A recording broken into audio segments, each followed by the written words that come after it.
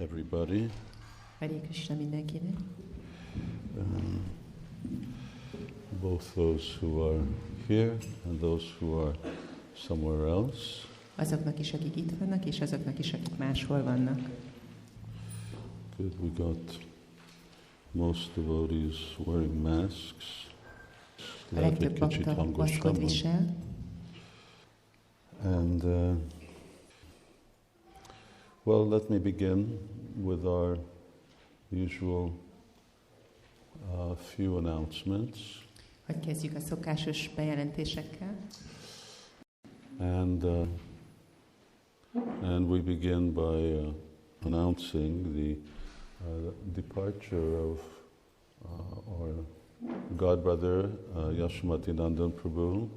És az Isten testvérünk Yasomati Nandan Prabhu eltávozásával kezdem. He was here at the farm how many years ago? 4 years ago. Ő itt volt a farmon, mikor 4-5 évvel ezelőtt? With Vasugos Prabhu. Vasugos Prabhuval.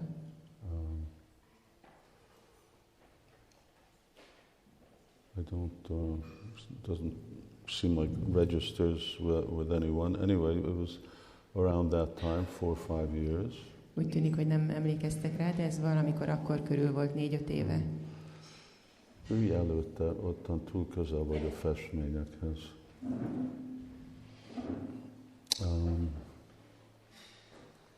And Yasomati Nandan Prabhu was a wonderful Vaishnava. Yasomati Nandan Prabhu egy csodálatos Vaishnava volt. And he was of Indian origin. Indiai származású. From Gujarat, a Gujarati. Gujaratból. And he met Srila Prabhupada. Prabhupada asked him to go and preach in Gujarat. És találkozott Srila Prabhupáddal, és Prabhupád arra kérte, hogy prédikáljon Gujaratban. And he brought the preaching there from zero to what it is now. És nulláról ő vitte el a prédikálást odáig, ahol az most tart. He and another godbrother, Vasugos Prabhu, they were here together. Ő és egy másik istentestvérünk, Vasugos Prabhuval együtt voltak itt.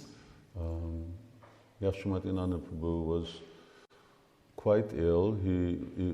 When he was here, he was quite ill. He had cardiac problems.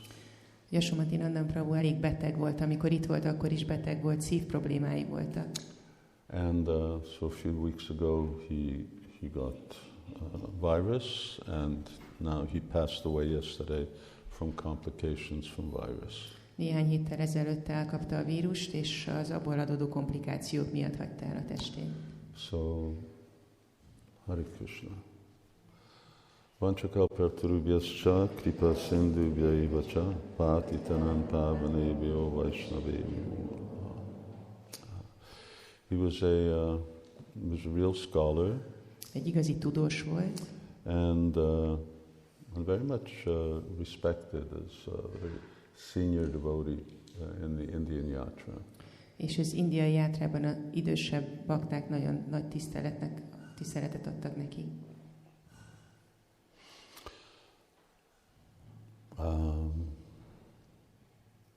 Today is also Lord Ramachandra's Vijayotsava. Ma van az Úr Rámachandra Vijayotsavája is. And or also known as Dussera.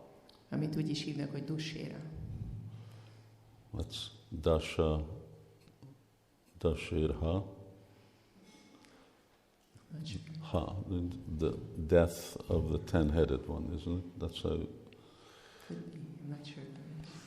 A 10 fejűnek a halála valószínű ebből van. Anyway, traditionally we burn Ravana.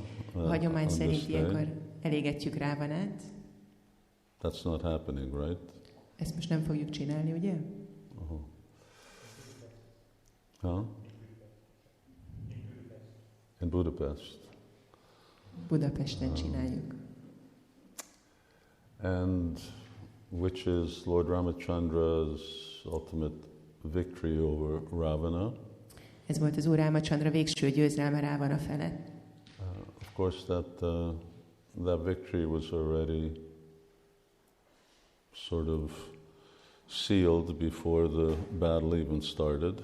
Persze ez a győzelem már meg volt pecsételve, mielőtt elkezdődött volna a háború. But Ravan was too foolish to listen to his brother. De Rávana túl ostoba volt ahhoz, hogy meghallgassa a testvérét.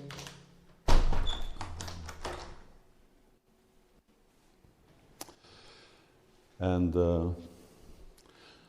Ravana's younger brother, whose name was Bibhishan, he was a devotee. Rávana öccse, Vibhishan egy bakta volt. And he told him, this is not a fight that you're going to win. És mondta neki, hogy ezt a csatát nem fogod megnyerni. He looks like a human, but actually he's Lord Vishnu. Úgy néz ki, mintha egy ember lenne, de valójában ő az Úr Vishnu. And of course with that, then Lord Ramachandra also won back Sita Devi. És persze ezzel az Úr Rámacandra visszanyerte Sita Devit is. So it's a major festival in India. Ez egy nagy fesztivál Indiában. Lord Ramachandra is in one sense more popular than Krishna. Bizonyos értelemben az Úr Rámacandra népszerűbb még Krishnánál is. You can always depend if he says something, he'll do it. Mindig lehet rá számítani, hogy ha mond valamit, azt meg fogja csinálni.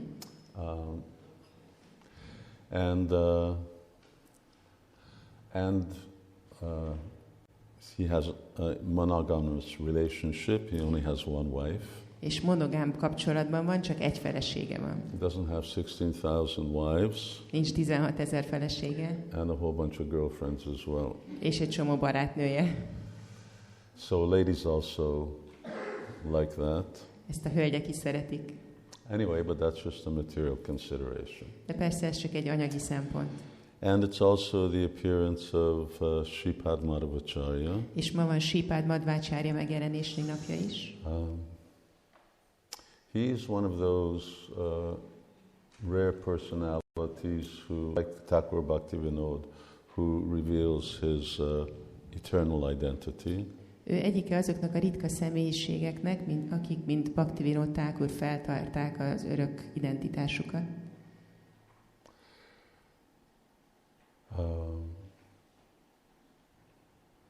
He writes in one of his books or commentaries. Az egyik könyvében vagy magyarázatában írja.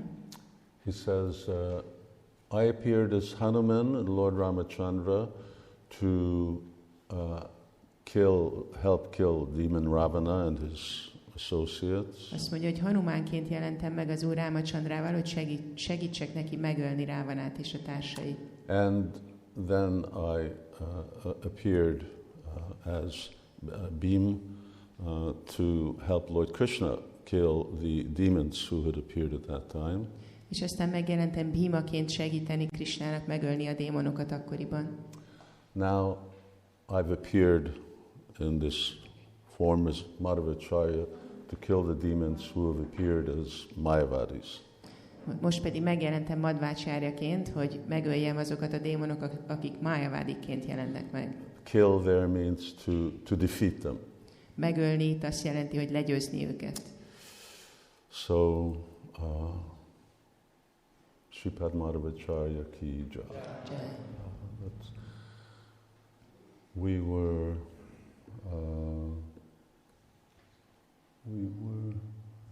2 years ago in Udupi. 3 years ago in Udupi.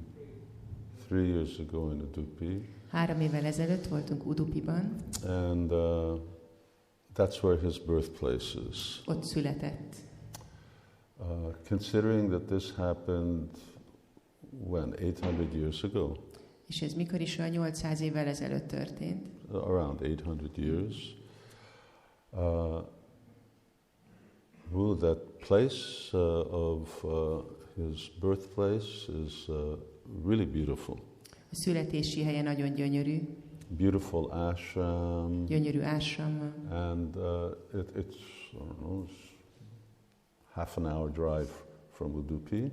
Fél órát kell vezetni Udupiből odaérni. And there are different places of his pastimes over there. És ott vannak a ketteléseinek a különböző helyszínei. And it's a very beautiful big ashram. Gyönyörű nagy ashram van. Which is being maintained by some grihastas. Itt grihaszták tartanak fenn. From what we could see, they have big goshala. Van egy nagy gosala. We went once or twice? Once. Anyway, it was clean, it was neat, everything was in one piece. Tiszta volt, rendezett, minden egybe volt. And it had a very wonderful atmosphere. Nagyon csodálatos volt az atmoszférája. And there were different places where, even as a little boy, Madhavacharya would jump from one place to another. He'd jump like a couple of kilometers at a time.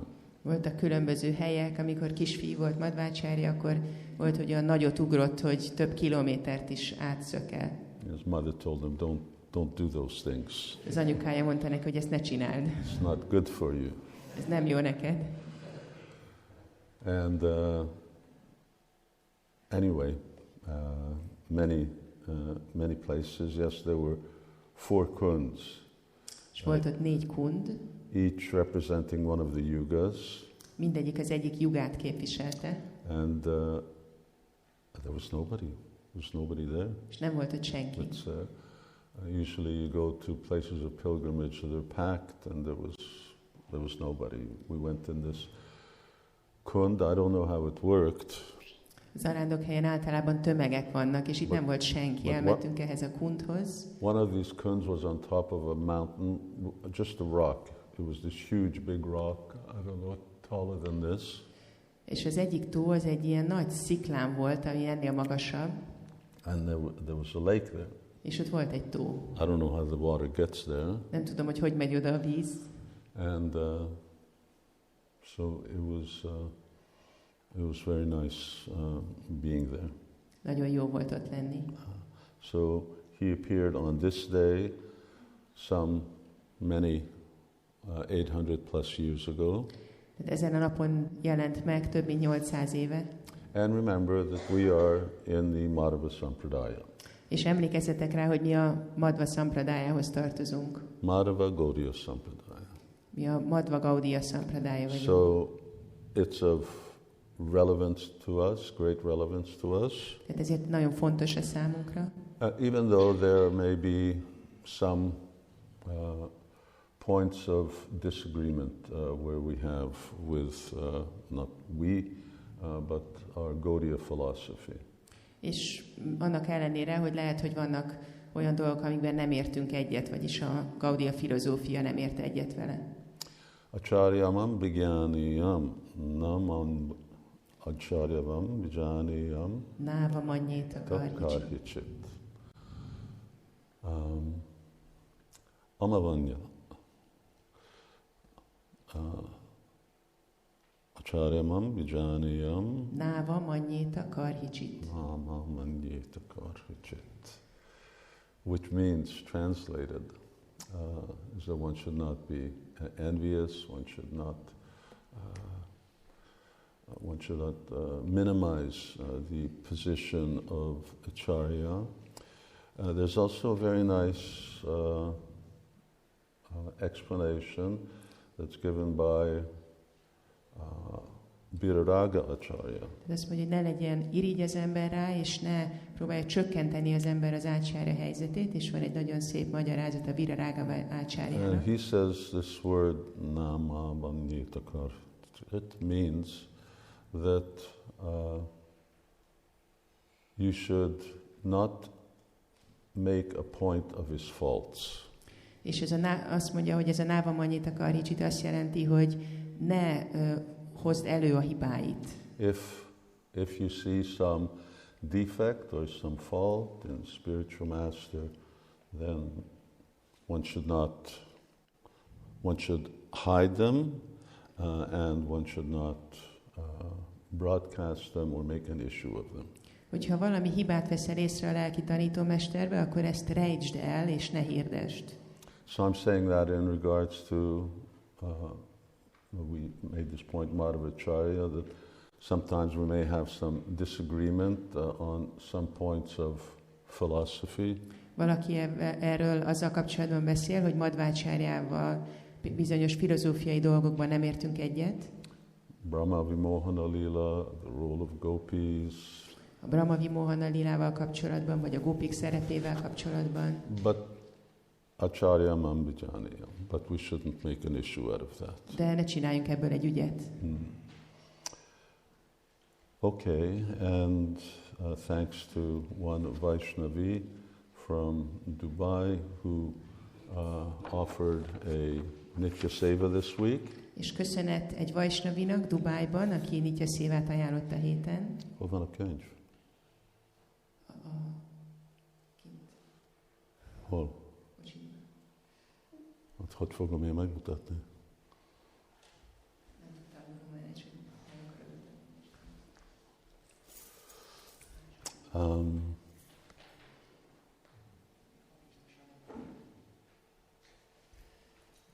What was I saying? Can't hear you. Nitya Seva from Dubai.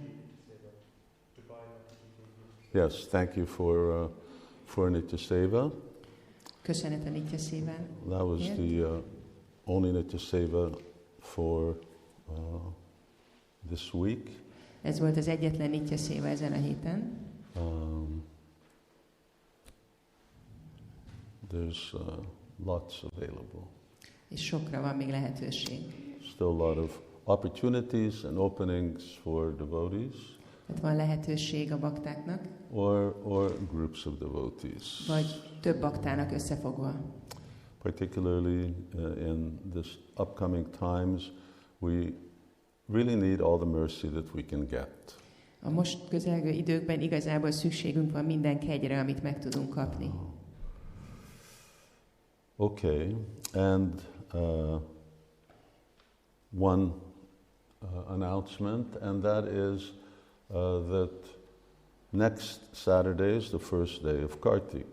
És egy bejelentés, hogy következő szombaton van a Kartik első napja. Now, to celebrate that, we will be live streaming a program. Hogy ezt megünnepeljük, közvetíteni fogunk egy programot élőben. Which will mean that we will be reading from this book, Sankalpa Kaumudi. Ami azt jelenti, hogy olvasni fogunk ebből a könyvből, a Sankalpa Kaumudiból. Is that being translated? No, but with the part that can be translated by the... So we're not that's not translated. No, it's not translated yet. You are reading in English and there will be one particular translation. Just a section, Guru Maharaj, will be translated that you will read. Yeah, that's what I'm saying. The program's translated.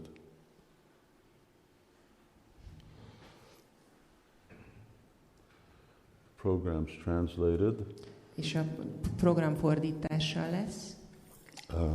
And that means it'll be available in English and Hungarian. I'll be speaking in English. Ami azt jelenti, hogy angolul és magyarul is fogjátok tudni követni, én angolul fogok beszélni. And in between we'll also be chanting Damodarashtakam. És fogjuk énekelni a Damodarashtakát is. And this is, now I need another Krishna and Vrindavan book to compare this to, Vanita Templumba.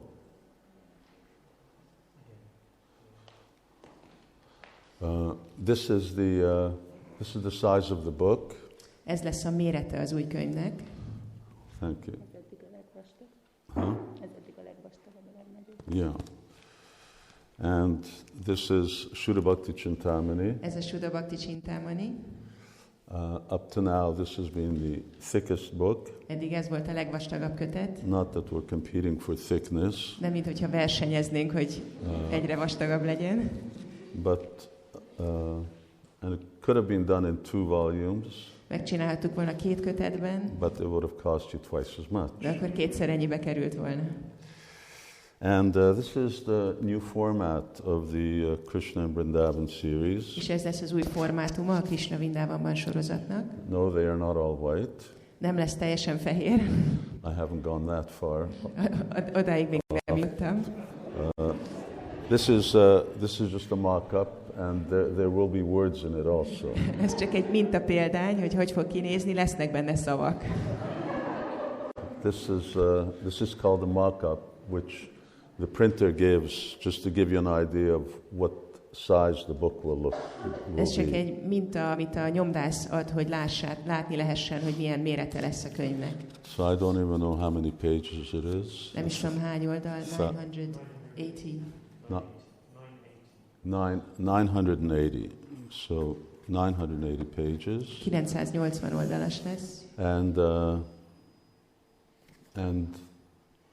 you have to order them in advance from SRS Books from Bhakti Devi. És meg tudjátok előre rendelni az SRS Books-tól, Bhakti Devi-től. So we can get them to you in time for Christmas. És akkor karácsonyra meg tudjátok kapni. Books will be available, 3 weeks.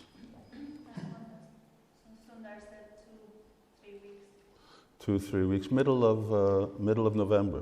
2-3 hét múlva kézbe kapjuk a könyvet november közepére. Something to soothe your mind after the American elections. Valami, ami megbékítheti az elméteket az amerikai választások után.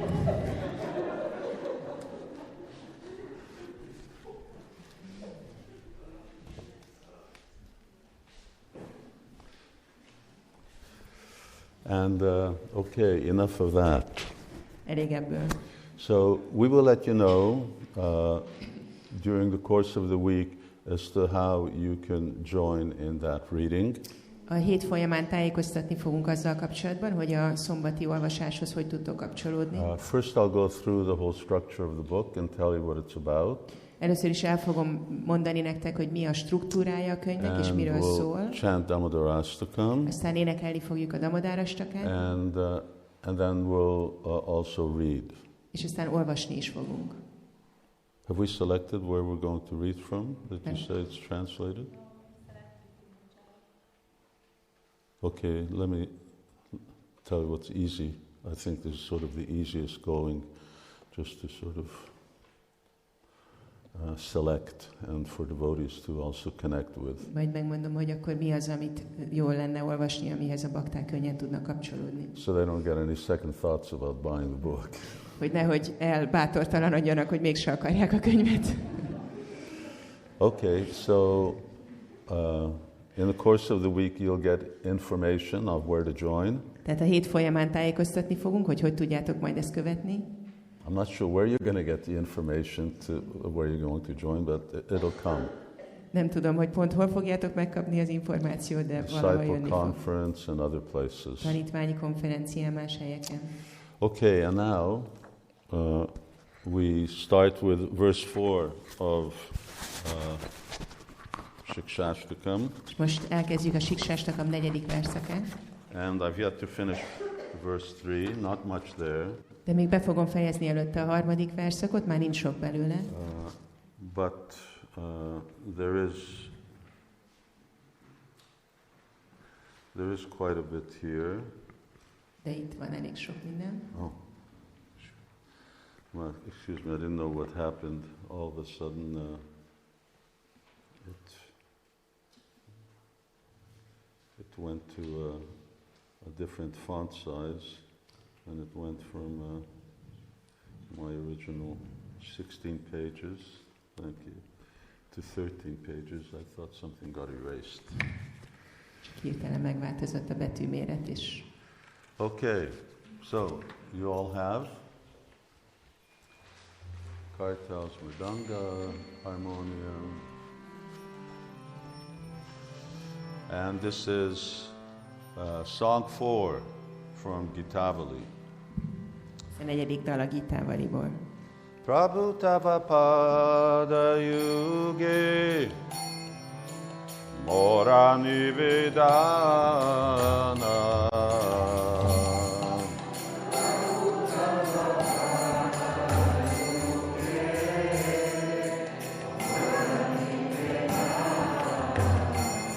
Nahi magi deha shuka vidya dhana jana.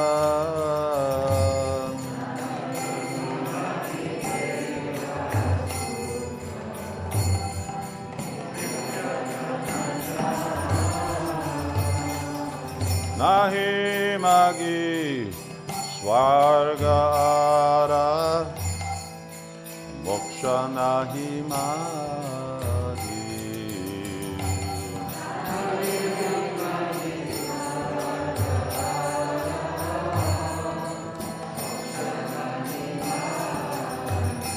Akori prarthana kono vibhutira lagi.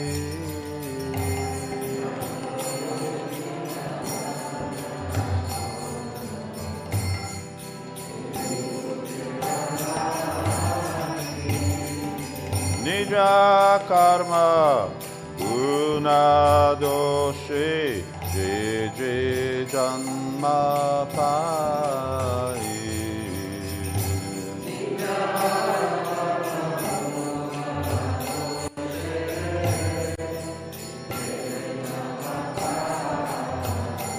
Janme janme jeno taba nama guna gai.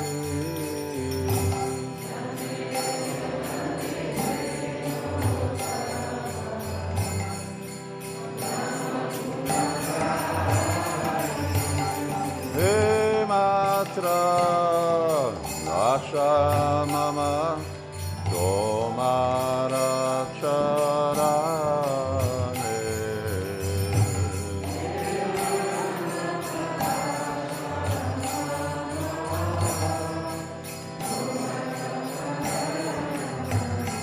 Ahoy tuki bhakti ride jage anukshane.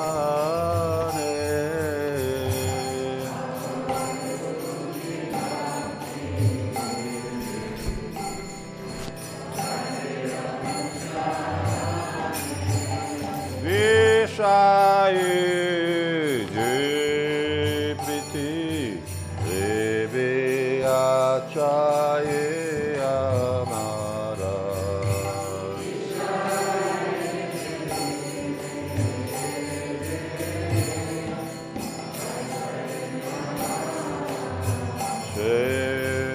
Shemata priti hoaka Charanitomara.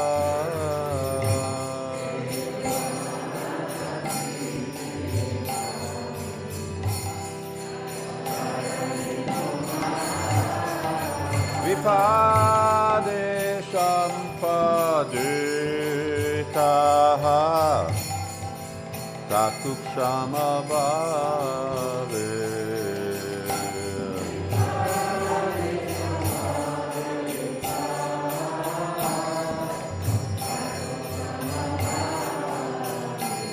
Dine dine vriti hao namera prabhave.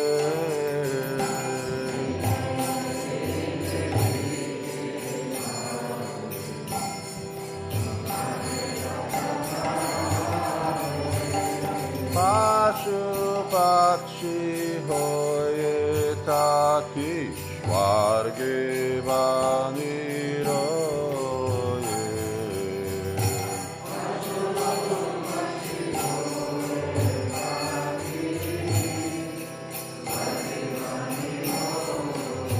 Rahava bhakti rahu bhakti dinodari doye.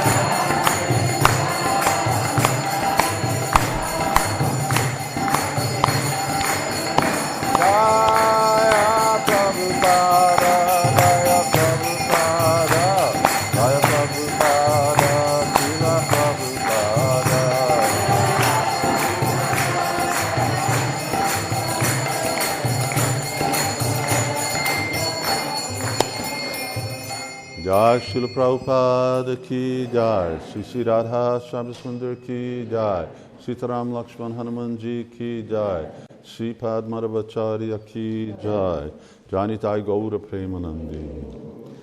All glories to the assembled devotees, all glories to Sri Guru and Sri Gauranga.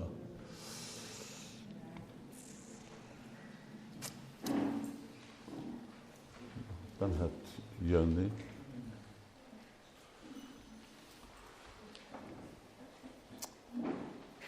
Okay, now we are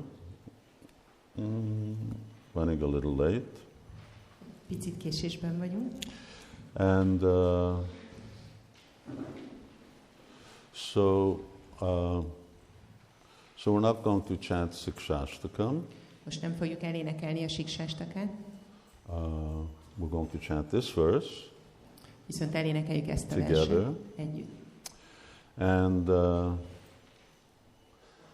let's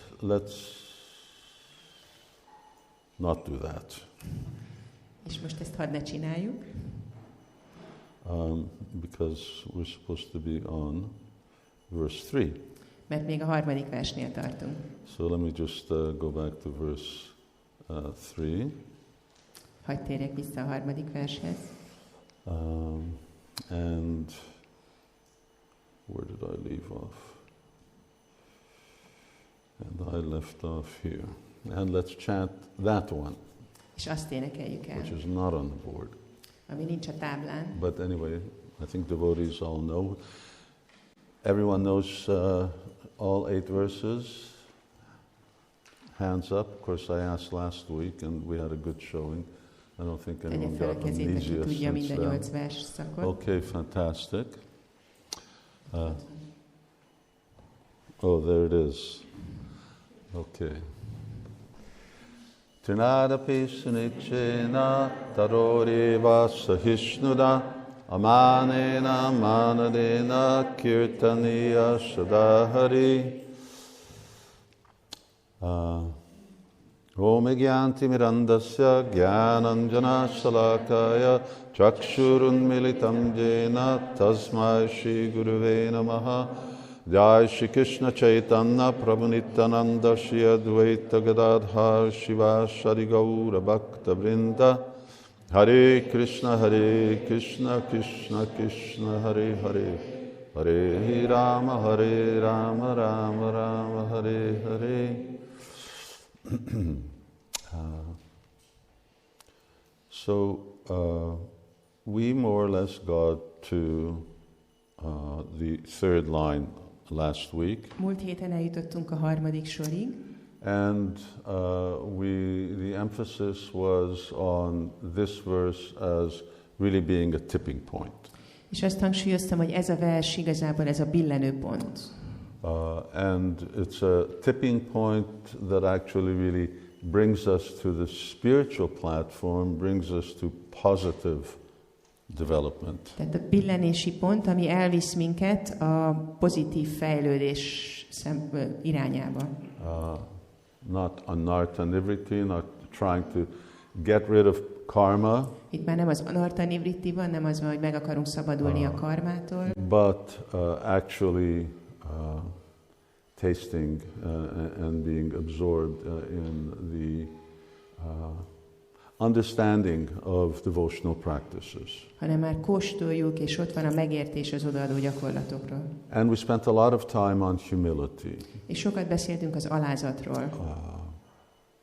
In fact, as our verses now progress from verse 4 on, humility becomes more and more prevalent in the verses. És ahogy így haladunk tovább a 4. verstől, az alázat az egyre hangsúlyosabb a különböző versekben. I won't talk about that right now because it comes up again when we're coming to the next verse. Most nem fogok beszélni róla, mert ez majd újra előjön a következő versnél. But here, amanena manadena, to be prideless and to offer respect to others. De itt van ez az amánina mánadéna, hogy mentesnek lenni a büszkeségtől és tiszteletet ajánlani másoknak. And Dussera. Dussera. This is when pride personified. Ravana was pride personified. És ez az, amikor a büszkeség megszemélyesülés, ugye Rávana volt a büszkeség megszemélyesülése. He was not just pride personified, he was pride and lust personified. És nem csak a büszkeségnek volt a megszemélyesülése, hanem a büszkeségnek és a kéjvágynak. So kama, krodha, lobha, matsarya, these 6 bad qualities, they become manifest in pairs in the 3 incarnations of Jaya and Vijaya. Ez a 6 tulajdonság párokban nyilvánul meg Jaya és Vijaya különböző inkarnációiban. And it's very fitting that we're speaking about this today because Lord Ramachandra gave Ravana many opportunities. Az Úr Rámachandra nagyon megfelelő, hogy erről beszélünk ma, mert az Úr Rámachandra sok lehetőséget adott Rávanának. He said, fine, you just give Sita back and you can continue on. Mondta, hogy hát csak add vissza Szitát, és folytatod, amit csinálsz. Ravana was not willing to, I am going to make truce with a human. De Rávana nem volt hajlandó békét kötni egy emberrel. Despite the fact that he had stolen Ram's wife. Annak ellenére, hogy elrabolta Ráma feleségét. But he was too proud. Túl büszke volt. And that pride, they have this saying in English, I don't really know where it comes from, pride before the fall. És van ez az angol mondás, nem tudom, hogy pont honnan származik, hogy a büszkeség megelőzi a leesést. Is it Shakespeare? No. It's sort of a common saying that when you're proud, you're going to fall. Ez egy gyakori mondás, hogy ha büszke vagy, akkor le fogsz esni. Or that pride is followed by fall down. Vagyis a büszkeséget az elbukás követi. And that was certainly the case with Ravan. És kétségtelenül ez történt Rávanával. So we see that the very antithesis of pride is to be found in Krishna and in Krishna's different incarnations. És a büszkeségnek az antitézisét találjuk meg Krisnában és az ő különböző inkarnációiban. Although in one of Krishna's 4 characteristic traits, pride is present. Krishna 4 jellemző vonásában ott van a büszkeség. And the other person who's given as an example of that is Bhim. És egy másik személyiség, aki példázza ezt, az Bhima. But this is the pride of being a devotee, in Bhima's case. De Bhima esetében ez büszkeség arra, hogy ő az Úr baktája. And in Krishna's case, he has something to be proud of. És Krishna esetében hát van mire büszkének lennie. Now, no one else really does, but he does. Igazából senki másnak nincs, de neki van. We're proud of what we consider to be certain godly traits. Mi büszkék vagyunk olyan dolgoknak, amiket ilyen isteni vonásoknak tekintünk. Janma, Aishwarya, Shruta, Shri, so intelligence or birth, wealth. Intelligencia, születés, vagyon. But first of all, none of those things are ours. Az egyik, hogy az egyikük sem a miénk. They're temporary. Ideiglenesek. And they're nothing by comparison to Krishna's. És ezek semmi Krishnához képest. So really this idea of being proud of something is really illusion. Tehát ez a dolog, hogy valaki büszke valamire, ez egy igazi illúzió. And it comes from the mode of passion and ignorance. És a szenvedély és tudatlanság kötőereiből származik. So amanina manadhena. Devotees can be proud. A bakták is lehetnek büszkék. Devotees can be anything. Bármik lehetnek a bakták. Because we're sadhakas, that means that we're coming from area full of bad qualities. Tehát mi szádakák vagyunk, ami azt jelenti, hogy egy olyan régióból jövünk, ami teli van rossz tulajdonságokkal. And at least until we come beyond this stage of the third verse, until we come to this fourth verse stage, then those qualities will be there. És amíg nem érjük el a harmadik szintet, nem lépünk túl azon, és érjük el a negyedik versnek a szintjét, addig ezek a tulajdonságok ott lehetnek. Good qualities, yasyasti bhakti, they're systematically developing. A jó tulajdonságok fokozatosan fejlődnek. But that means that the bad qualities are systematically waning. De a rossz tulajdonságok is fokozatosan elmúlnak. Which means that they're still there. Ami azt jelenti, hogy azért még ott vannak. And it's like a disease. Ez olyan, mint egy betegség. You may be getting better. Lehet, hogy kezdesz egyre jobban lenni. If you're not careful, de ha nem vagy óvatos, as long as the symptoms of the disease persist, they may take over. Amíg a betegségnek a jelei még ott vannak, átvehetik az uralmat. So these qualities, lust, greed, envy, illusion, pride. Ezek a tulajdonságok, mint a kévágy, a mohótság, az irigység, a büszkeség. They are there in us to different measures. Ezek más-más mértékben vannak jelen bennünk. And they can come back. És vissza tudnak jönni. And they can very much contaminate our devotion. És nagyon be tudják szennyezni az odaadásunkat. Which means that they either ruin our devotion, ami azt jelenti, hogy vagy elpusztítják az odaadásunkat, or they become part of it. Vagy az odaadásunk része lesznek. And Bhaktivinoda Thakur, Raghunath Das Goswami, other acharyas, és Bhaktivinoda Thakur, Raghunath Das Goswami és más ácsáryák, they really emphasize this thing about a devotee being proud. Nagyon hangsúlyozzák ezt a dolgot, hogy mi van, amikor egy bakta büszke. And what a dangerous thing it is. És hogy ez mennyire veszélyes. It's not something that's so much emphasis, for instance, you don't find so much of that in the Bhagavad Gita. Nem, hogy ezen olyan nagy hangsúly van, mert azért olyan sokat nem olvasunk erről a Bhagavad Gitában. But I'm going to read two verses, not just now, but I'm going to be reading two verses from Manasiksha. De el fogok olvasni 2 verset a Manasiksából. And you sort of get an idea of how there the author approaches this concept of pride in the Vaishnavas. Hogy ott a szerző hogyan fordul ehhez a büszkeséghez, ami jelen van a Vaisnavákban. We see, for instance, that Vaishnavas, what can they be proud of? Látjuk például, hogy hát mikre lehetnek büszkék Vaisnavák.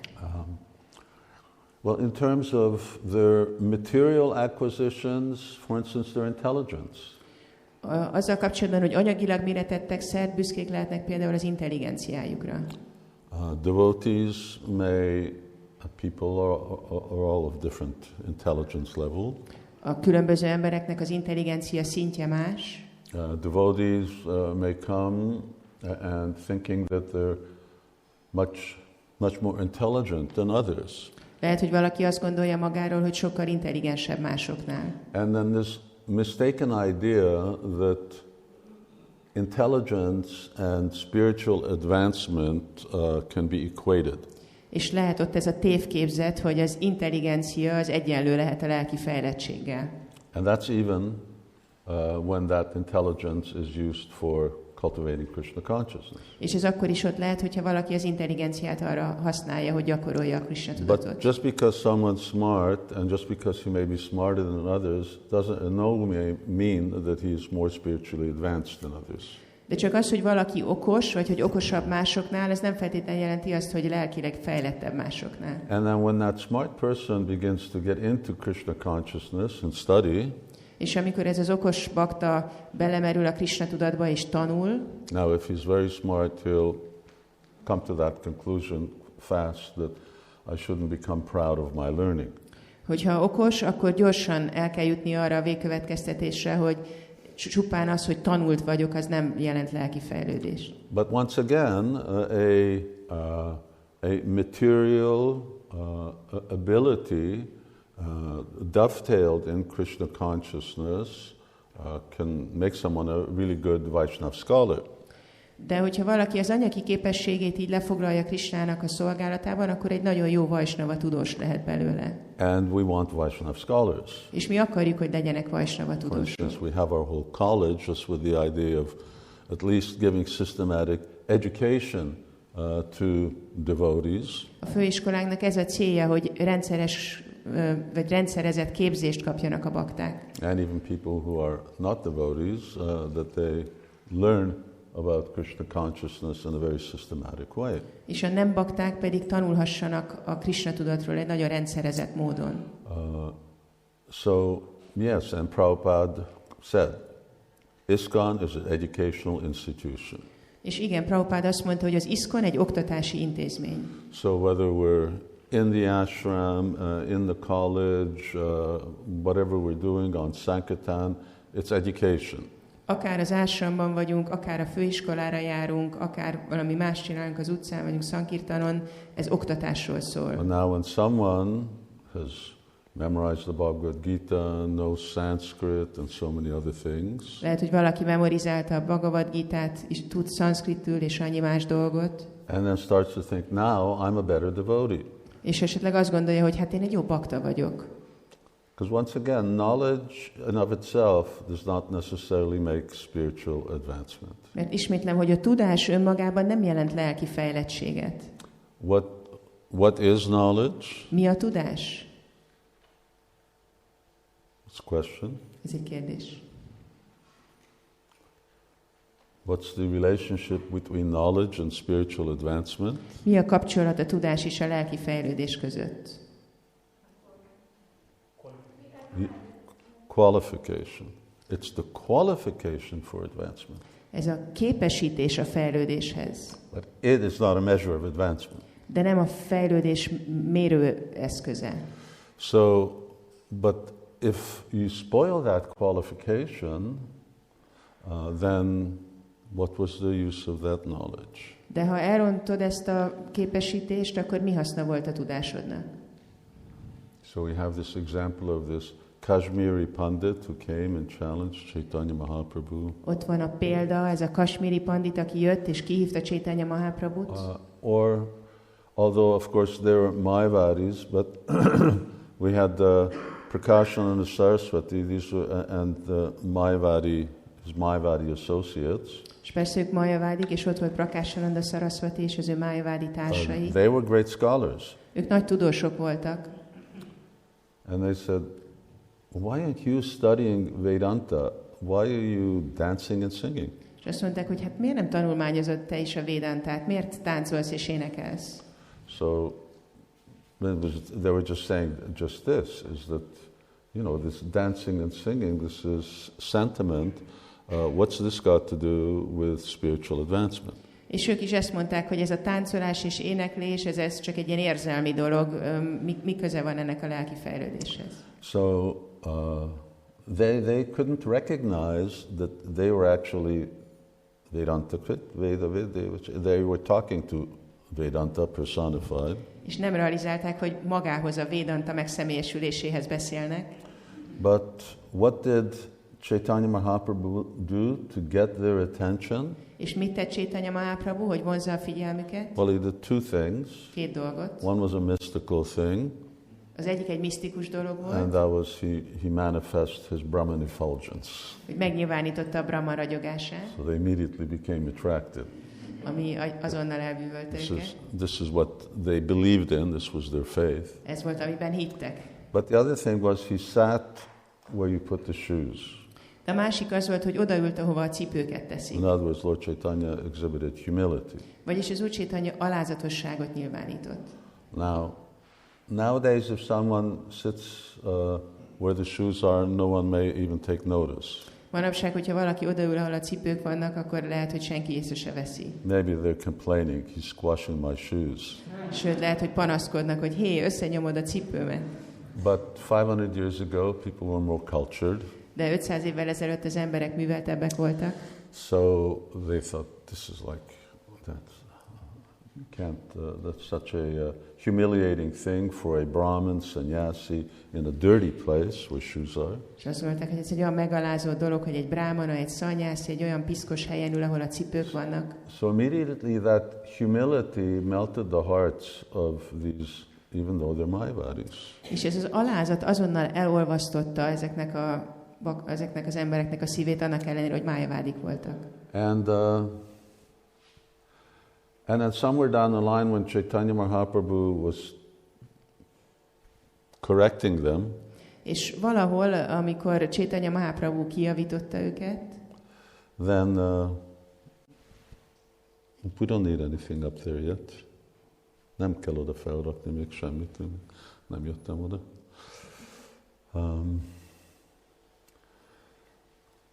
Then they said, well, actually, you're right, we don't really believe this philosophy anyway. Akkor azt mondták, hogy hát mi nem is hisszük el ezt a filozófiát amúgy. Can you imagine that if someone's studying and studying and studying, but actually they sort of sublimate the fact that I don't even believe this. El tudjátok ezt képzelni, hogy valaki valamit tanul és tanul és tanul, és aztán odáig jut, hogy igazából én nem is hiszem ezt el. Anyway, and Srila Prabhupada would say, a little learning is a dangerous thing. És Prabhupada azt is szokta mondani, hogy egy kis tudás veszélyes dolog. It's a common English expression. Ez egy gyakran használt angol mondás. So one thing is being proud of learning. Tehát az egyik dolog, amire az ember büszke lehet, az, hogyha tanult. Another is that someone's very good at something that they do. Egy másik dolog, hogyha valaki nagyon szakértő valamiben, amit csinál. Say that they're very good in Krishna consciousness. Tegyük fel, hogy valaki nagyon jól csinálja a Krishna tudatot. Devotional activity. Valamilyen odaadó cselekedetben nagyon jó. That someone may be very good in distributing books. Lehet, hogy valaki nagyon jól tud könyvet osztani. Someone may be very good in chanting, doing bhajan. Some may be very good at kirtan. Valaki nagyon szépen tud énekelni, bhajant, kirtant vezetni. Someone may be very expert in dressing the deities. Valaki lehet, hogy nagyon gyönyörűen tudja a murtikat öltöztetni. So many things that can be there. Someone can be a very good organizer. Lehet, hogy valaki egy nagyon jó szervező. So there are so many things that someone can be a very good public speaker. Valaki lehet, hogy egy nagyon jó előadó. Now it's very interesting. There's this very old conversation with Srila Prabhupada's godbrother. Nagyon érdekes, hogy van egy nagyon régi beszélgetés Srila Prabhupada egyik Isten testvérével. B.R. Sridhar Maharaj. B.R. Sridhar Maharaj. And he's making this point. És mondja ezt a dolgot. He says, actually in Krishna consciousness, it's better you don't know how to sing nicely. Azt mondja, hogy igazából a Krishna tudatban jobb, ha nem tudsz szépen énekelni. Or rather, it's better for your devotion. És jobb az odaadásodnak. It's better not to be a good public speaker. Jobb, ha nem vagy jó előadó. Because these things protect you from getting proud about. Mert ezek a dolgok megvédenek attól, hogy büszke legyél erre. And pride not just that I'm better than these other devotees. És nem csak úgy büszke, hogy hát nekem ez jobban megy, mint más baktáknak. But pride that I think that therefore this is good.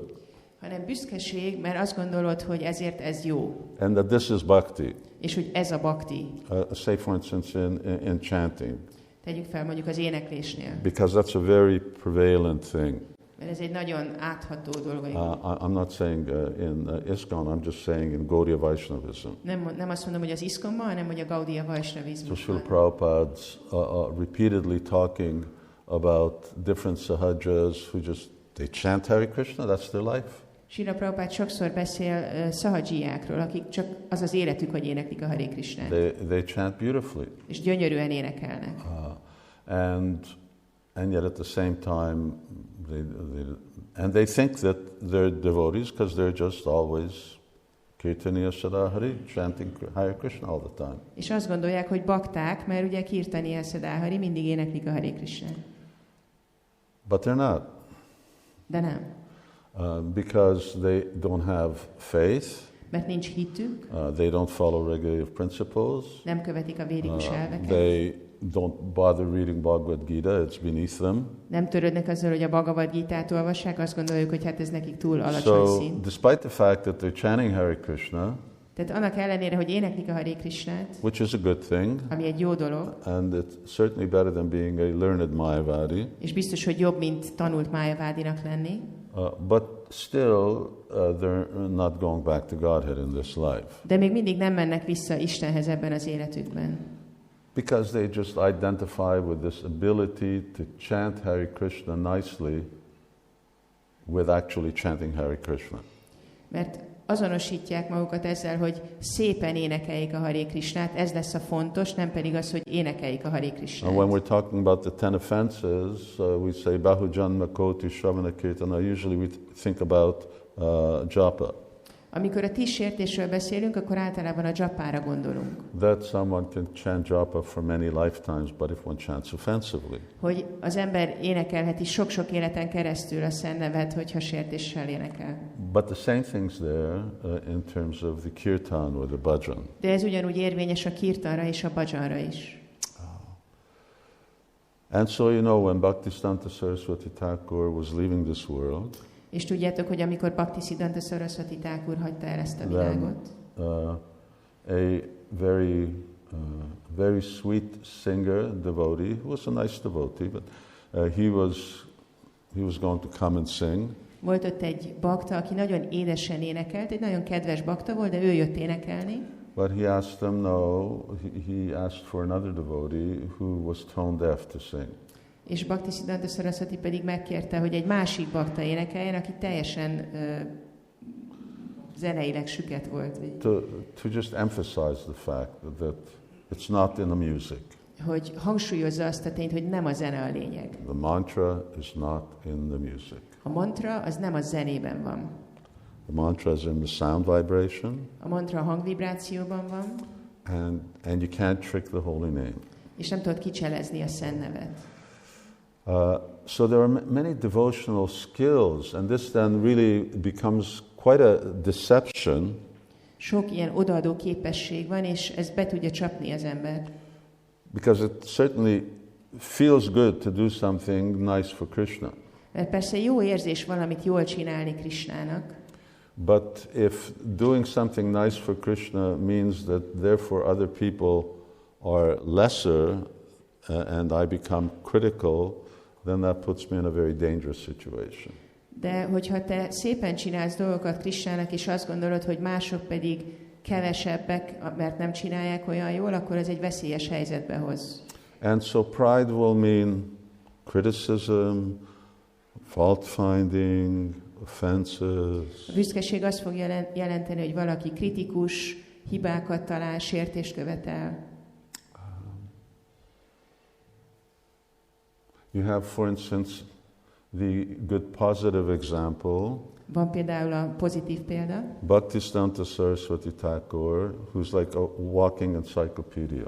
Bhaktisiddhanta Saraswati Thakur olyan volt, mint egy 2 lábon járó enciklopédia. Has a photographic memory. Fotografikus memóriája volt.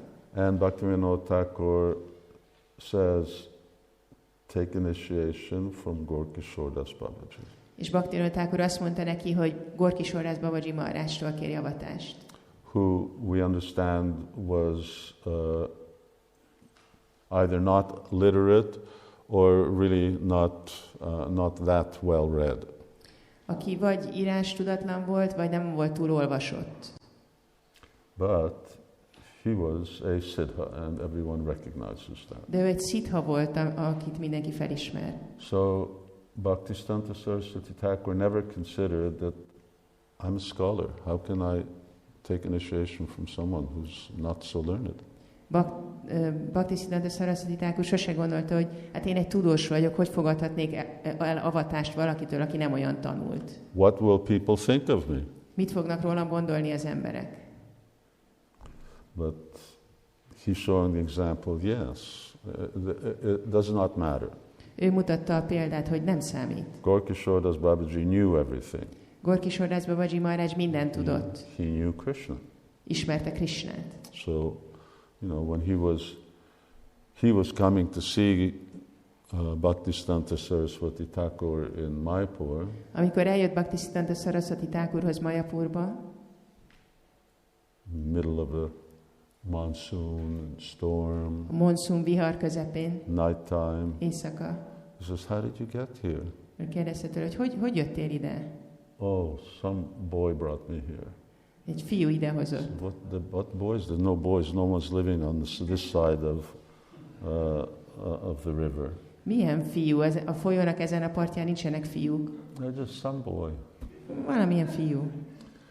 So Bhaktisiddhanta says, that boy must have been Krishna. Mert hogy ez a fiú biztos, hogy Krishna volt. No, I don't know, just some boy brought me. Nem tudom, valamilyen fiú. So, but what's the difference? Mi a különbség? Chaitanya Mahaprabhu was, of course, he's Krishna, but he's also a great scholar.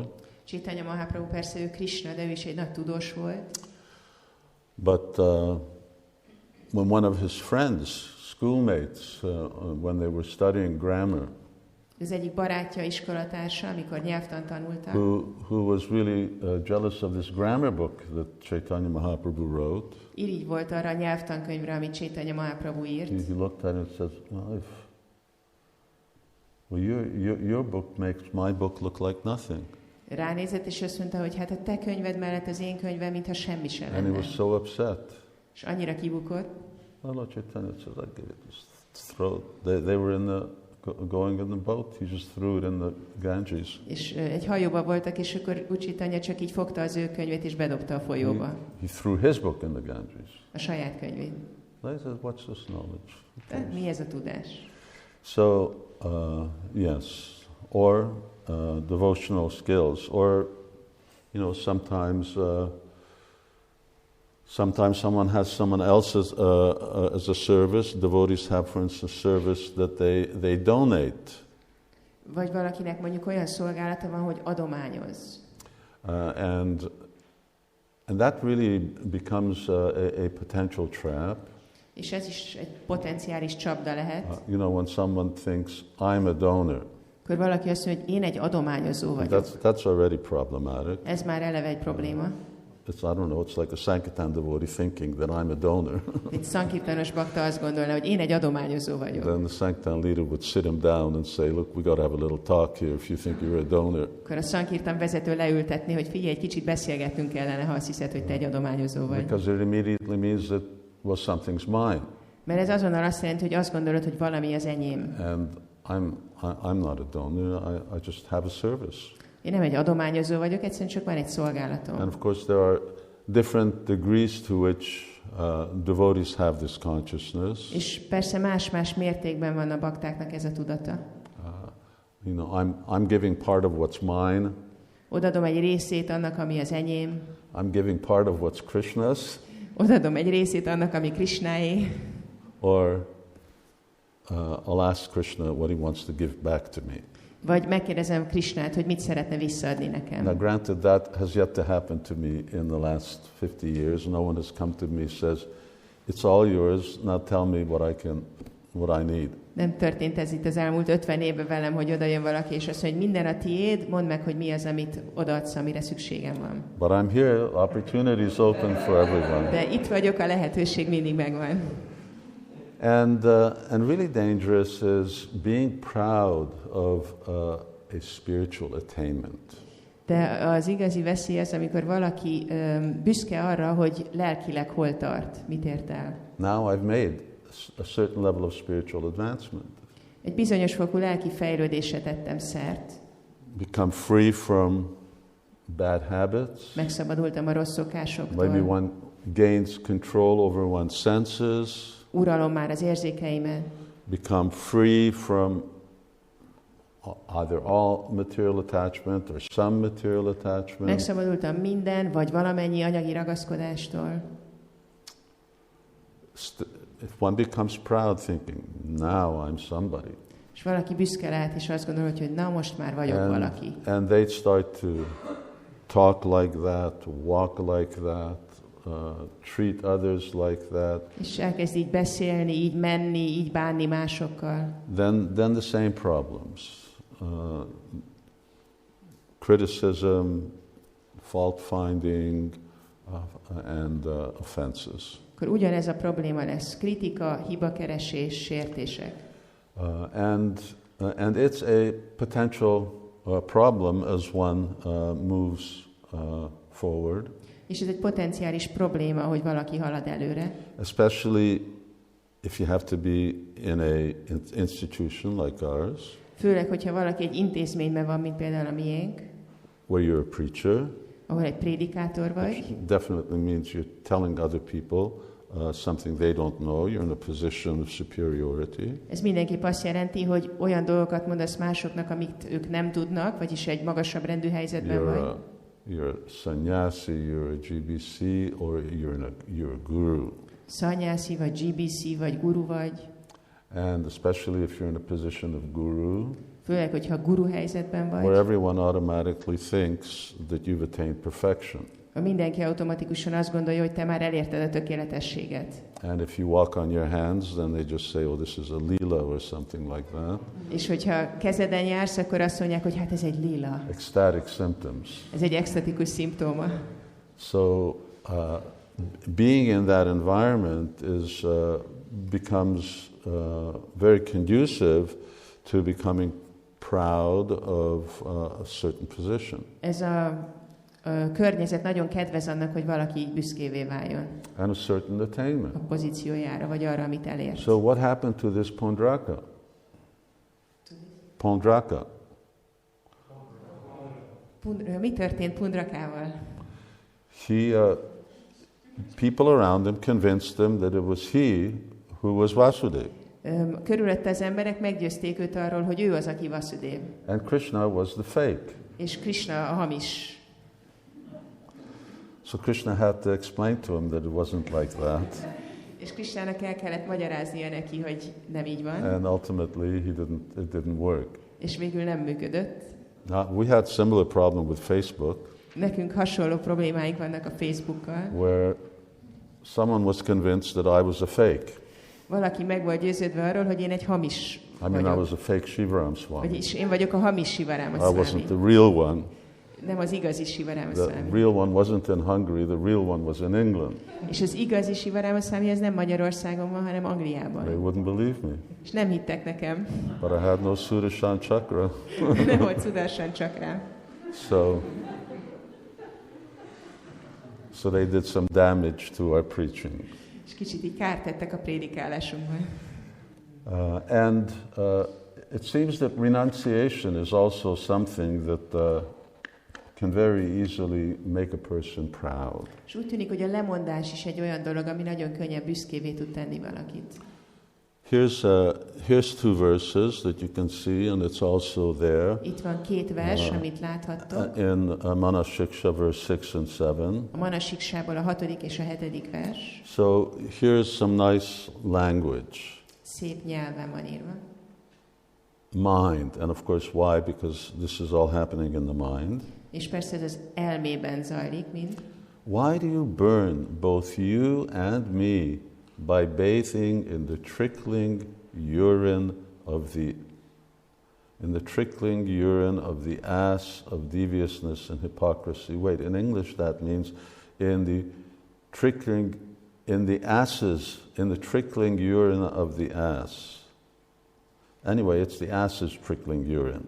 It's not that of deviousness and hypocrisy, but in the trickling urine of the ass of deviousness and hypocrisy. You should delight both you and me by eternally bathing in the glistening nectar ocean of pure love for Gandharva Giridhari. Elme, miért kell mindkettőnknek a kétszínűség és a képmutatás szamarának csípős vizeletében fürdeni? Inkább részesíts minket abban az örömben, ami a Gandharva Giridhara iránti tiszta szeretet tündöklő nektár óceánjában való örök fürdőzésben vár bennünket. So here we're talking about kapata, which is deviousness. Itt a szó a kapata, ami azt jelenti, hogy kétszínűség. And it's actually a consequence of pride. Ami igazából a büszkeség következménye. But diplomacy, hypocrisy, deviousness, all very similar things. A diplomácia, a képmutatás és a kétszínűség mind nagyon hasonló dolgok. horrible qualities of a Vaishnava. Szörnyű tulajdonságok egy Vaisnavában. So here he says it's like bathing in the urine of a donkey. Tehát itt azt mondja, hogy ez olyan, mint amikor szamár vizeletében fürdesz. Obviously, you just get more and more contaminated. Nyilvánvalóan egyre jobban beszennyezed magad. I never had the experience, but obviously there's some other side effects. Nem volt ilyen tapasztalatom, de biztos, hogy vannak más mellékhatásai. Probably one of them is that you smell really bad. Az egyik az nyilvánvalóan az, hogy, vagy valószínűleg az, hogy nagyon büdös leszel. So Das Goswami is making these statements as if, well, there's a choice. Tehát Das Goswami úgy beszél erről, mint hogyha lenne egy választásod. Like this or like that. Így is lehet, és úgy is lehet. Now, the one that's more relevant to what we're reading now. A következő, ami jobban érvényes arra, amivel Pratistása drishta svapacharamani ridinatet katam sádu prema sprishati suchireta mananu mana sadatvam sevasva prabudaita samantam atulam yatatam nishkasya tvaritamiham veshayati sa. Why should pure love touch me, as long as the impudent, untouchable woman of the desire for fame dances in my heart? O mind, always serve the leader of they who are dear to the Lord. He will at once kick the untouchable out and allow the pure love to enter in. Miért is éreznék tiszta szeretetet, amíg a hírnév utáni vágy arcátlan, alantas nőszeméje táncol a szívemben? Ó elme, mindig szolgáld azoknak a vezetőit, akik kedvesek az Úrnak. Ő majd kiebrudalja az érinthetetlen embert a szívedből, hogy helyet adjon a tiszta szeretetnek.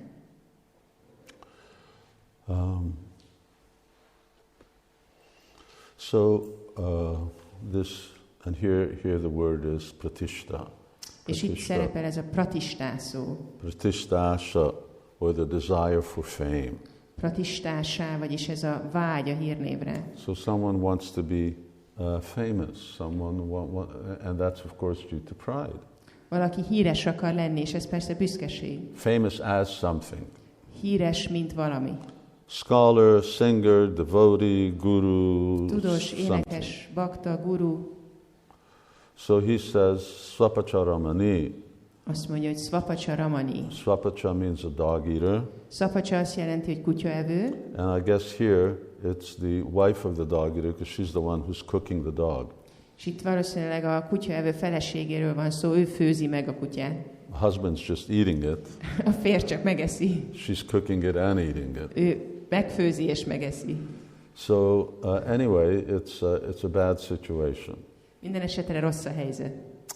And these are very, very strong contrasts. És itt nagyon nagy kontraszt van. We find this concept of contrast is constantly there in Shastra. Ez a kontraszt, ez az ellentét nagyon jellegzetes a sástrában. Man bhava mad bhakto madhyajamam namaskuru mame vaishashi satyam te pratijani priya. So it's always make a statement, get a consequence. There are all many such examples. Sok példa van erre, hogy van egy kijelentés, aztán ott van a következmény. And especially when you want to really emphasize what you're saying, then you make the contrast all that much more dramatic. És amikor amit mondani akarsz, nagyon hangsúlyozni akarsz, akkor annál drámaibb kontrasztot állítasz fel. Prabodhananda Saraswati use very dramatic, very sometimes even aggressive language. Prabodhananda Saraswati nagyon drámai, néha nagyon erőteljes kifejezéseket használ. Shukadeva Goswami is no exception. Swavid varahosrap karer samstuta purusha pashu. Who is not going to listen? Who are those people who are just glorifying each other? Well, they're dogs, hogs, camels. És Sukadeva Goswami se különböző is azt mondja, hogy hát akik magukat akarják dicsőíteni, ők kihez hasonlítanak? Kutyákhoz, disznókhoz, tevékhez. So who gives Oscars, Nobels and other prizes like this? Dogs, hogs, camels and asses. Ki osztogat Oscar, Nobel és más díjakat egymásnak? Hát kutyák, szamarak, tevék. Because they're praising people of their kind. És a maguk fajta személyeket dicsőítik. So very strong. Here he's also using very strong language. We saw that in the earlier verse. Nagyon erős nyelvet használ, ezt láttuk a korábbi versben is. But then, and he also gives a real solution. De aztán ad egy igazi megoldást is. So he said, why should pure love touch me as long as I'm looking for fame? Azt, hogy miért éreznék én tiszta szeretetet, ameddig a hírnévre vágyom? As long as I'm proud of something. Ameddig valamire büszke vagyok. And I want to be proud. I want to be known as someone. Büszke akarok lenni, és ismert akarok lenni valamilyen módon. I want to be known as an achiever. Mint valamilyen eredményes személy. So he says, how do you become free from that? És hogyan lehet ettől megszabadulni? He says, serve those who are dear to the Lord. Szolgáld azokat, akik kedvesek az Úrnak. And here, Prabhu Doita Samantam, those who are the leader of those who are dear to the Lord. És itt azt mondja, hogy azoknak a vezetőjét szolgáld, akik kedvesek az In other Úrnak. words, serve advanced Vaishnavas. Vagyis szolgáld a fejlett vajsnavákat. And they will kick the untouchable out. És ők kirúgják az érinthetetlent. And that way pure love can come in. És akkor a tiszta szeretet be tud jönni. You have to be up for it. Hajlandónak kell lenned rá. Now there were certain devotees Prabhupada would not chastise. Voltak bakták, akiket Prabhupád nem szidott. And there were certain devotees, that's all Prabhupada did. És voltak bakták, akiket Prabhupád állandóan szidott. And that's because those devotees were up for it. They were ready for whatever chastisement Prabhupada was giving. És ennek az volt az ok, hogy ezek a bakták hajlandóak voltak elfogadni ezt, készek voltak arra, amit Prabhupád adott. And the other ones not. A másikok pedig nem. But then with this verse it becomes sort of problematic. De ezzel a verssel látjuk, hogy ez probléma. Of course it wasn't always like that. Persze ez nem volt mindig így. Prabhupada wanted to say something, he said it. Ha Prabhupád mondani akart valamit, akkor mondta. And if and if he wanted to correct, then he would do that. És ha ki akart valakit javítani, akkor kijavította. But it is a natural dynamic that once you get to know devotees, Ez egy természetes dinamika, hogy amikor kezded megismerni a baktákat, you know how much devotees are willing to accept in terms of correction. Akkor tudod, hogy mennyire képesek elfogadni azt, hogyha ki vannak javítva. And to actually do something about it, or it's just so they're just so attached to who they are that they cannot be corrected, or in very limited way. És tudnak vele valamit kezdeni, vagy amúgy meg az van, hogy nagyon ragaszkodnak ahhoz, akik, és ezért vagy nem lehet őket kijavítani, vagy nagyon korlátozott, hogy mennyit lehet. To become free from pride, here Raghunath Das Goswami is giving us that suggestion. Tehát, hogy megszabaduljunk a büszkeségtől, Raghunath Das Goswami itt tanít minket. Krishna elaborates on this even further. Krishna ezt tovább kifejti. And he said you can avoid it or become free from it. Azt mondja, hogy el tudod kerülni, vagy meg tudsz tőle szabadulni. Now there's two things. One is hope that you don't become proud. Az egyik, hogy reméled, hogy nem leszel büszke. Just don't become proud of the fact that you're not proud. Csak ne legyél büszke arra a tényre, hogy nem vagy büszke. And the other is that recognize that yes, I have some element of this pride. Vagy a másik, hogy felismered, hogy ott van a büszkeségnek valamilyen eleme benned. And I'm going to read from Srimad Bhagavatam. És most a Srimad Bhagavatamból fogok olvasni. Few verses. Néhány verset. And Krishna gives this. He gives us as a real basic sadhana at the conclusion of his teachings of Bhakti Yoga. És Krishna adja ezt az alapvető szádanát a Bhakti jogához. But the bottom line is show respect to others. De az alapja, a lényege az az, hogy ajánd a tiszteleted másoknak.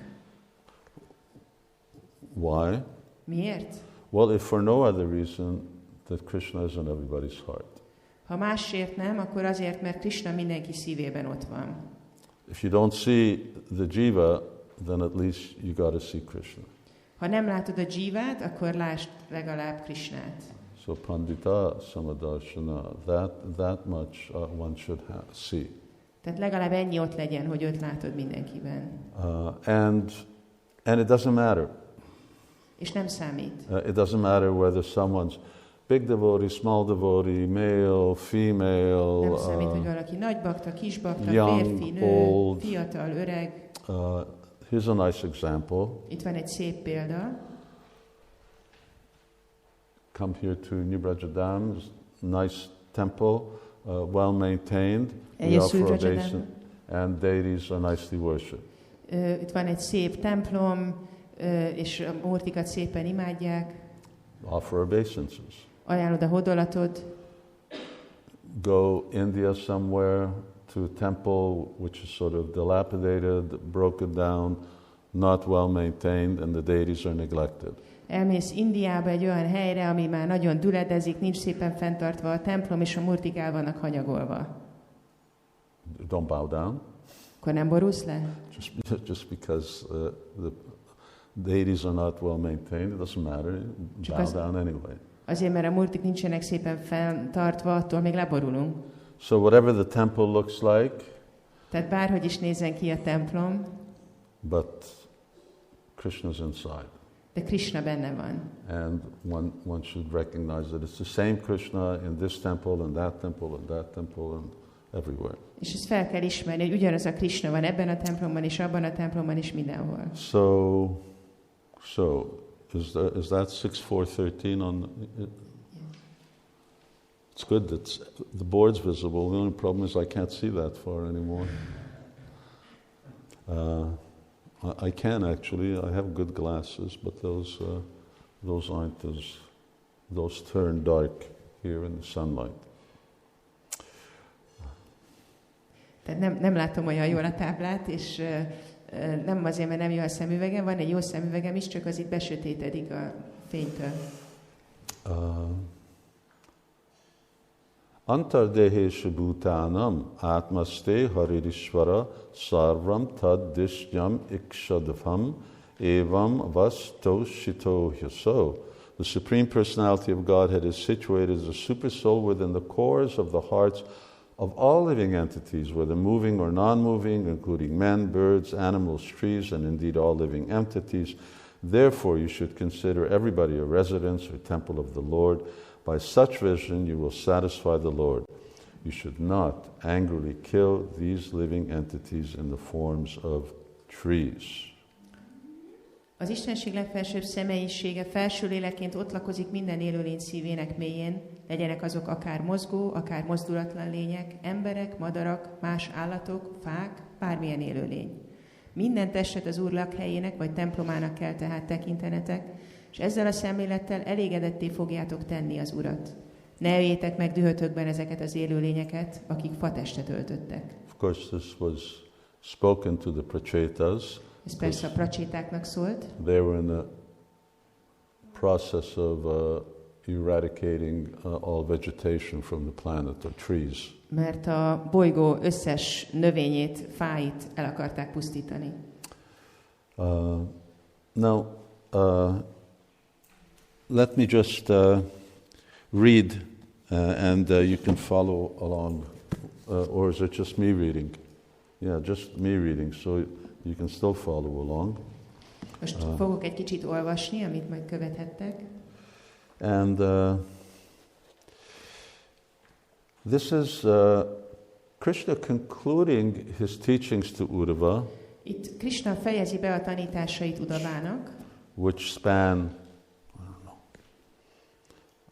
I don't know, 20-odd chapters. ami körülbelül 20 fejezet. wonderful teachings called Uddhav Gita Csodálatos tanítások, úgy hívják, hogy Uddhava and Gita. very explicit instructions on bhakti yoga. És nagyon explicit tanításokat találunk a bhakti jogáról. And now he says this. És aztán ezt mondja. With a pure heart one should see me, the super soul within all beings, and also within oneself, to be both unblemished by anything material and also present everywhere, both externally and internally, just like the omnipresent sky. Megtisztult szívvel látnia kell engem, a legfelsőbb lelket minden élőlényben és saját magában is, mint akit nem szennyez be semmilyen anyagi dolog, s aki mindenben jelen van, kívül és belül egyaránt, csak úgy, mint a mindent átható ég. O brilliant Uddhava, one who thus views all living entities with the idea that I am present within each of them, and who by taking shelter of this divine knowledge offers due respect to everyone, is considered actually wise. Such a man sees equally the Brahmins and the outcast, the thief and the charitable promoter of Brahminical culture, the sun and the tiny sparks of fire, the gentle and the cruel. Ó kiváló Uddhava, az, aki úgy lát minden élőt, mint akiben jelen vagyok, és aki ennél a magasztos tudásnál menedéket véve tiszteletét ajánlja az összes élőlénynek, az valóban bölcsnek tekinthető. Egy ilyen személy a brámanára és a kaszton kívülire, a tolvajra és a brahminikus kultúra jólelkű adományozójára, a napra és a tűz apró szikráira, a gyengédre és a kegyetlenre mind egyformán tekint. So here the unity is that we're seeing Krishna in everything, and obviously still there may be difference in the way that we deal with a lion and a human. Itt a közös az, hogy mindenkiben látjuk Krisnát, de még mindig a különbségek miatt másképp bánunk például egy oroszlánnal és egy emberrel. For him who constantly meditates on my presence within all persons, the bad tendencies of rivalry, envy, and abusiveness, along with false ego, are very quickly destroyed. Annak, aki szünet nélkül a minden élőben való jelenlétemen meditál, a versengés, irigység és mások bántalmazásának rossz tendenciái a hamis egóval együtt mind nagyon gyorsan megsemmisülnek. Krishna is saying this is a meditation. Krishna azt mondja, hogy ez egy Just meditáció. like when we chant Hare Krishna, it's a meditation, the dedicating time and energy to something. Mint amikor a Hare Krishnát énekeljük, az is egy meditáció, amikor időt és energiát szentelünk valaminek. So he says when we're actually, you're looking at me, I'm looking at you, we're constantly interacting with others. Tehát az olyan, mint amikor ti néztek engem, én nézlek titeket, állandóan interakcióba vagyunk másokkal. And the default mode is how do I look at someone? És az alap hozzáállás az, hogy látunk, hogy nézünk valakit. Here's the body. I mean, this is Chaitanya. Ananda Chaitanya looks like this, and Sanatan looks like that, and Mohan is a small soul, and there's a rich soul, and I'm identifying everybody with their body. Tehát amikor így nézlek benneteket, akkor azt látom, hogy itt van Ananda Chaitanya, aki így néz ki, és Sanatan, aki így néz ki, és ott van Mohan, aki egy kis lélek, és aztán van valaki más, aki egy nagy lélek, tehát a testetekkel azonosítom. And I'm immediately thinking, and the men are on this side and the ladies are on this side. És látom, hogy ezen az oldalon vannak a férfiak, ezen az oldalon vannak a nők. But now here Krishna says, well, rather than relating always to these, we have to relate because of social and practical considerations. És Krishna azt mondja, hogy persze ehhez kell viszonyulnunk a társadalmi és praktikus szempontok miatt. But aside from that, as a meditation, I can be thinking, well, here's the temple in which Krishna is in, and there's a temple in which Krishna is in. De emellett arra is gondolhatok, hogy itt van egy templom, amiben Krishna lakik, és ott is van egy templom, amiben Krishna lakik. And therefore lakik. I'm practicing seeing Krishna, which is a very purifying thing. És azt gyakorlom, hogy Krishnát lássam, ami egy nagyon tisztító erejű dolog. So he says, and by that meditation, the tendencies of rivalry, envy, abusiveness, and with false ego are very quickly destroyed. És azt mondja, hogy ezzel a meditációval a versengés, az irigység és mások bántalmazásának rossz tendenciái mind nagyon gyorsan megsemmisülnek. Next verse. Disregarding the ridicule of one's companions, one should give up the bodily conception and its accompanying embarrassment. One should offer obeisances before all, even the dogs, outcasts, cows, and asses, falling flat upon the ground like a rod. Nem törődve azzal, hogy társai kigúnyolják, az embernek fel kell adnia a testi felfogást a vele járó szégyenérzettel együtt. Mindenkinek tiszteletét kell ajánlania, még a kutyáknak, a kaszton kívülieknek, a teheneknek és a szamaraknak is, a földre zuhanva, akár egy bot. Now this is also relates to someone who's got a lot of time on their hands. Ez is valaki olyannak érvényes, aki nagyon ráér. Either that, or he's living a very secluded life where every once in a while he bumps into a dog. Vagy egy olyan elvonult helyen él, ahol ritkán időről időre belebotlik egy kutyába. But nonetheless, the principle should be understood. De minden esetre az elvet kell megérteni. Now, in Chicago, we had a devotee. No, actually, he came with me from Minneapolis. Yes. Chicagóban volt egy bakta, aki Minneapolisból jött. Yeah, first he came from Minneapolis and then went to Chicago.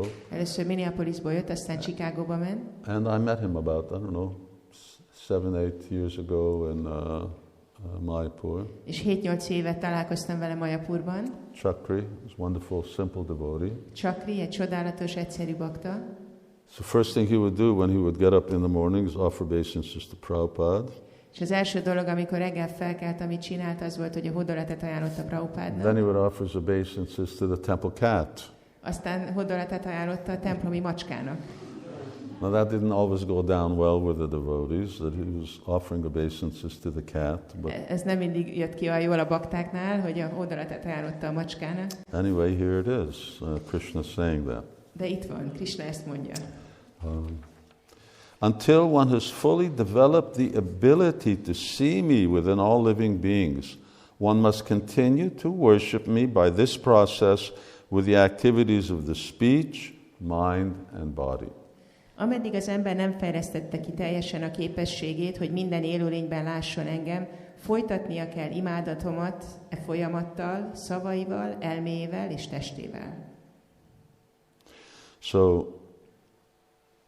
up to now we've been reading about what you do with your body, but then speech and mind. Eddig arról volt szó, hogy mit csinálj a testeddel, és itt most van a szavak és az elme. The meditation is a mental exercise. Meditáció az egy mentális gyakorlat. And we also glorify living entities and speak nicely about them as the temples of the Lord. És ugyanakkor dicsőítsük is az élőlényeket, és úgy beszélünk róluk, mint az Úr templomai. And then offer respect. És aztán tiszteletet ajánlunk. Especially offering respectful obeisances to Vaishnavas. És főleg a tiszteletes hódolatunkat ajánljuk a Vaisnaváknak. By such transcendental knowledge of the all-pervading personality of Godhead, one is able to see the absolute truth everywhere. Freed thus from all doubts, one gives up fruitive activities. A mindent átható Istenség személyiségéről szóló transzcendentális tudás által az ember képessé válik mindenhol meglátni az abszolút igazságot. Így minden kétségtől megszabadulva feladja a gyümölcsöző tetteket. This is one of ways in which Krishna shows his humility, really confuses people sometimes. Amikor Krishna megnyilvánítja az alázatát, ez nagyon össze tud zavarni embereket. He does it all throughout the Gita. Csinálja az egész Just like here, he says, knowledge of the all-pervading personality of God. It's like he's talking about somebody else. Mint itt, amikor azt mondja, hogy transzcendentális tudása mindent átható Istenség személyiségéről, mint hogyha valaki másról beszélne. So, and in the Gita, Krishna is talking about surrender to the Supreme. És a Gitában Krishna beszél arról, hogy meghódolni a legfelsőbbnek. I get quite a few questions about that. Well, isn't he the Supreme? Why is he saying surrender? De sok kérdést kapok ezzel kapcsolatban, hogy hát nem ő a legfelsőbb, miért azt mondja, hogy meghódolni a legfelsőbbnek. So of course Krishna says, man manamava mad bhakto. He says just surrender to me. Persze Krishna azt is mondja, hogy csak hódolj meg nekem. Just so that we don't get too confused. Hogy ne zavarodjunk össze túlságosan. Indeed, I consider this process, using one's mind, words, and bodily functions for realizing me within all living beings, to be the best possible method of spiritual enlightenment. Sőt, ezt a folyamatot, hogy valaki arra használja elméjét, szavait és minden testi funkcióját, hogy felismerjen engem minden élőlényben, a lehető legjobbnak minősítem a lelki megvilágosodás útjai közül. Now, that's a very interesting thing. Krishna says, this is the best method of enlightenment, is practice seeing me everywhere. Ez egy nagyon érdekes dolog, hogy Krisna azt mondja, hogy a megvilágosodás legjobb módszere az, hogy gyakorlod azt, hogy mindenhol látsz engem. Gita says, Yomam Pashyati Sarvatra. In 11th chapter is about this. In the 10th chapter, Krishna is talking about it. In the 7th chapter, so Krishna speaks about it here. It's a standard instruction. A Gitában a 11., 10., 7. fejezetben beszél erről Krisna, itt beszél erről Krisna, ez egy ilyen általános utasítás. So being Krishna conscious in the sense that Krishna is everywhere, Krishna is everything. Krisna tudatosnak lenni abban az értelemben, hogy értjük, hogy Krisna mindenhol jelen van, és mindenben benne van. And now that's everywhere throughout the Bhagavatam. Ez mindenhol ott van a Bhagavatamban. This idea, this vision of actually being able to see Krishna that everything is Krishna. Ez az elképzelés, ez a látásmód, hogy valójában minden Krishna. In one very understandable sense or balanced sense, everything is Krishna. Egy nagyon érthető vagy kiegyensúlyozott módon minden Krishna. So since everything is Krishna, then it's easy to be Krishna conscious. Mivel minden Krishna, ezért könnyű Krishna tudatosan You just have to see that everything's Krishna. Csak látnod kell, hogy minden Krishna. So he says, yeah, the light, well, that's me. A fény mondja, hogy hát ez én vagyok. And whatever, the sound, the fact that sound passes through ether is made possible by me. Az a tény, hogy a hang képes az éteren keresztül terjedni, ezt én teszem Krishna's lehetővé. ether, Krishna's sound. Krishna az éter, Krishna a hang. Krishna's ultimately everything. Nothing can be separate from Krishna. Végsősorban minden Krishna, semmit sem lehet elkülöníteni tőle. Ahamiva samiva gre. Anything that you think is separate from me is Maya. Bármit látsz tőlem különállónak, az mája. So, and Prabhupada would very much emphasize this to his disciples, this idea of drink a glass of water and there's Krishna. Prabhupada nagyon hangsúlyozta ezt a tanítványainak, hogy igyál egy pohár vizet, az Krishna. Krishna is water, Krishna is the taste in water. Krishna a víz íze. Krishna is your sense of taste. Krishna az íz érzete. So Krishna is all of these things. Krishna mindezek. So learning how to see like this, because unfortunately our default means that we naturally see everything separate from Krishna. Tehát ezt tanuljuk, hogy így lássunk, mert az az alapfelállás, hogy mi mindent Krishnától különállónak And as soon as we látunk. see things separate, that's when problems arise. És amint Krishnától különállónak látjuk a dolgokat, jönnek a problémák. And that's why now Krishna is saying, I think this is the best method of self-realization, is if you practice seeing me everywhere and just recalibrate yourself. És ez az önmegvalósítás legjobb módszere, hogy gyakorlod azt, hogy engem látsz mindenhol, és így átkalibrálod magad.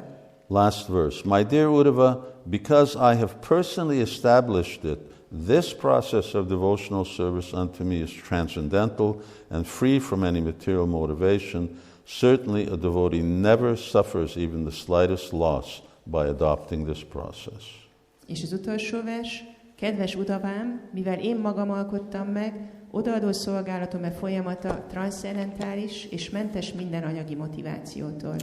Kétségtelen, hogy a folyamatot gyakorolva a baktát a legkisebb mértékben sem éri veszteség. Now, we are getting somewhere slowly. Jutunk valahova lassan. The opposite saying is we're getting nowhere fast.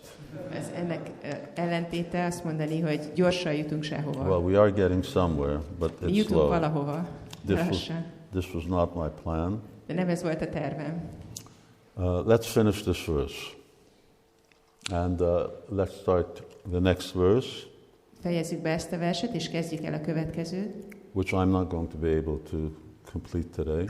Amit már nem fog tudni befejezni. So we spoke about don't expect respect, offer respect. Tehát beszéltünk arról, hogy ne várj el tiszteletet, és ajánld a tiszteleted. Kirtaniya Sadahari. This then becomes the tipping point. You can always chant. Mondtuk, hogy itt van a billenőpont, mindig énekelhetsz. The mantra ideally should just be going non-stop in our minds. A mantrának ideális esetben folyamatosan zengenie kellene az elménkben. There was a certain point where cassette technology came to being able to have constant loop cassettes. Volt, amikor a technológia odáig jutott, hogy a kazetta lejátszókat lehetett úgy bekapcsolni, hogy folyamatosan játszott. So there were quite so many years in Krishna consciousness. I had Prabhupada's one of my favorite bhajans was Sadgoswami Siksastakam. És volt egy pont a Krishna tudatomban, volt Prabhupádnak egy számomra kedvenc bhajanja, egy Sadgoswami Siksastakam. And so I had that playing all night long. És az szólt egész éjjel. Over time one problem came up. Idővel jött egy probléma. I became a lighter sleeper. A lighter sleeper.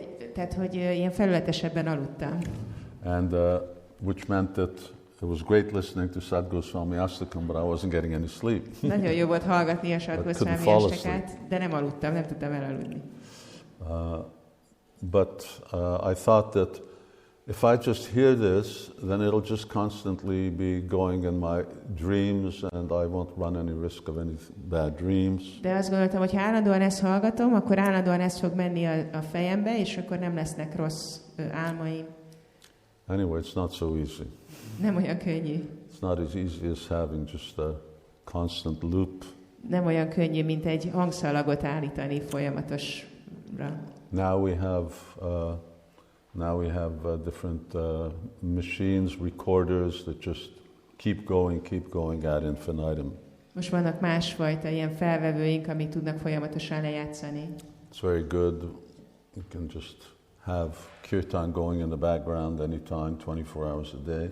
Bármikor tud a háttérben szólni a kirtan napi 24 órán át. And especially when devotees are passing away, we like to have that there, Prabhupada's kirtan. Főleg amikor a bakták hagyják el a testüket, akkor jó, hogyha szól ez a Prabhupád 24 órás kirtan. Goes and goes and goes. Csak szól és szól és szól. But better than that is that it's going and going and going inside. De még ennél is jobb az, amikor belül megy folyamatosan. Kirtaniya Sadahari. So here Lord Chaitanya says it's possible. Itt az Úr Chaitanya azt mondja, hogy ez lehetséges. Because this is what Manmanabhava means. I always think of me, with Krishna saying, if we're hearing Krishna's name, we're thinking of Krishna. De azt mondja Krishna, hogy ezt jelenti a Manmanabhava, hogyha Krishna nevére gondolunk, akkor Krishnára gondolunk. Kirtaniya Sada. One of the extraordinary abilities of the mind Az elmének az egyik rendkívüli képessége az, is that it's non-stop. Hogy non-stop. It's like one of these, closed loop cassettes or one of these machines that's constantly playing the same thing. Olyan, mint ezek a technológiák, amik folyamatosan játsszák le ugyanazt, kazettát, vagy valami. Mind can just continually, so when Krishna says, always think of me, he's not saying something impossible. Amikor Krishna azt mondja, hogy gondolj mindig rám, akkor nem egy lehetetlen dolgot kér.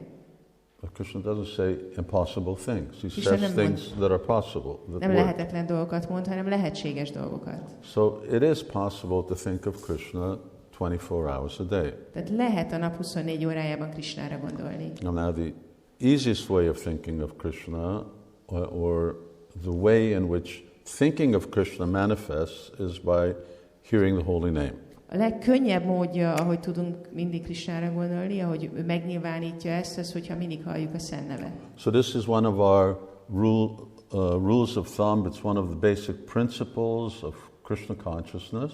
Ez a Krisna tudat egyik alapelve, is that meditation cannot be done in this day and age, hogy ebben a korban nem lehet meditálni, independent of the holy name. a szent névtől függetlenül. And it is the holy name that enables meditation. És a szent név az, ami lehetővé teszi a meditációt. Without chanting, you cannot meditate. Éneklés nélkül nem tudsz meditálni. So meditation is a waste of time. You never succeed. Tehát a meditálás az egy időpazarlás amúgy. Maybe you can meditate on an orange or on a lamp, but significant meditation along the lines of Srimad Bhagavatam is only possible as a consequence of the mercy of the holy name. Tehát meditálhatsz egy narancson, vagy egy lámpán, de a Srimad Bhagavatam leírása szerint a meditáció az csak a szent név kegyéből lehetséges. The holy name is the emperor. A szent név az uralkodó, a Nam császár. Sankirtan is the emperor. Parambhajate Shri Krishna Sankirtanam. A Náma Sankirtan a császár, Parambhajate Shri Krishna Sankirtanam. And all other devotional arts, devotional practices are subordinate. És minden más odaadó művészet vagy gyakorlat az alárendeltje. And fruitful only with Nam Sankirtan. És csak akkor hoz gyümölcsöt, hogyha van Náma Sankirtan is. So bhakti only gives its fruit in relationship to Nam Sankirtan. Tehát a bhakti csak a Náma Sankirtannal kapcsolatosan hoz gyümölcsöt. Therefore, if we can actually do this kirtaniya sadahari, it becomes a very good sign. Hogyha tényleg tudjuk csinálni ezt a kirtaniya szadáharit, ez egy nagyon jó jel. And we see sometimes it happens. És látjuk, hogy néha történik. Maybe we've had a Janmashtami festival, Radhastami festival, sometimes, from 7 in the morning till 1 or 2 in the morning. Next day, we're chanting. Van, amikor van Janmashtami fesztivál, Radhastami fesztivál, más alkalom, amikor reggel 7-től hajnal 2-ig éneklünk. And after we've been chanting for 10 hours, 12 hours, 16 hours, finally the mind gives in. És amikor már 10, 12, 16 órája éneklünk, akkor végül az elme megadja magát. And you just go home chanting. És akkor csak hazamegyünk énekelve. And you lie down chanting. És lefekszünk úgy, hogy éneklünk. And you may wake up chanting. És lehet, hogy úgy ébredünk, hogy éneklünk. Problem is, it wears off. A probléma az az, hogy aztán elkopik.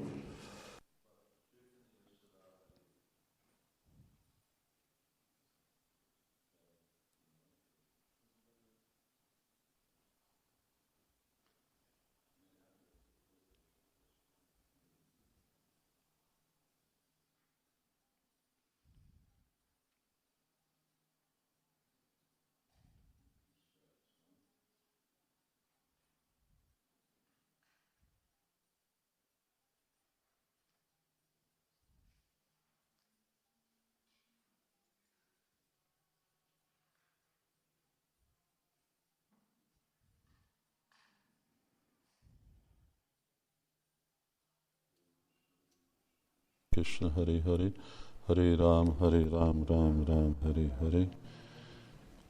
So, Kirtaniya Sadahari, Hare Krishna, Hare Krishna.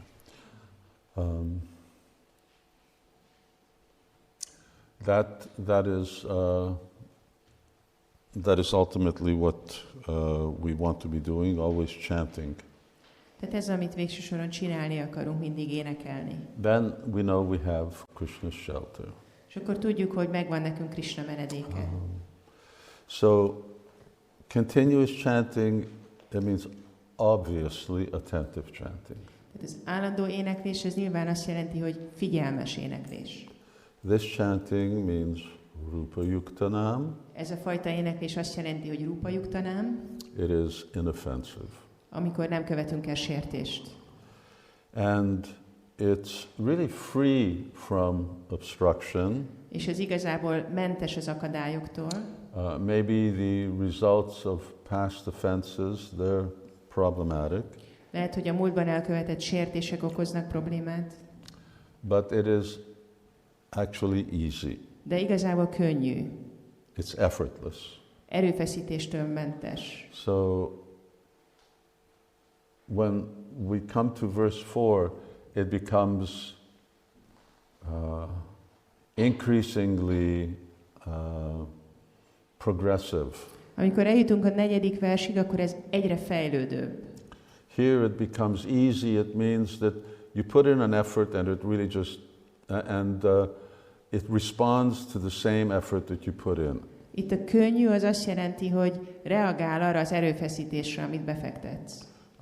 When we come to verse 4, because here now we're talking about the stage of nishta, and we come to the stage of ruchi, then the more you chant, the easier it gets. Itt ugye a nista szintről beszélünk, és aztán amikor a 4. versnél elérjük a rucsit, akkor minél többet énekelsz, annál jobb.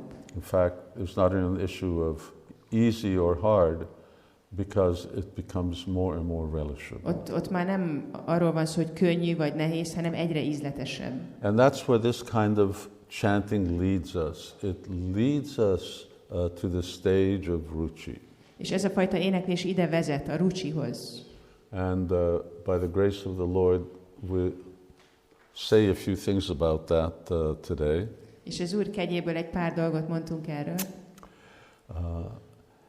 And of course, Kirtaniya Shadahari, now we really have, in one sense, the qualification to awaken bhava. És ezzel az állandó énekléssel most már a rendelkezésünkre áll a képesítés, hogy elérjük a bhávát. Just in the sense, qualification in the sense that now chanting is no longer just a struggle, it now becomes a constructive exercise. Képesítés olyan szempontból, hogy a szentnév éneklése most már nem egy küzdelem, hanem egy konstruktív gyakorlat. I'm not fighting against bad habits. Nem harcolok a rossz I'm not szokásokkal. fighting against my mind, Nem harcolok az elmémmel, but rather it's moving very easily forward. hanem nagyon könnyen haladok előre. So, and it actually, this kirtan begins to awaken love of Krishna. És ez a kirtan kezdi felébreszteni a Krishna iránti szeretetet. The love of Krishna is always there, A Krishna iránti szeretet mindig ott van, and even with the slightest devotional activity, it has some presence. és még a legkisebb odaadó cselekedet végzésével is valamennyire jelen van. Fire is in wood, A tűz benne rejlik a fában. but there's a difference between when it's burning and when it's not burning. De különbség van a között, amikor ég, és amikor nem ég. So, similarly, this kirtan, this tipping point that's taking place, it becomes a very significant and dynamic kirtan. Hasonló módon a kirtan ezen a billenési ponton egy nagyon dinamikus kirtan lesz. And the dynamism of that kirtan starts to actually invoke the manifestation of Krishna's Shuddha Bhakti, pure devotion. És ez a kirtannak a dinamikája azt jelenti, hogy elkezdi felébreszteni ezt a Shuddha Bhaktit, a tiszta odaadást Krishna iránt. And actually this Shuddha Sattva, this internal potency starts to be really felt. És ezt a Shuddha Sattvát, ezt a belső energiát egyre jobban lehet érezni. There's fire in wood, but you touch the wood, you don't feel any heat. A tűz benne van a fában, de ha megérinted a fát, nem érzed a hőt. Now here you actually start to feel the heat. Itt most elkezded valóban érezni a hőt.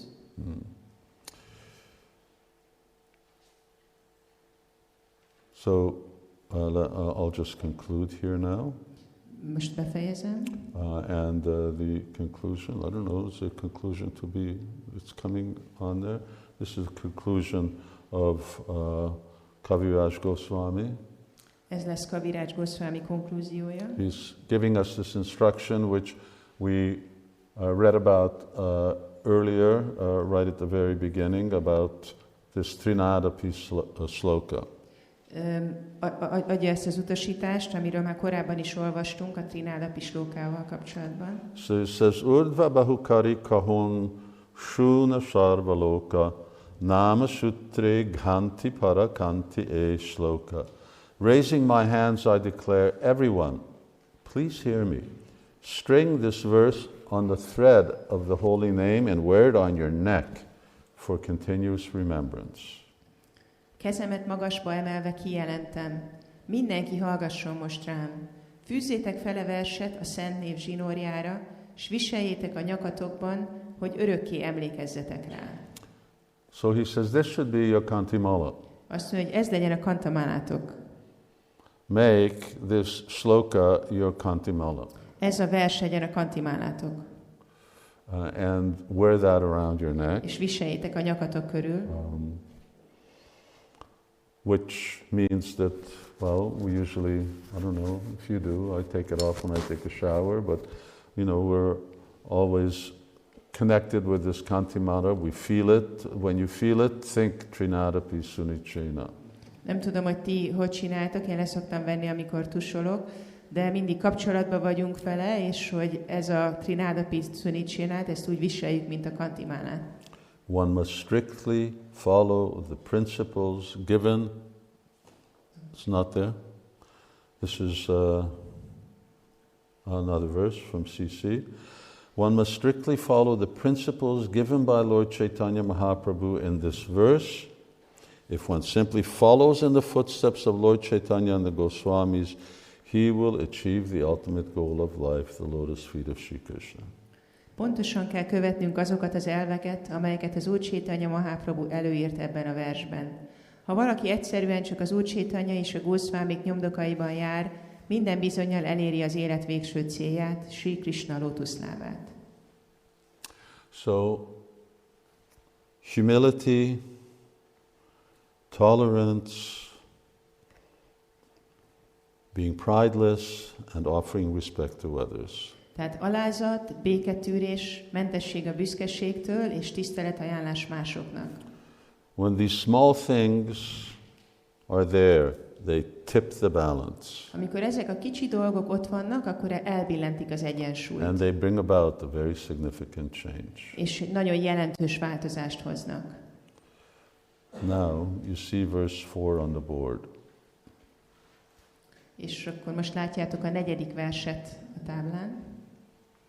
And we'll chant this more next week.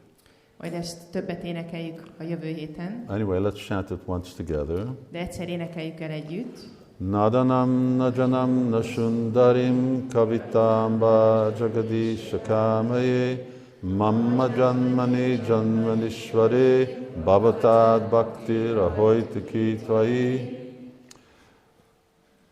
O Lord of the universe, I do not desire material wealth, materialistic followers, a beautiful wife, or fruitive activities described in flowery language.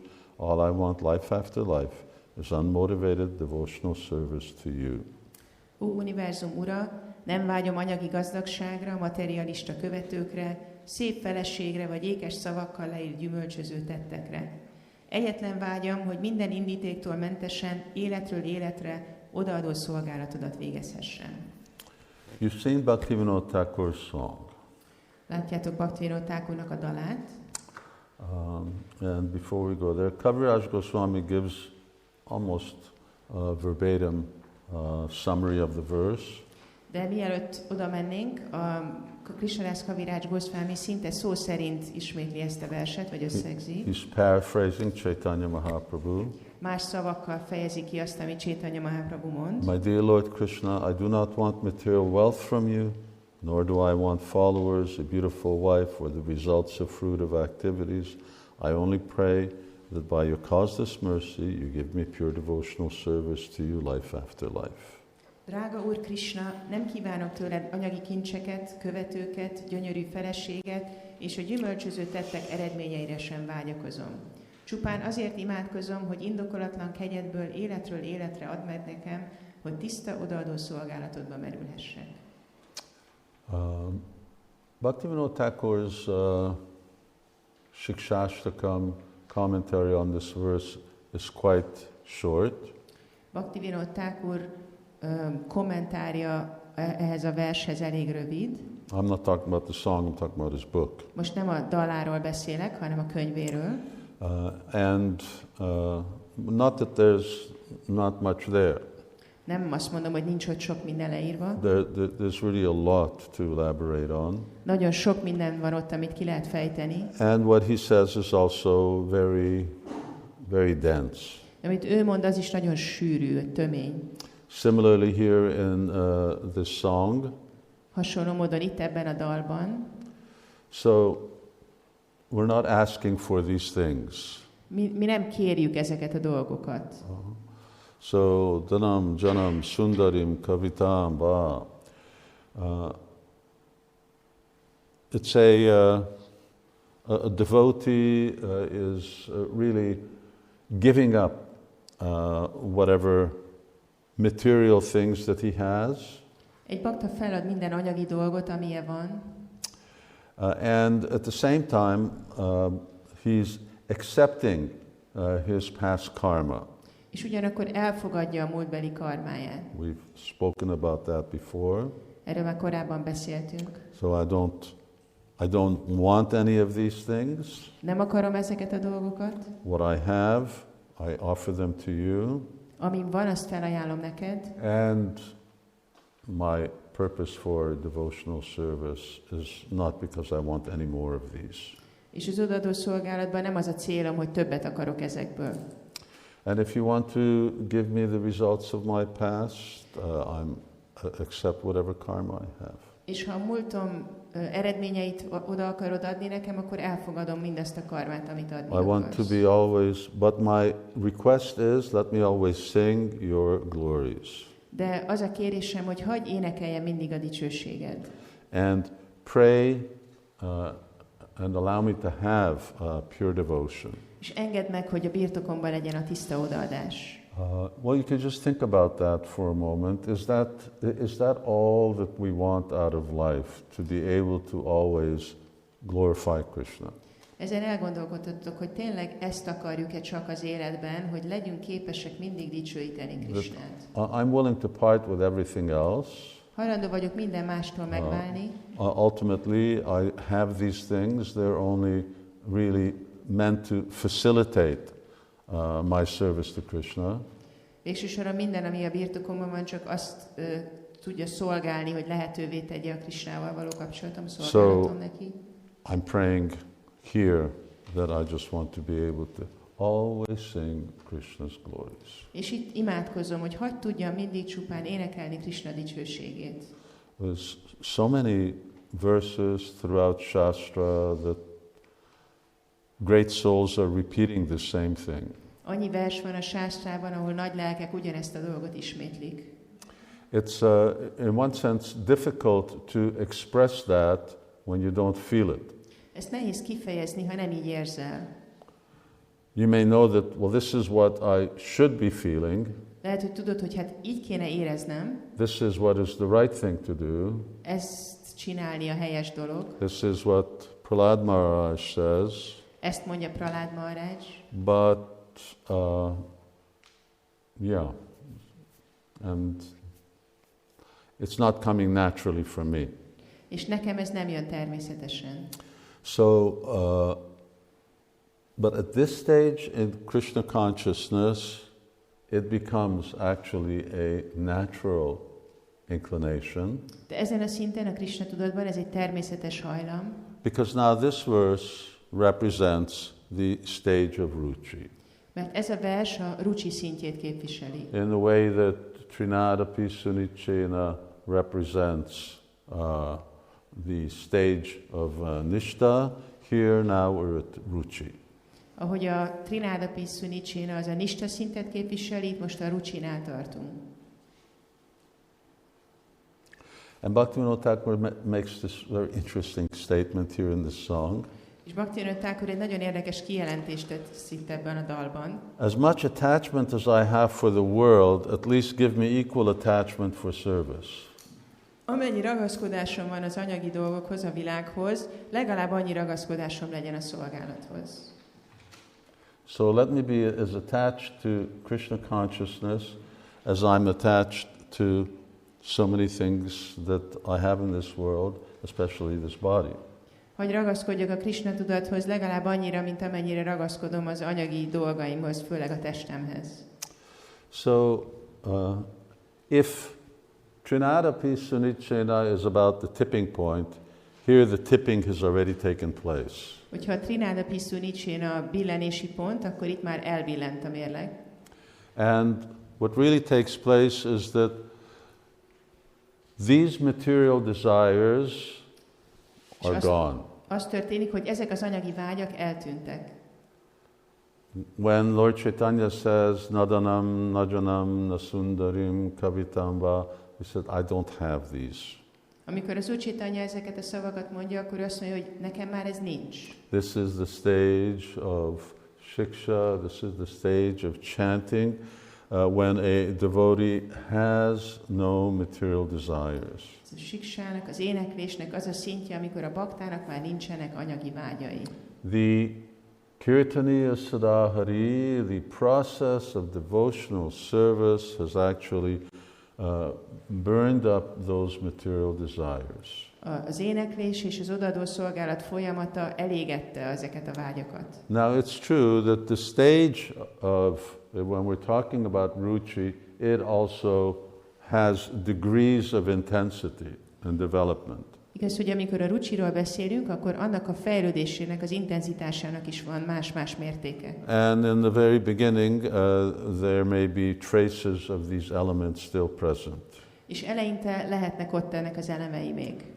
But until these things go, our spiritual identity does not manifest. De amíg el nem tűnnek ezek, addig a lelki identitásunk nem tud megnyilvánulni. So we may say we are Nitya Krishna Das. Mondhatjuk azt, hogy én Nitya Krishna Das vagyok. And well, it's not that we may say it, we do say it. Nem, hogy mondhatjuk, hát mondjuk. But nonetheless, despite the fact that we know that we're servants of Krishna, we cannot realize that we're servants of Krishna as long as these material desires are in the way. De lehet, hogy tudjuk, hogy Krishna szolgái vagyunk, de nem tudjuk megvalósítani azt, hogy Krishna szolgái vagyunk, amíg ezek a vágyak az utunkba állnak. And we'll be speaking quite a bit about this next week. És a jövő héten fogunk erről részletesen beszélni. You cannot really taste the chanting of the holy name. Nem tudod igazából megízlelni a Szent Név éneklését. Maybe occasionally. Lehet, hogy alkalmanként meg tudod. To a certain degree. Valamilyen mértékben. But Kirtaniya Sadahari, it cannot take place as long as these are there. De ez a Kirtaniya Sadahari nem tud történni, ameddig ezek a dolgok ott vannak még. So na means pure chanting. Nadanam, nadajanam means this is now pure chanting. Tehát ez a na, ez azt jelenti, hogy most itt a tiszta éneklésről van szó. We're not just talking about offenseless chanting. Nem csak sértés nélküli éneklésről. We're talking about chanting purely. A tiszta éneklésről. So offenseless means that one's not committing offense, but desires are still present. Sértés nélküli azt jelenti, hogy az ember már nem követel sértéseket, de még ott vannak a vágyak. Now desires are gone. Itt pedig már eltűntek a vágyak. Especially when this becomes very rich, the stage of ruchi. Főleg amikor a ruchi szintje nagyon gazdag. I'd like to leave you with a little homework. Egy kis házi feladatot szeretnék adni nektek. Because pure chanting means pure devotional service. Mert a tiszta éneklés azt jelenti, hogy tiszta odaadó szolgálat. Now we have a definition of pure devotional service. És nekünk van egy definíciónk a tiszta odaadó szolgálatról. Who knows the verse? Anyabilashita shunyam. Ki tudja ezt a verset? Okay, pretty good number of devotees, not enough. Elég sok bakta, nem elég. We like to interpret this verse in the sense of what our inclination is. Szeretjük ezt a verset abban a szempontból interpretálni, hogy mi is a hajlamunk. Anya abilasita, that even though we have anya abilas, we don't want those anya abilas. Hogy még hogyha van is más vágyunk, nem akarjuk ezeket a más vágyakat. So even though desires are present with us, but sincerity means that I'm struggling against these things somehow or another to get rid of them. Habár vannak más vágyaink, de az őszintesség azt jelenti, hogy küzdünk ellenük, fel akarjuk adni őket. And it's tough. És nehéz. It's not easy for residents of Kali Yuga. Nem könnyű a Kali Yuga lakóinak. So, anyavilasita sunyam. But then there's another type of pure devotional service. De van egy másik fajta tiszta odaadó szolgálat is. And that's pure devotion in the sense that it's a devotee's desire, is that you desire to be pure devotee is in itself pure devotion. Amikor valaki vágyik arra, hogy tiszta odaadást végezzen, az önmagában tiszta odaadás. This is a different type of pure devotion. Ez itt egy másfajta tiszta odaadás. This is anyavilasita shunyam. It's shunya. Ez itt It's tényleg not there sunya. they're not there anymore. Nincsenek már ott ezek a vágyak. So therefore actually devotional service really becomes pure. It's not contaminated, it's not a struggle.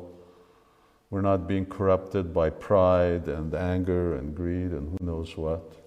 Ezért ez már tényleg tiszta odaadó szolgálat, ahol már nem ront el bennünket a büszkeség, az irigység, ezek a tulajdonságok.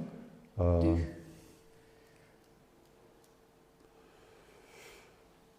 So if you, the homework would be is that study Nectar of Devotion, A házi feladat az lenne, hogy tanulmányozzátok az odaadás nektárját. Chaitanya Charitamrita, on this verse, anyavilasita shunyam. Mit mondanak erről a versről, az anyábilásítás sunyam versről? And with this other perspective, that it's now not just in terms of intent, it's attainment. És abban a szempontból, hogy már nem csak szándékot fejez ki, hanem azt fejezi ki, hogy mit értél már el. This is attainment in the sense of, yes, that anukulyena Krishna-anushilnam, one is actually rendering service to Krishna favorably. Tehát, hogy már megvan az az eredmény, hogy valaki kedvezően odaadó szolgálatot végez Krishnának. Later on, we'll read a statement, and Prabhupada makes the statement in other places. Később fogunk olvasni egy kijelentést, amit Prabhupada más helyeken mond. Where Prabhupada says that Krishna does not accept service from those with material desires. Azt mondja Prabhupada, hogy Krishna nem fogad el szolgálatot azoktól, akiknek vannak még anyagi vágyai. So,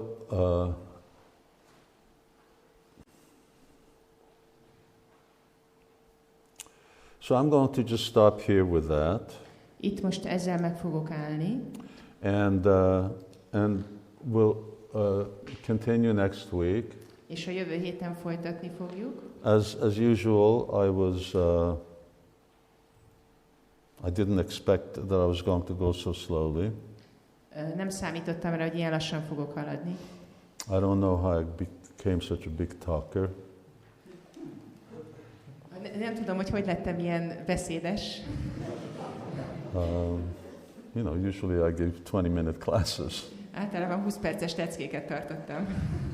I guess it must be the effect of this being in quarantine all the time. Biztos annak a hatása, hogy állandóan karanténban They say vagyok. it has psychological consequences. Pszichológiai hatása van. And it's good that we didn't finish. És jó, hogy nem fejeztük be, Because if we did finish, mert ha befejeztük volna, we would not have a Siksastakam class next week. akkor a jövő héten nem lenne Siksastakam lecke. Because we're going to have to prepare for this reading on the Saturday as well as that bhajan. Mert készülnünk kell erre a felolvasásra szombatra és a bhajanra. That's going to be one full day. Az egy csodálatos nap lesz. With some other, have some other filming in the morning. És reggel fogunk forgatni. And yeah, and then there are other things to be done. És más dolgokat is kell csinálni. And I began writing again, so that's taking time. Megint elkezdtem írni, ami szintén elveszi az időt. So thank you very much, and learn this verse, study the verse. Anyabilashita shunyam, jnana karmadya navritam, anukulyena Krishna-anushilnam bhaktiruttama. Tanuljátok meg ezt a verset, és tanulmányozzátok ezt a verset. And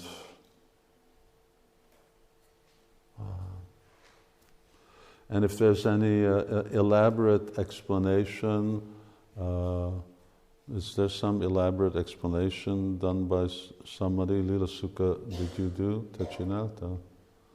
No? It's Vishwanath Chakravarti Thakur goes, well, in English they say goes to town on the shloka. Tehát az volt a kérdés, hogy van-e valaki, aki már ezt nagyon részletesen kifejtette. Vishwanath Chakravarti Thakur ezt teszi, nagyon részletesen kifejti. Rupa Goswami in Bhakti-rasamrita Sindhu elaborates as well as Jiva Goswami and Vishwanath in their commentaries. Bhakti-rasamrita Sindhuban Rupa Goswami nagyon részletesen kifejti, és ezt teszi Jiva Goswami és Vishwanath Chakravarti Thakur is a kommentárban. So, if you have access to Banu Maharaj's Bhakti-rasamrita Sindhu, then you can study there. It'll be very instructive. Hogyha hozzáfértek Banu Maharaj Bhakti-rasamrita Sindhujához, akkor ott tudjátok ezt tanulmányozni, nagyon tanulságos. It's a very important verse. Ez egy nagyon fontos vers.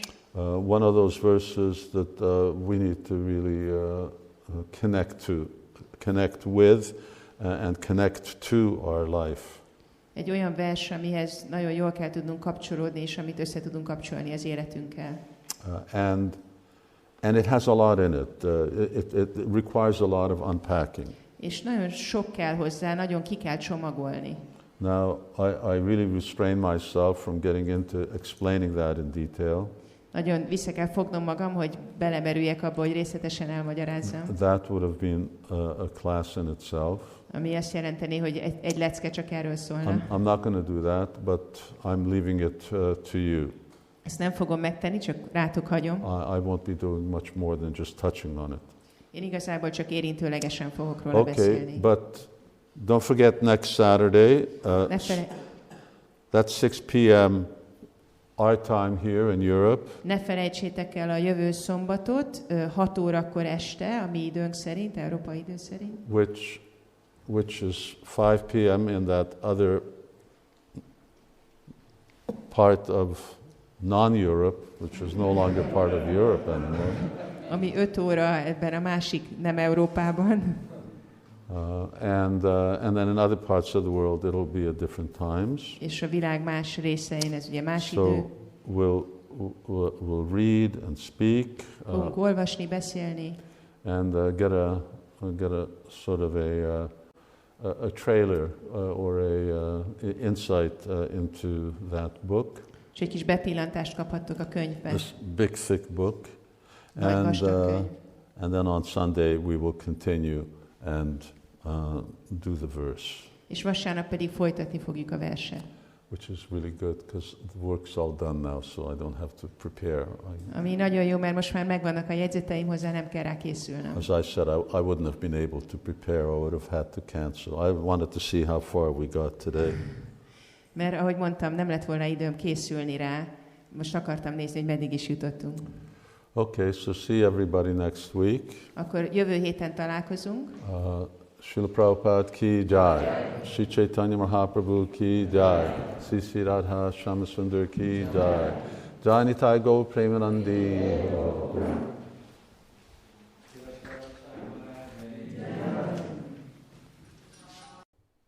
Megyünk. Okay, we're rolling. Greetings to all of our guests. Köszöntjük a vendégeinket. And happy first day of Kartik. És boldog Kartik első napját. I hope everyone got a little taste of sweet rice. Remélem, hogy mindenki ízlelte, kóstolt egy kis sweet rice-ot. Or if you didn't get any sweet rice, at least you heard Radhesham dancing last night. És láttátok Radheshamot táncolni tegnap éjjel. Okay, I think everyone knows that now we have more stricter rules. Mindenki tudja, hogy most szigorúbbak a szabályok. legal requirements. Ez a törvényes követelmény. That means that devotees have to have masks on at all time in the temple, even during kirtan. Ami az, hogy a baktáknak maszkot kell viselniük még kirtan közben is a templomban.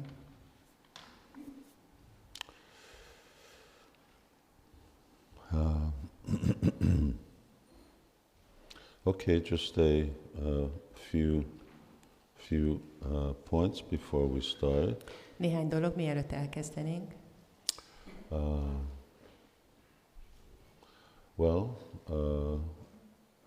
I just wanted to mention that this was actually in Turkey. Of course, you may know that there was a big earthquake there. Törökországban volt egy nagy földrengés. And but in any case, there's also a Nam virtual festival, Namhata festival. De ezzel együtt most van ott egy virtuális Namhata fesztivál. And that's going on this weekend. Ezen a hétvégén megy.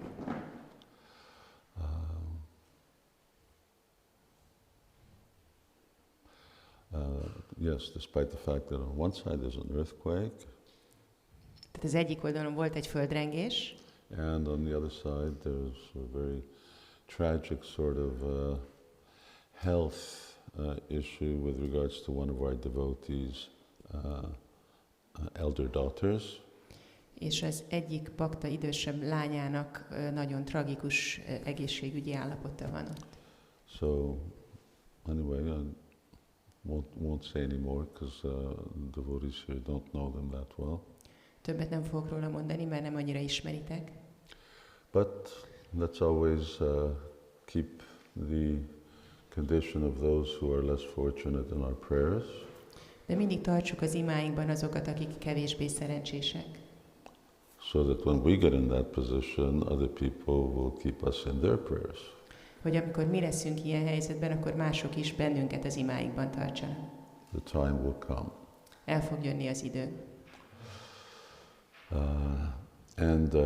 So all the best for devotees who are participating in that camp. And Radha Krishna Prabhu, you're giving talk, right, seminars? And Chaitanya Chandra, and Nrsinga, and... Minden jót kívánok ezeknek a baktáknak, és akkor Radha Krishna Prabhu, Chaitanya Chandra Prabhu, Nrsinga Krishna Prabhu fognak tartani előadást. Usually we go there, we have a wonderful time. Általában elmegyünk oda, és nagyon csodálatos ott. Manjari goes there also. Manjari is megy oda. But now we're not going anywhere. De most nem megyünk sehova. So all the best to the Turkish Namhata camp. Minden jót a török Namhata tábornak.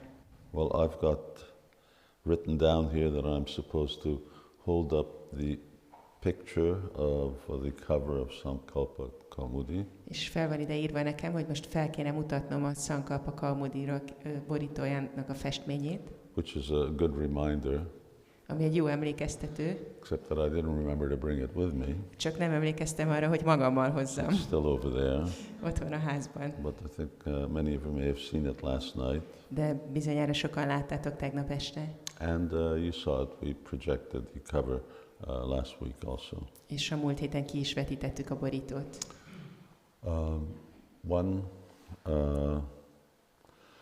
Since we're talking about books, just talk about Navavraja Mahima.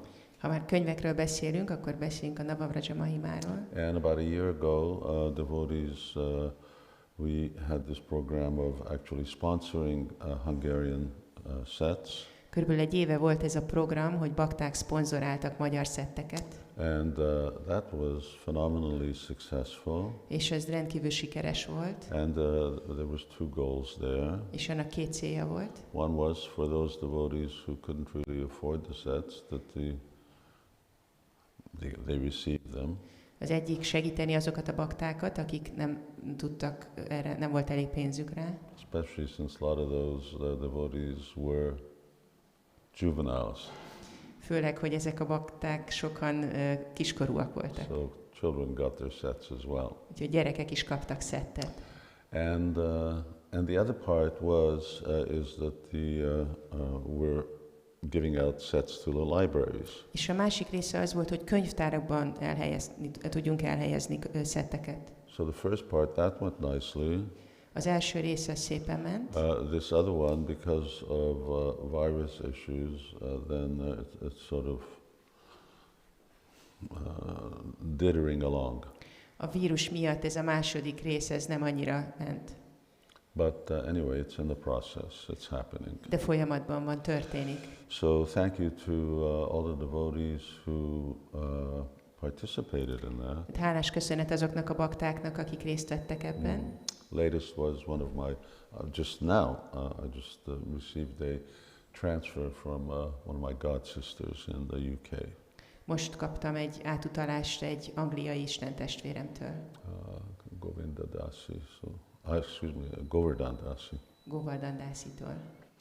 And so thank you to everyone for that, and it was wonderful. Úgyhogy köszönet mindenkinek, csodálatos volt. We just put aside 50 sets for the future. 50 szettet megőriztünk a jövőre. And those will be highly in demand. Amik majd nagyon keresni fognak. We saw that was the same with English. Ez volt az angollal is. People got into a bidding war for the last sets. Már licitálni kezdtek az utolsó szettekért.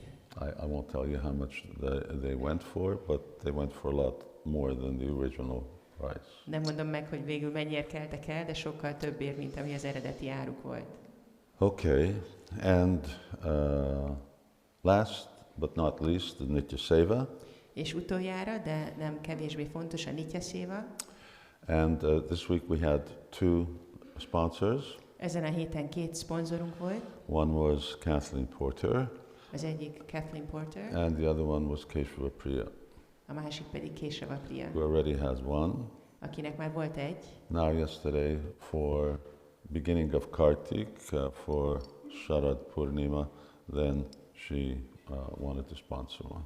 Tegnap a Kartik kezdésekor, Sharad Purnimkor akart még egyet szponzorálni. So everyone remember, benefit is 1000 times magnified in this month. Mindenki emlékezzen rá, hogy az áldás, amit kaptok belőle, az 1000-szeres ebben a hónapban. So this is really a great opportunity. Ez egy igazán jó lehetőség.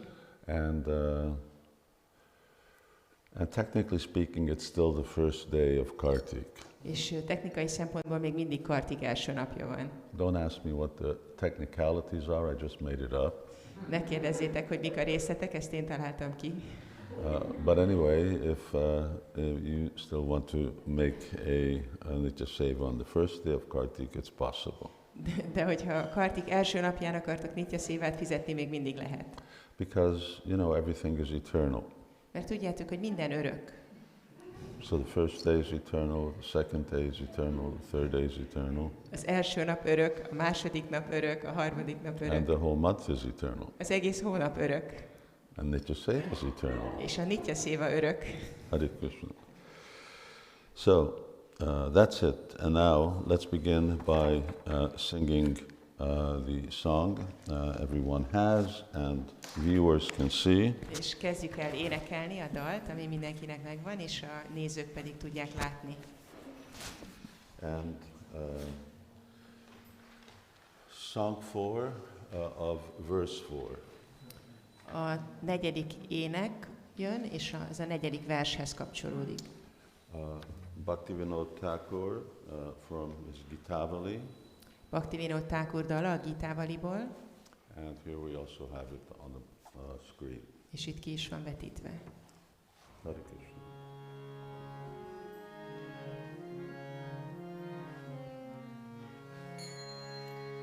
Prabhu tava pada yuge mora nivedana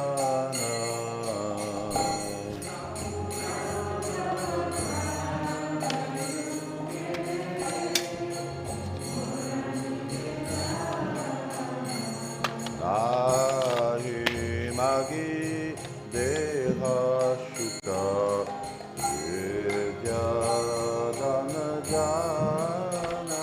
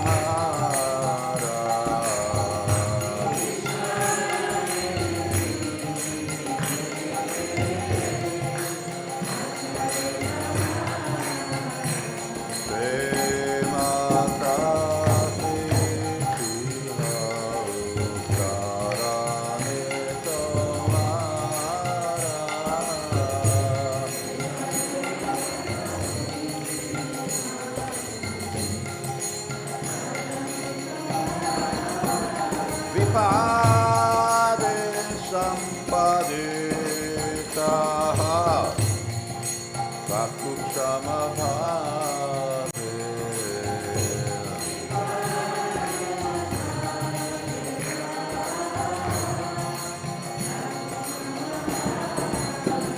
dine dine vrihiha namira prabhave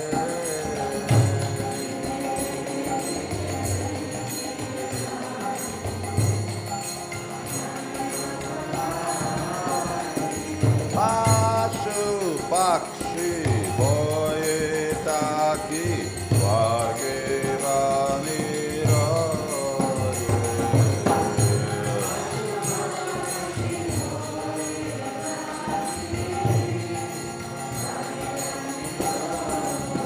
Rava Bhakti Rahu Bhakti Vinodari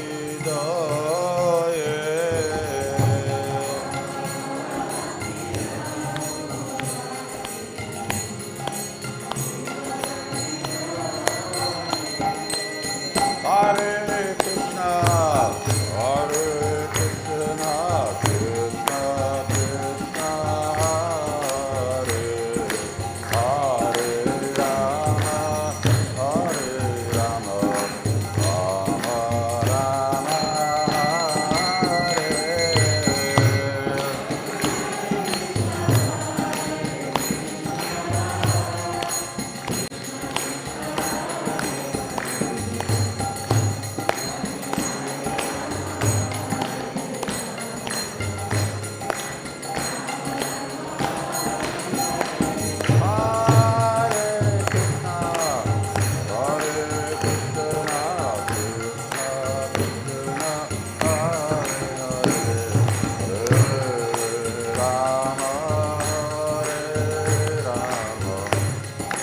Rama Rama, Hare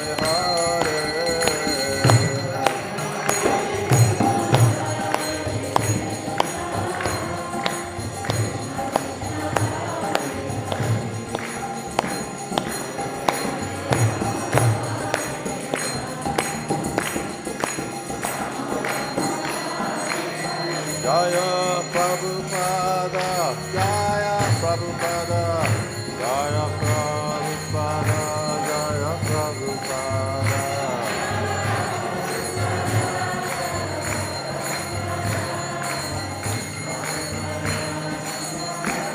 Nitya Gaura Haribo, Haribo, Haribo, Nitya Gaura Haribo.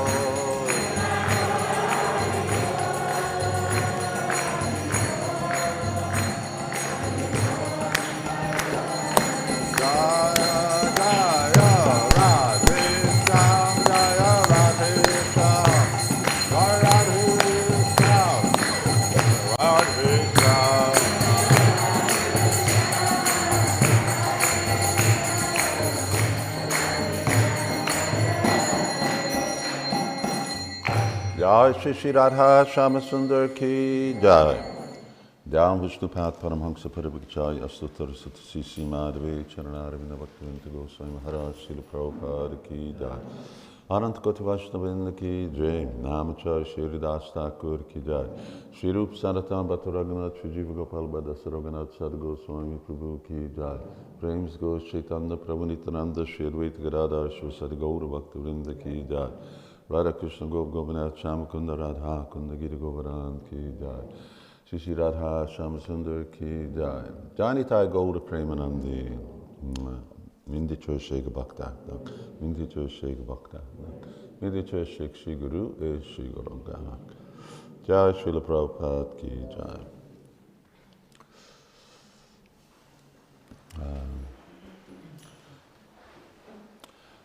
And for devotees who are not in the know, Friday we received 1,000 sets of Srimad Bhagavatam. És azoknak a baktáknak, akik még nem tudják, pénteken kaptunk 1000 szett Srimad Bhagavatamot. And you'll be hearing more about that later. Erről majd fogtok később többet hallani. How we will be having a Bhagavad Katha in the praise of our Bhagavad Gita Jayanti. Hogy hogyan lesz Bhagavad Katánk a Gita Jayanti tiszteletére. Unfortunately, a virtual one. Sajnos csak virtuálisan. Let us chant together verse 4. Énekeljük el együtt a 4. verset. Which everyone knows, because everyone knows all of the 8 verses. Amit gondolom, hogy mindenki tud, mert mindenki tudja a 8 verszakot. Know the word for word as well. Tudjátok a szavankénti fordítást is. Know what they mean and know the translation. Tudjátok, hogy mit jelentenek az egyes szavak, illetve hogy mi a fordítás. And then what the relevance it has to our own spiritual life. És hogy mi a jelentőségük a mi lelki életünkre nézve. So we'll try to shine a little light on the relevance of this verse to our Krishna consciousness. Egy kicsit próbáljuk megvilágítani, hogy mi a jelentősége ennek a versnek a Krishna tudatban. And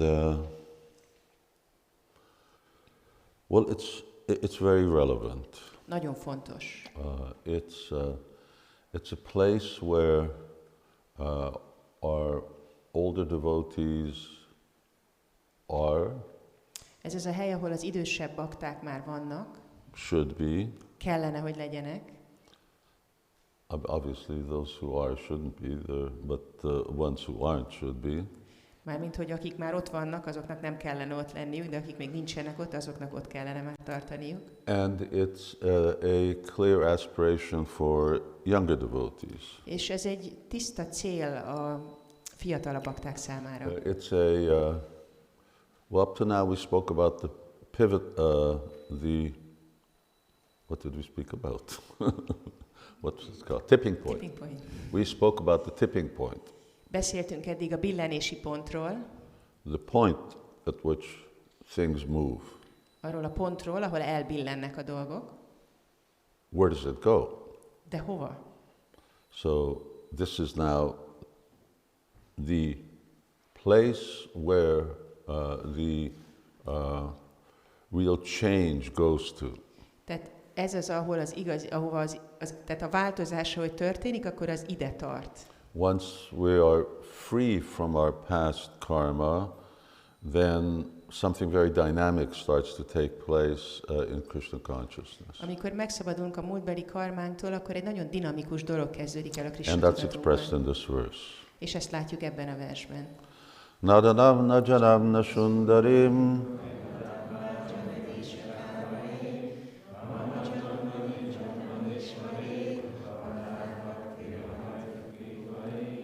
Okay. There's another way we do it also, and that's repetitively, but anyway, the result is there. Szoktuk másképp csinálni, hogy előre énekli valaki, és úgy ismételjük. O Lord of the universe, I do not desire material wealth, materialistic followers, a beautiful wife, or fruitive activities described in flowery language. All I want, life after life, is unmotivated devotional service to you.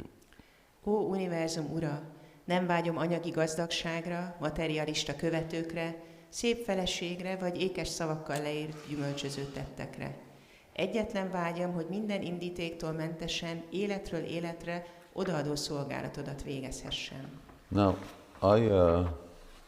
I sort of summarized, gave a summary of this song. Összefoglaltam ezt a dalt. And began our study of this verse last week. És elkezdtük tanulmányozni ezt a verset a múlt héten. So I'd like to now just continue. És most ezt szeretném folytatni. Now, if you remember, I asked everyone to study the definition of pure devotional service. Ha emlékeztek rá, megkértem, hogy mindannyian tanulmányozzátok a tiszta odaadó szolgálat definícióját. And can I ask who knows this verse, beginning with Anyábilásita Sunyam? És hadd kérdezzem meg, hogy ki tudja ezt az Anyábilásita Sunyam kezdetű verset. Okay, that's pretty good, but the gentlemen really outdo the ladies here. Itt most ez elég jó, de itt a férfiak, az urak sokkal többen vannak, akik tudják, mint a hölgyek. I take it that those who don't know the Sanskrit know the translation. Feltételezem, hogy akik a szanszkritot nem is tudják, a fordítást ismerik. Because this is what Bhakti Rasamrita Sindhu begins with. Mert ezzel kezdődik a Bhakti Rasamrita Sindhu. The definition of pure devotional service. A tiszta odaadó szolgálat definíciójával. You want to go somewhere, you want to know where it is that I'm going. Hogyha el akarsz menni valahova, akkor tudni akarod, hogy hova is mész. And what it is that I'm actually trying to get there. És mit fogsz ott kapni. So once I go there, then I will recognize what it is that my goal is. Hogy amikor elérek oda, akkor felismerem a célomat. This Anyavilasita Shunyam verse is very much relevant to this verse. Ez az Anyábilásita Sunyam vers nagyon erősen kapcsolódik ehhez a vershez. In other words, both of them actually say the same thing. Valójában mind a kettő ugyanazt a dolgot mondja. One of them, Anyavilasita Shunyam, is the description or the establishing of the goal of a particular purpose. Az egyik az megállapítja a célt. And here we have actually the attainment. És itt pedig az eredményt látjuk. They're both the same. Mind a kettő ugyanaz. But one is where I want to go, and the other one is now I'm there. Az egyik az, hogy hova tartok, a másik pedig az, hogy most hol vagyok. Pure devotional service in practice. Tiszta odaadó szolgálat a gyakorlatban. So when we say Anyavilasita Sunyam Gyana Karmadinavritam, well, what do the preceding stages of bhakti, such as Nishta or the other stages, what are they? Mi van a bhaktinak a korábbi szintjeivel, mint például a Nishta és a többi? So they're pure devotional service in the sense that that's where you want to go. Ezek is tiszta odaadó szolgálat abban az értelemben, hogy hova akarsz eljutni. But in and of themselves, they're not enough. De önmagukban nem elegendőek. We want to have a yagya. Akarunk egy jagját tartani. So we go out and collect wood. Elmegyünk és gyűjtünk hozzá fát.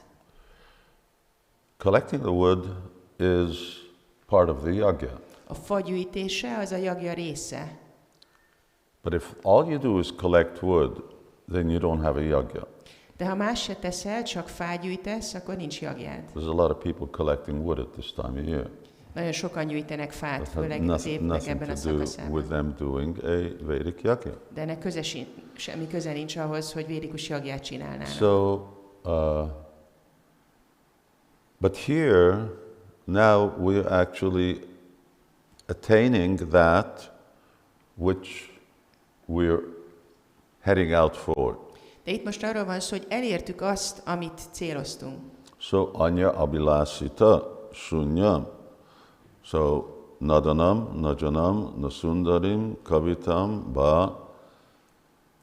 So, here, all of these abhilas, all of these other material desires, they've all been cast away. Minden más anyagi vágy már félre lett téve. And anukulyena Krishnanusilanam. Mama janmani janmarishware bhavatar bhakti rahoititi tvai. I only want ahoitiki bhakti. És én csak az ahajtuki bhaktit akarom. This is the stage, technically, of ruchi.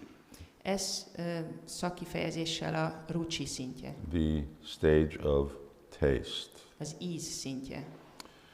And there are, as we've had different analyses before, És ahogy korábban elemeztük, there are two different aspects to any particular thing.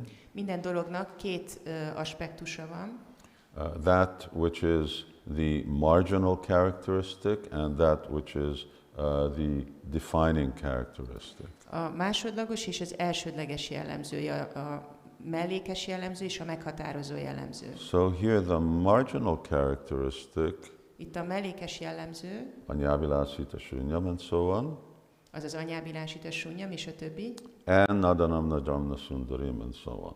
és a nadanam najanam és a többi. And what is the primary symptom? És mi az elsődleges szimptóma? What is the really defining characteristic Mi a igazi meghatározó jellemző of this verse? ebben a versben? And that is there. Bhavatam bhakti ahoitaki tvai. I just want to render unmotivated bhakti.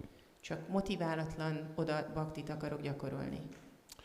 So this is also a definition of pure devotion. Ez is a tiszta odaadó szolgálat definíciója. And it also demarks the real beginning of pure devotion. És jelzi is a tiszta odaadás valódi kezdetét. It also says something Mond is valamit, which is not necessarily news, ami nem feltétlen új, but real pure devotion in fact only begins when there are no material desires. Ugye az igazi tiszta odaadás akkor kezdődik, amikor már nincsenek anyagi vágyak. Rupa Goswami gives a general terminology, anya abhilas, desires other than. Rupa Goswami egy általános terminológiát használ, azt mondja, hogy más vágyak, mint. Here they're sort of defined for us. Itt definiálja. And we see that they follow into a certain category. Bizonyos kategóriákat megnevez. Dhanam, no wealth, no janam, meaning birth or learning. Nem vágyik az ember vagyonra, nem vágyik jó születésre, vagy Big education, diplomas. Oktatásra, vagy tudásra. Sundarim, I'm not looking for a suitable spouse. Nem keresek egy megfelelő hitvest. Kavitamba, I don't want liberation. I don't want heavenly enjoyment. Nem akarok felszabadulást, nem akarok mennyei élvezetet. So, while any of these material desires remain, ameddig ezek közül az anyagi vágyak közül valamelyik megvan, bhakti is not pure. a bhakti nem tiszta. And because it's not pure, it lacks certain characteristics. És mivel nem tiszta, bizonyos jellemzői hiányoznak. And it lacks certain potency. És hiányzik belőle egy bizonyos erő. And we'll see one of those is to actually really grab Krishna's attention. És az egyik, amire nem képes, az igazából megragadni Krishna figyelmét. So, Bhaktivinoda Thakur, he uses this phrase bhakti abhas. Bhaktivinoda Thakur használja ezt a kifejezést, hogy bhakti abhas. So, if a sincere devotee is searching for pure devotion, Shuddha Bhakti, ha egy őszinte bakta keresi a tiszta odaadást, a Shuddha Bhaktit, then we can say that he is practicing Shuddha Bhakti abhas akkor mondhatjuk, hogy a Shuddha Bhakti ábászát gyakorolja at stages prior to this. az ezelőtti szinteken. So please note that well, because it helps us also put us in our place. Ezt kérlek jegyezzétek meg, mert segít, hogy megtaláljuk a helyünket. We don't become too proud of our own situation. Így nem válunk túl büszkévé a helyzetünkre, That we're pure devotees. hogy tiszta bakták vagyunk. We're sort of trying to be in the shadow of pure devotees. A tiszta bakták árnyékai akarunk lenni, próbálunk lenni. Now, how is it that we remove that shadow and get out of the shadows? Hogy tudjuk ezt az árnyékot eltávolítani, vagy hogy tudunk kijönni az árnyékból? Tamasema jyoti gama. We come out of the shadow and come into the light. Kijövünk az árnyékból a fényre. I'm not going to say anything you don't know. Nem mondok olyat, amit nem tudtok.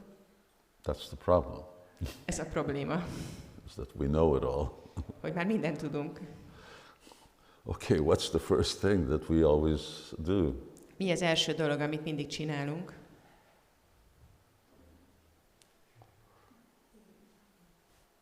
what's the first thing that we do? To come into pure devotional service. Amikor el akarjuk érni a tiszta odaadást. Huh?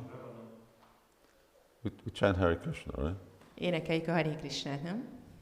So we have no other shelter other than chanting Hare Krishna. Nincs más menedékünk, mint a Hare Krishna éneklése.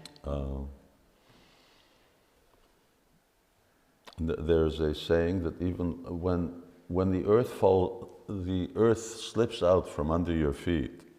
Van egy ilyen mondás, hogy még hogyha ki is csúszik a föld a talpad alól, the only shelter you have is the earth. Az egyetlen menedéked az a föld. What's going to catch you? The earth. Mi fog fenntartani a föld? So similarly, even when the Mahamantra is not fully within our grasp, még ha nem is tudjuk teljesen így megragadni a Mahamantrát, but the only thing we still have is the Mahamantra. De még mindig nincs másunk, csak a Mahamantra van. And the other, és a másik, no news, is that we have proper education. Ez se egy új dolog, hogy megfelelő oktatásban részesülünk. Proper spiritual understanding. Megfelelő lelki megértésre teszünk szert. You've heard it as much times as you've heard it chanting Hare Krishna. Ezt már legalább annyiszor hallottátok, mint ahányszor a Hare Krishna énekléséről So hallottatok. again, it's not new.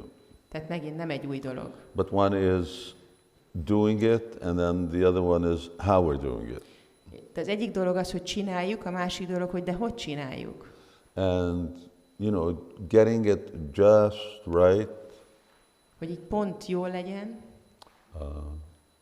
We have to keep trying and trying and trying. Kell próbálni és próbálni és próbálni. So sometimes, like artists, they wanted to, get a painting. Say they're doing a portrait, and they just can't get it right. Mint amikor művészek néha van, hogy készítenek egy portrét, és valahogy sehogy sem lesz jó. And then despite the fact that they're looking at the same model, and they're working with the same brushes and the paint and everything. És van, hogy annak ellenére, hogy ugyanazt a modellt akarják ábrázolni, ugyanaz az ecsetük van, ugyanaz a festék, minden ugyanaz. So one day, I got it just right. Egy nap, na most elkaptam, most jó lett.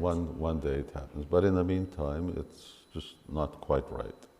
De előtte meg csak az ember így próbálkozik, és nem pont jó. And the third thing is to discuss, and this is maybe something that we don't do very much. És a harmadik dolog az, hogy beszélgetünk róla, és ez egy olyan dolog, amit lehet, hogy nem csinálunk sokat. To discuss the futility of Nadanam Najanam Nasundarim. Hogy beszélgetünk a Dana Jana Sundari haszontalanságáról, Now, if you remember, értéktelenségéről. one of the 21 religious qualities. Emlékezzetek rá, hogy a 21 vallásos tulajdonság közül az egyik. One of the duties was also to discuss the futility of material enjoyment. Az egyik kötelesség az, hogy az ember beszél az anyagi élvezet haszontalanságáról. We need to convince ourselves. Meg kell győznünk magunkat. It's like yesterday I was speaking with a devotee. Tegnap beszélgettem egy baktával. One of the experiences that devotees have when they're talking to others about Krishna consciousness. Az egyik tapasztalata a baktáknak, amikor másoknak a Krishna tudatról beszélnek, is that you're convincing yourself also. Az, hogy magukat is meggyőzik. Isn't it? You start to realize, oh yeah, that's right. Nem, hogy akkor úgy érzi az ember, tényleg. It's not that someone else is telling me, I'm speaking. Nem, hogy valaki más mondja nekem, én beszélek. It's actually Krishna speaking, Super Soul is speaking. Igazából Krishna beszél, a felső lélek beszél. And we also connect with it. Oh yeah, that's right. És mi is kapcsolódunk hozzá, és azt gondoljuk, hogy igen, ez így van. It's a very important thing, for instance, in the home circle, in the domestic circle. Ez egy nagyon fontos dolog, főleg az otthonunkban. That family and children hear these things and understand. Hogy a család és a gyerekek hallanak erről és megértik ezt. Understand that if we have these things, and we do have these things to a certain degree. Megértik ezt, hogy hát van egy bizonyos mértékben nekünk ez. How do we deal with these things in that they don't entrap us. Mit kezdünk velük egy olyan módon, hogy ne ejtsenek bennünket csapdába? Bhagavatam is full of stories of devotees who get distracted. Bhagavatam teli van történetekkel olyan baktákról, akiknek így elterelődik a figyelme. That's for a reason. Ennek oka van. So probably amongst the three ways of becoming free from this shadow bhakti that you're not already doing is this discussion. Tehát a 3 dolog közül, ami segít megszabadulni ettől az árnyék baktitól, amit valószínűleg keveset csinálunk, az ez a fajta beszélgetés. Convince us to let go. Hogy meg legyünk győzve arról, hogy engedjük el. And which also will then inspire us to do the kind of bhakti that empowers us to let go. És ez inspirál bennünket egy olyan bhaktit gyakorolni, ami felhatalmaz arra, hogy el tudjuk engedni. I'm going to read a verse. És el fogok olvasni egy verset. Is that there, Ajata Paksha? It is. This is a beautiful verse from Bhagavatam. Ez egy gyönyörű Bhagavatam vers. Who knows it? Ki tudja? Oh, look, now it's the ladies. Most a hölgyek nyertek. Yes, and it's part of a series of verses, or at least the last prayers of the demon Vritrasura. Ez egy vers sornak a része, Vritrasura démon utolsó imái. Who's a great devotee. Aki egy nagy bakta volt. And last four verses, they are very much treasured by pure devotees because they really talk about pure devotional service. És az utolsó verset nagy kincsnek tartják a tiszta bakták, mert a tiszta odaadásról szólnak. So here he says, Ajata Paksha iva mataram kaga stanam yatta vatsaratak shudarta priyam priva vyushitam vishana manoravindaksha didrikshate tvam. And so he's at this stage he's fighting with Indra. Ezen a ponton ő harcol Indrával. And is his arms cut off? Anyway, he's going to die and he knows that. Le van vágva a karja, minden esetre meg fog halni, és ő ezt tudja. He knows that because he knows this is the karma, this is the way things are going to go. Tudja, hogy ez a karmája, és így lesz. And he wants to die. És meg akar halni. Because when he dies, then he'll become free from the curse of having this demon's body. Mert amikor meghal, akkor megszabadul ettől az átoktól, hogy egy ilyen démonikus testben van. And so he's in this condition. I think that Indra had already cut off his two arms. És ebben az állapotban van, úgy emlékszem, hogy Indra már levágta a 2 karját. And huge, big, gigantic demon. Hatalmas démon. And he's not paining, he's not anything, he's praying. És nem kesereg a fájdalomtól, hanem imádkozik. And so this is one of the prayers. És ez az egyik imája. He says, O lotus-eyed Lord, as baby birds that have not yet developed their wings always look to their mother to return and feed them, as small calves tied with ropes await anxiously the time for milking when they will be allowed to drink the milk of their mothers, or as a morose wife whose husband is away from home always longs for him to return and satisfy her in all respects, I always yearn for the opportunity to render direct service unto you.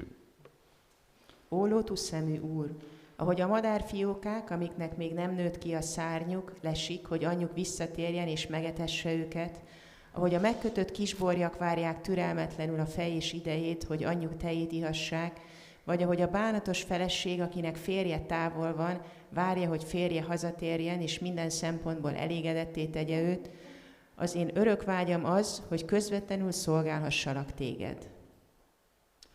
What's this verse got to do with Nadanam Najanam Nasundarim and discussing these topics? Mi a kapcsolata ennek a versnek a Nadanam Najanam Nasundarimmal és ezzel a témával? It's in the verse.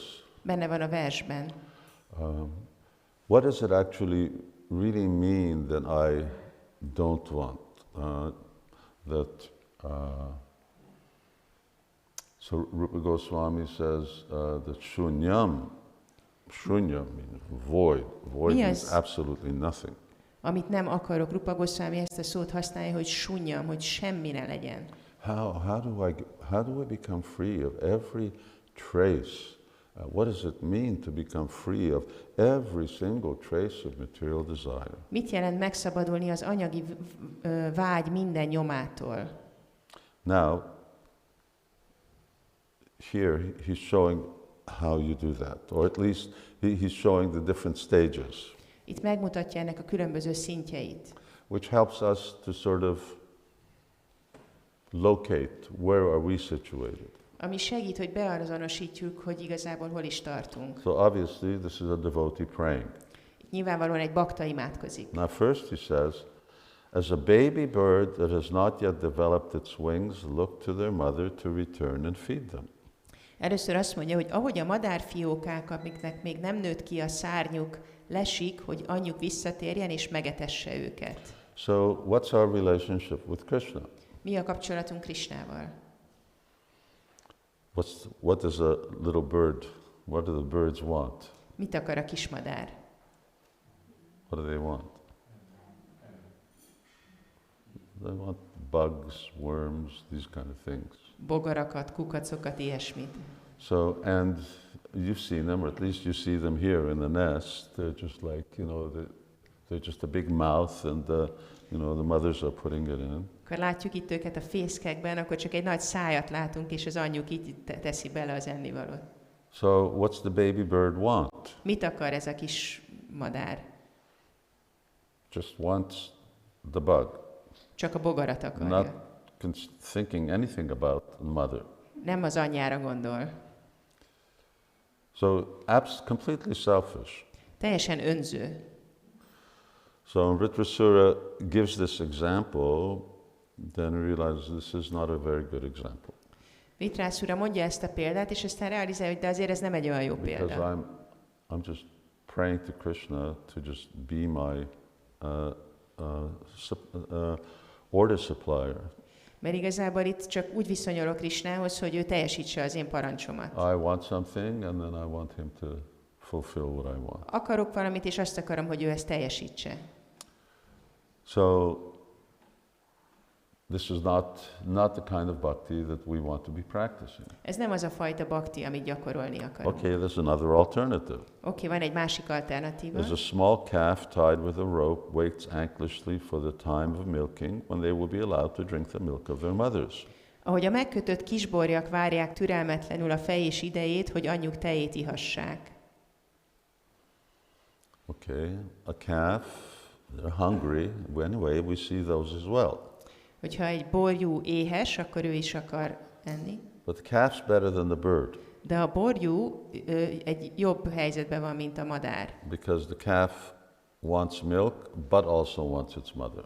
Mert a borjú az a tejet is akarja, de az anyját is. So I want Krishna and I want material desires. Akarom Krisnát, de akarom az anyagi vágyaimat The is. little bird is just the example. What do I want from Krishna? I just want material desires. A kismadár a példa arra, hogy hát mit akarok Krisnától? Hát csak az anyagi vágyaimat. A kama, sarva kama, muksha kama. So, but now the calf is better.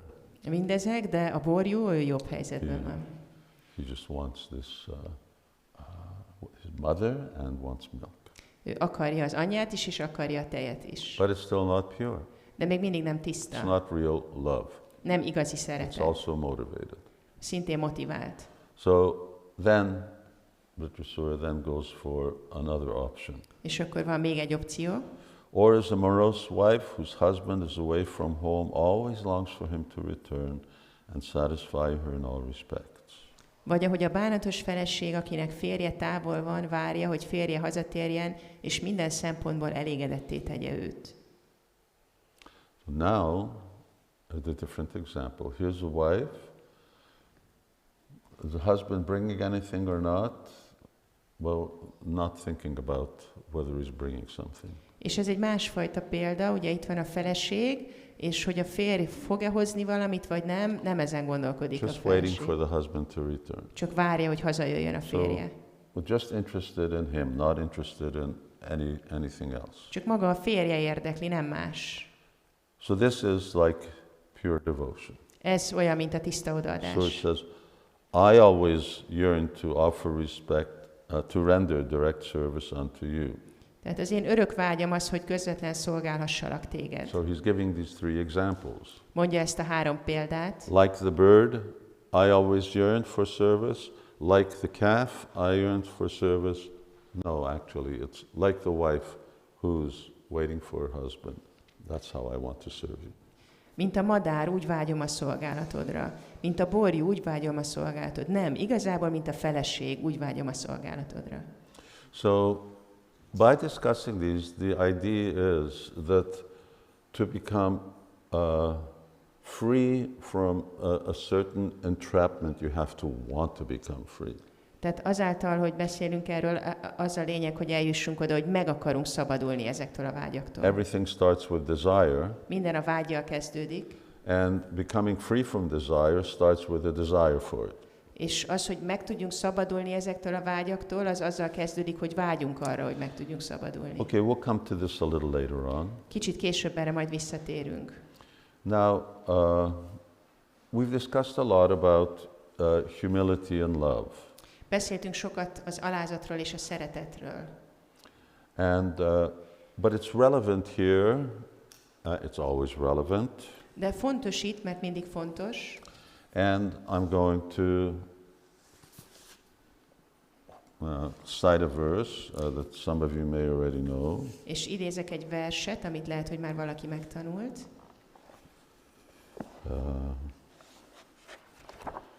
Chapter 5, verse 225. Ez a második rész 5. fejezetében a 225. vers. I don't know.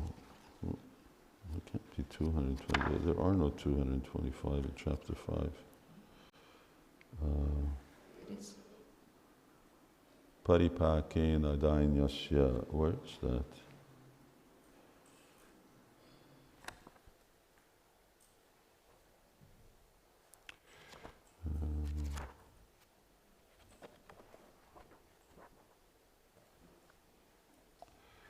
Okay, I'll let you find that. There is Madhuri. 225, God. Huh? It's in part 3. In the 3rd book, chapter 5, 225. Chapter 5, 225. Oh, page 220. No, verse 225. 2, 5, 225. chapter 5. Yes, chapter 5. Have I got the right book here? Yes, I got volume 1 with me. No wonder I couldn't.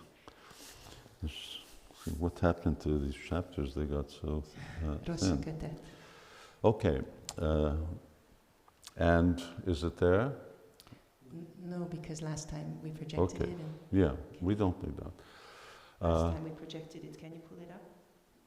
Earlier it's there. It's okay. Okay. It's okay. So when dainya fully matures, prema unfolds without limit, and so we see dainya and prema acting in a relationship in which each other is both cause and effect. Amikor a dajnya teljesen éretté válik, a préma határtalanul kiterjed, és így láthatjuk, hogy a dajnya és a préma egyszerre egymás okai és következményei. So I'm raising this because Mama Janmani Janmarishwari Bhavatad Bhakti Rahoitu Titvai Chaitanya Mahaprabhu is praying for loving devotional service. Ezt azért hozom fel, mert Chaitanya Mahaprabhu imádkozik a szerető odaadásért. He says, okay, birth after birth, I'll go through so many births in order to attain it. Azt mondja, hogy életről életre, hogy hajlandó vagyok sok életen keresztül menni, hogy elérjem ezt. And here, of course, the question arises is why does Chaitanya Mahaprabhu pray for prema when he is prema? És persze itt felmerül a kérdés, hogy miért imádkozik Chaitanya Mahaprabhu a prémáért, amikor ő maga a préma. So neither, it isn't that he just has prema, but he's actually prema personified. Nem csak, hogy ő rendelkezik a prémával, hanem ő a préma megszemélyesülése. And that's because one of the symptoms of humility is that someone who has a love thinks that he doesn't have it. És ez azért van, mert az alázat egyik jellemzője az, hogy ha valaki rendelkezik a szeretettel, akkor azt gondolja, hogy nem rendelkezik vele. Now, there's more to it than that. Ez többről szól ennél. Humility means that anyone who has any type of perfection, qualification, skill thinks that he really doesn't have it. Hogy aki alázatos, ez azt jelenti, hogy ha valaki rendelkezik valamilyen tökéletességgel, képesítéssel, szakértelemmel, akkor azt gondolja, hogy nem rendelkezik vele. A humble musician thinks, actually I'm not a musician. Egy alázatos zenész azt gondolja, hogy hát én igazából nem vagyok zenész. A humble artist thinks, I've got such a long way to go. Egy alázatos művész azt gondolja, hogy hát még annyi mindent kéne megtanulnom. A humble scholar thinks, I know nothing. Egy alázatos tudós azt gondolja, hogy hát én nem tudok semmit. So, the nature of humility is that it really makes one think that he doesn't have a qualification. Az alázatnak az a természete, hogy a hatására azt gondolja az ember, hogy igazából nem képesített. Even though he has them. Még akkor is ezt gondolja, hogy ha képesített. Now, this is the greatest qualification. És ez a legkiválóbb képesítés. Prema. A préma. Love for Krishna. A Krishna iránti Prema szeretet. pumarto mahan. This is the ultimate attainment that one can have. Ez a végső eredmény, amit elérhetünk.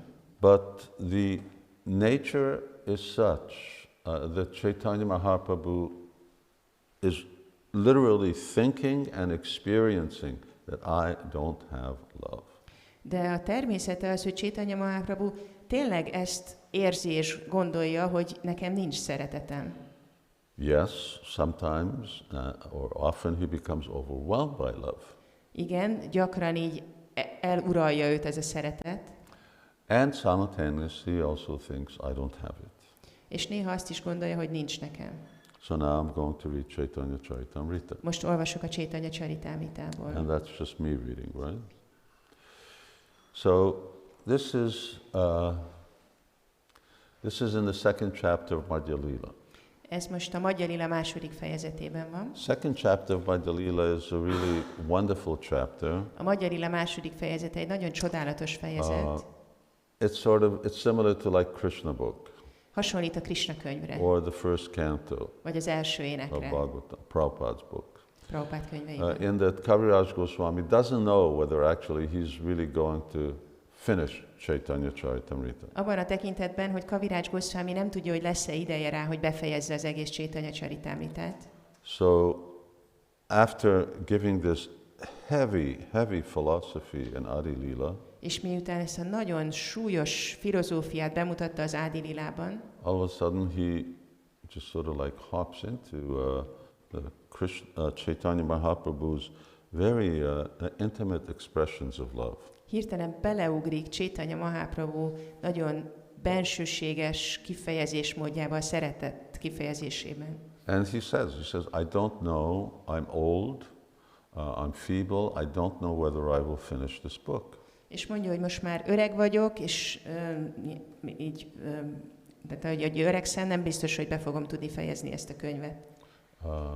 But I would like to give a summary of Lord Chaitanya's pastime. De szeretném összefoglalni az Úr Chaitanya kezdteléseit.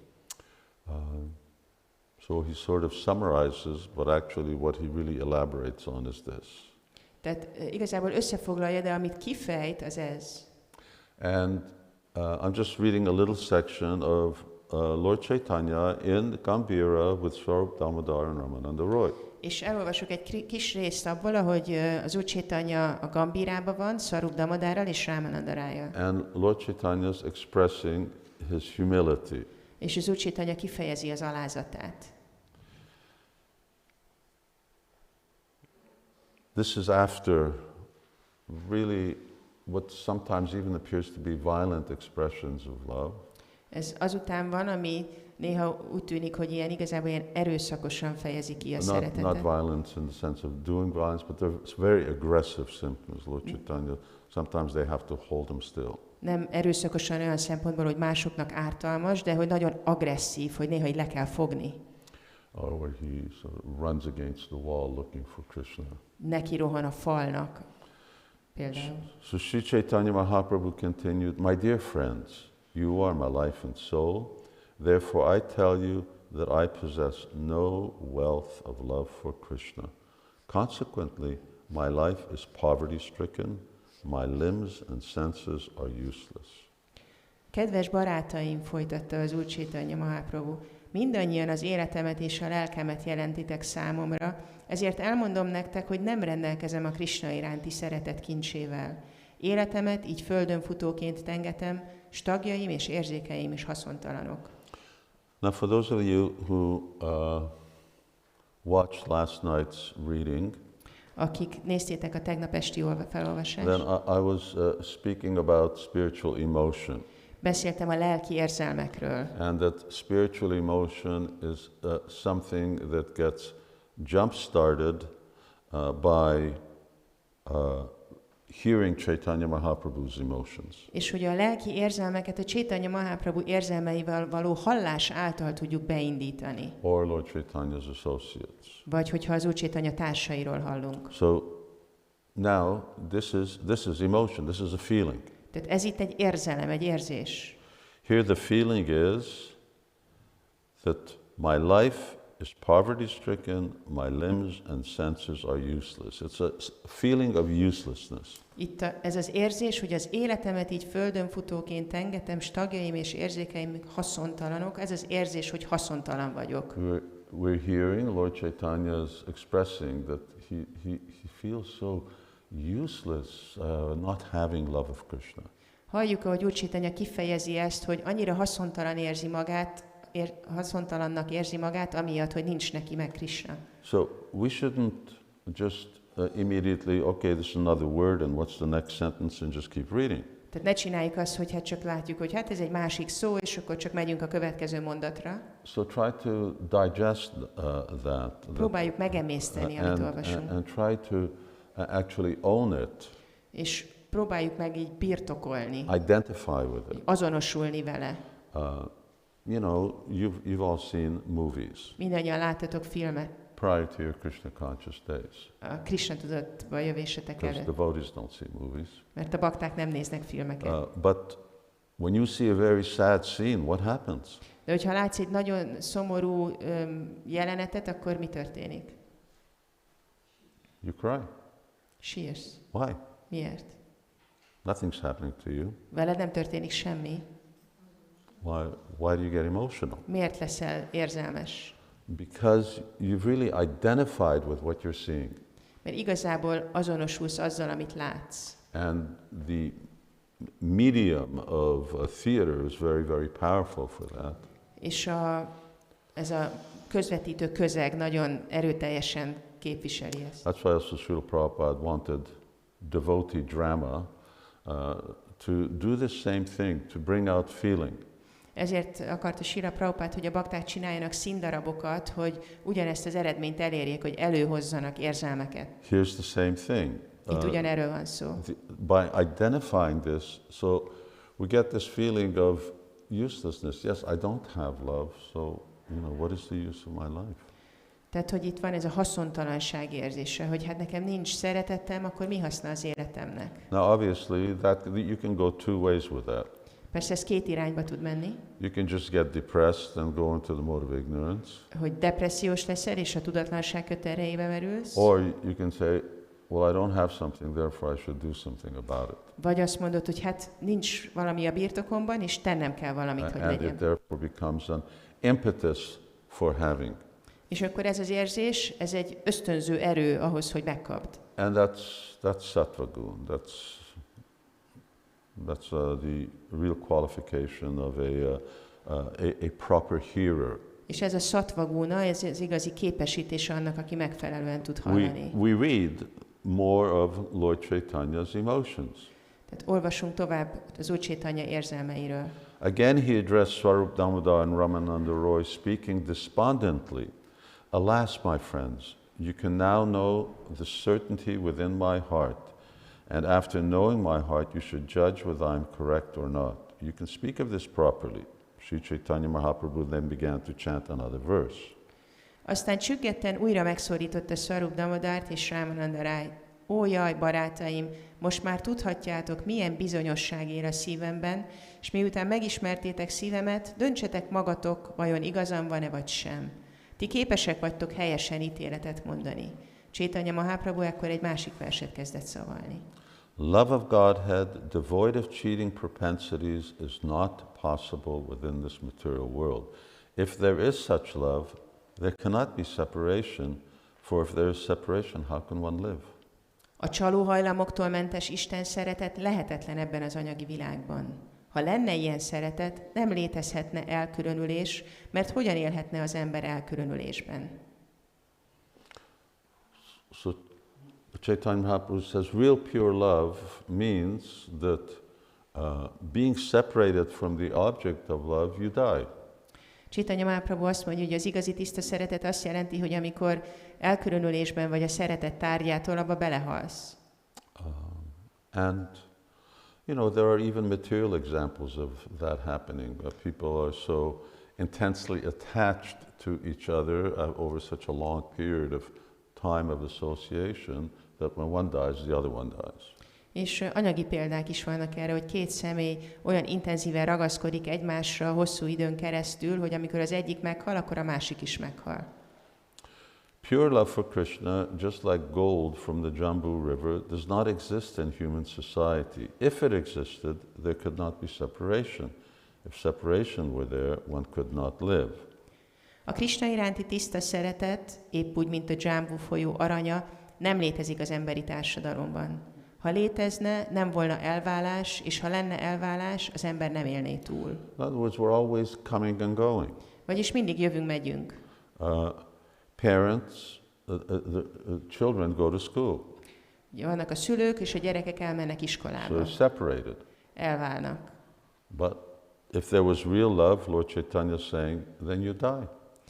Azt mondja az Úr Chaitanya, hogy ha igazi szeretet lenne közöttük, akkor ebbe belehalnának. So it's not pure. Tehát nem tiszta. It's mixed. Kevert.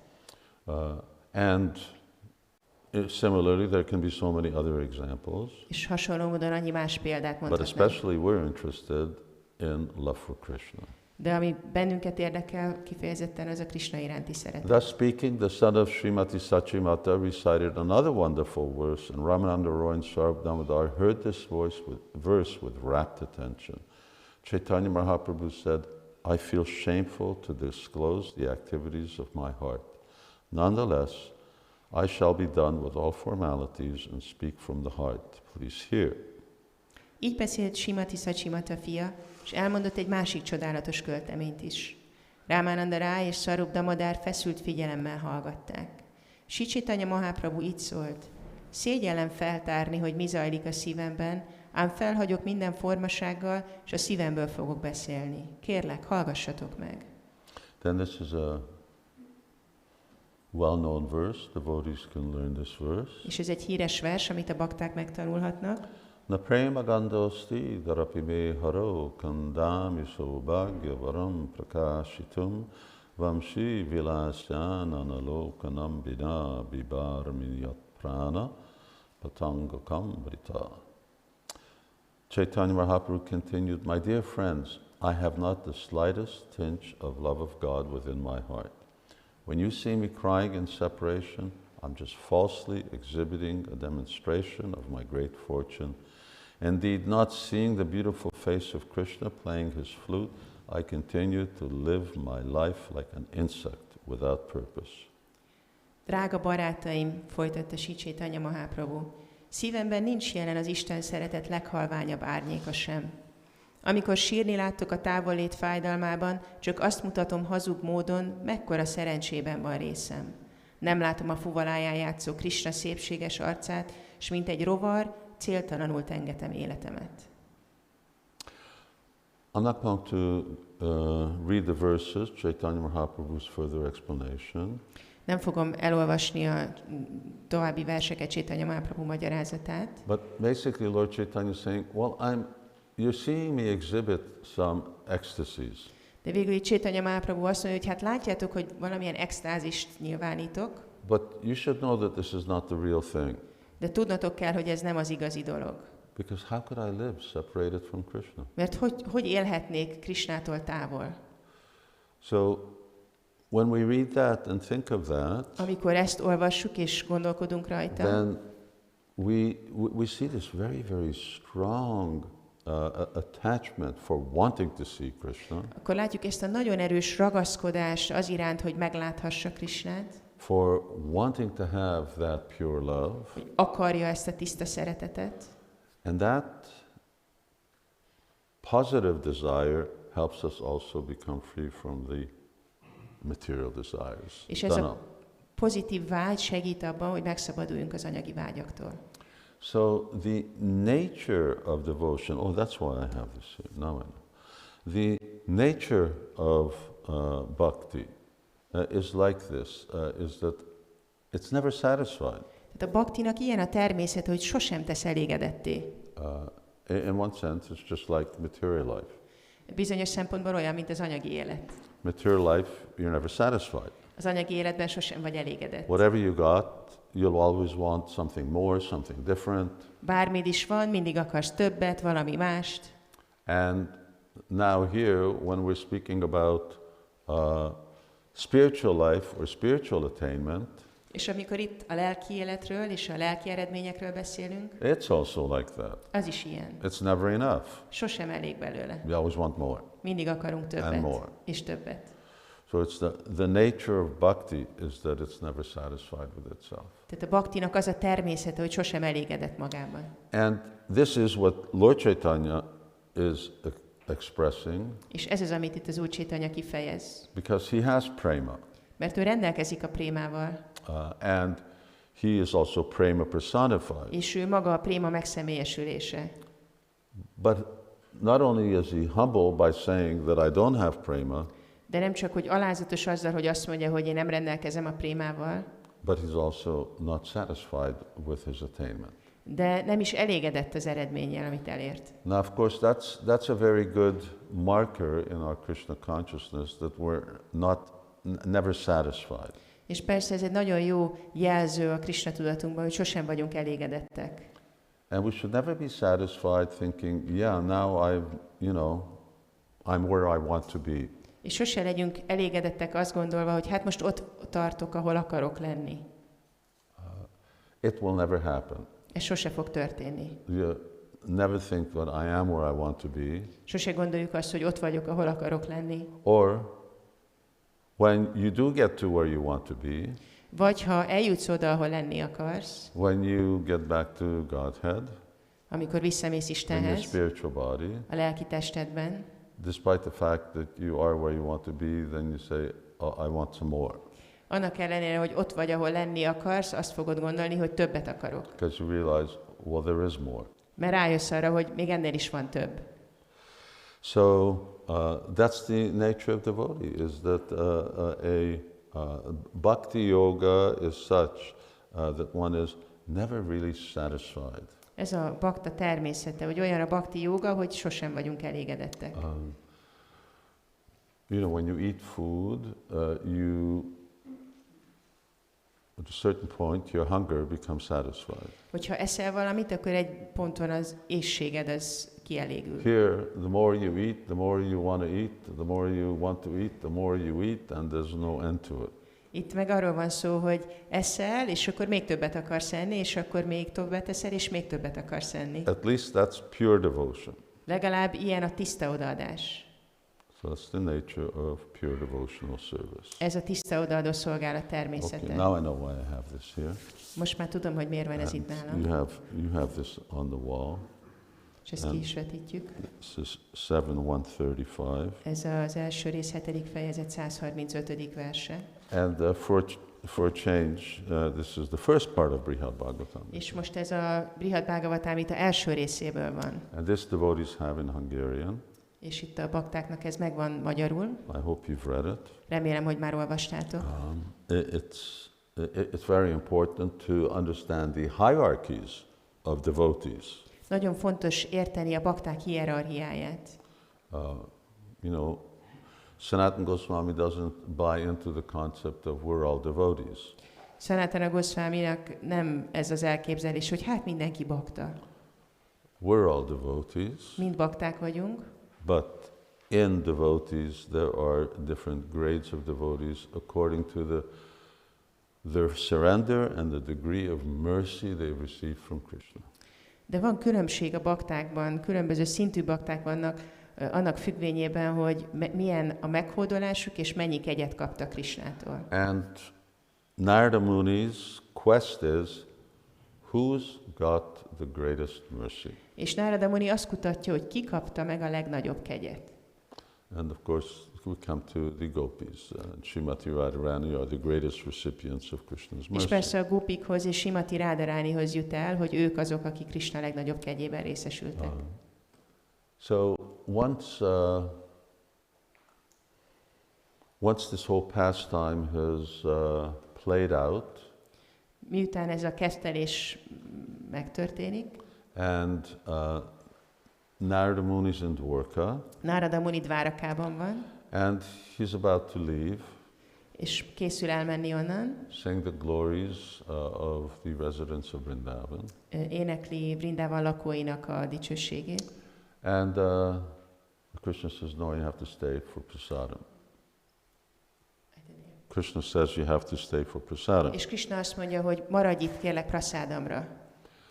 And so he and Krishna and Uddhava sit down. Ő és Krishna és Uddhava leülnek. And then Rukmini and the other queens serve them prasadam. És Rukmini és a többi királynő szolgálják őket prasádammal. And then as Narada is about to leave, és hogy Narada készül elindulni, then of course Krishna is always, all right, now you should ask me for some benediction. Krishna mondja, hogy hát most kérje tőlem valamilyen áldást. So Narada Muni asks for this blessing. Narada ezt az áldást kéri. He says, Shri Krishna Chandrakasyapi Triptir Astu Kudapina Bhavato Nugrahe Bhakto Premni Chandana Bhajane. Shri Krishna Chandra, please grant that no one will ever feel he has enough of your mercy, your devotional service, or pure love for you, the reservoir of ecstasy. Shri Krishna Chandra, kérlek, add meg, hogy soha senki ne érezze úgy, hogy eleget kapott már kegyedből, a neked végzett odaadó szolgálatból, és az irántad, az extázis tárháza iránt táplált tiszta szeretetből. So he said, asking for three things, that a devotee should never feel like he has enough mercy. Tehát 3 dolgot kér, hogy a bakta soha se érezze úgy, hogy kapott elég kegyet. Bhakti or love. Elég bhaktit, és elég szeretetet. Okay, and then Krishna's amazed. És akkor Krishna így meglepődik. Narada Muni is the guru of Bhakti Yoga. Narada Muni a Bhakti Yoga guruja. So he says, Shri Bhagavan Uvacha, O preceptor of all clever scholars, what kind of benediction is this? My mercy, my devotional service, and ecstatic love for me all have this nature. That should be simply obvious. Azt mondja, ó, okos tudósok tanítója, miféle áldás lenne ez? Az én kegyemnek, az odaadó szolgálatomnak és az irántam érzett extatikus szeretetnek amúgy is ez a természete. Ez magától értetődik. It's usually when you ask for a benediction or a blessing, you ask for something that you don't have or that doesn't exist. Általában, amikor egy áldást kérünk, akkor valami olyat akarunk, ami nincs a birtokunkban, vagy ami nem létezik. He says, well, what are you asking for this for? This exists. De Krishna mondja, hogy de miért kéred ezt? Ez már létezik. You know this exists. És te tudod, hogy ez létezik. You saw all of these devotees and you saw that they all have these characters. They're never satisfied. Láttad mindezeket a baktákat, hogy rendelkeznek ezzel a jellemzővel, hogy sosem elégedettek. So Narada Muni, he wanted to hear. Nárada Muni ezt hallani akarta. He wanted to hear Krishna speak with his own mouth that yes, this is the nature of bhakti. Akarta, hogy Krishna a saját szájával mondja ki ezt, hogy ez a bhakti természete. Because the science of devotional service is very confidential.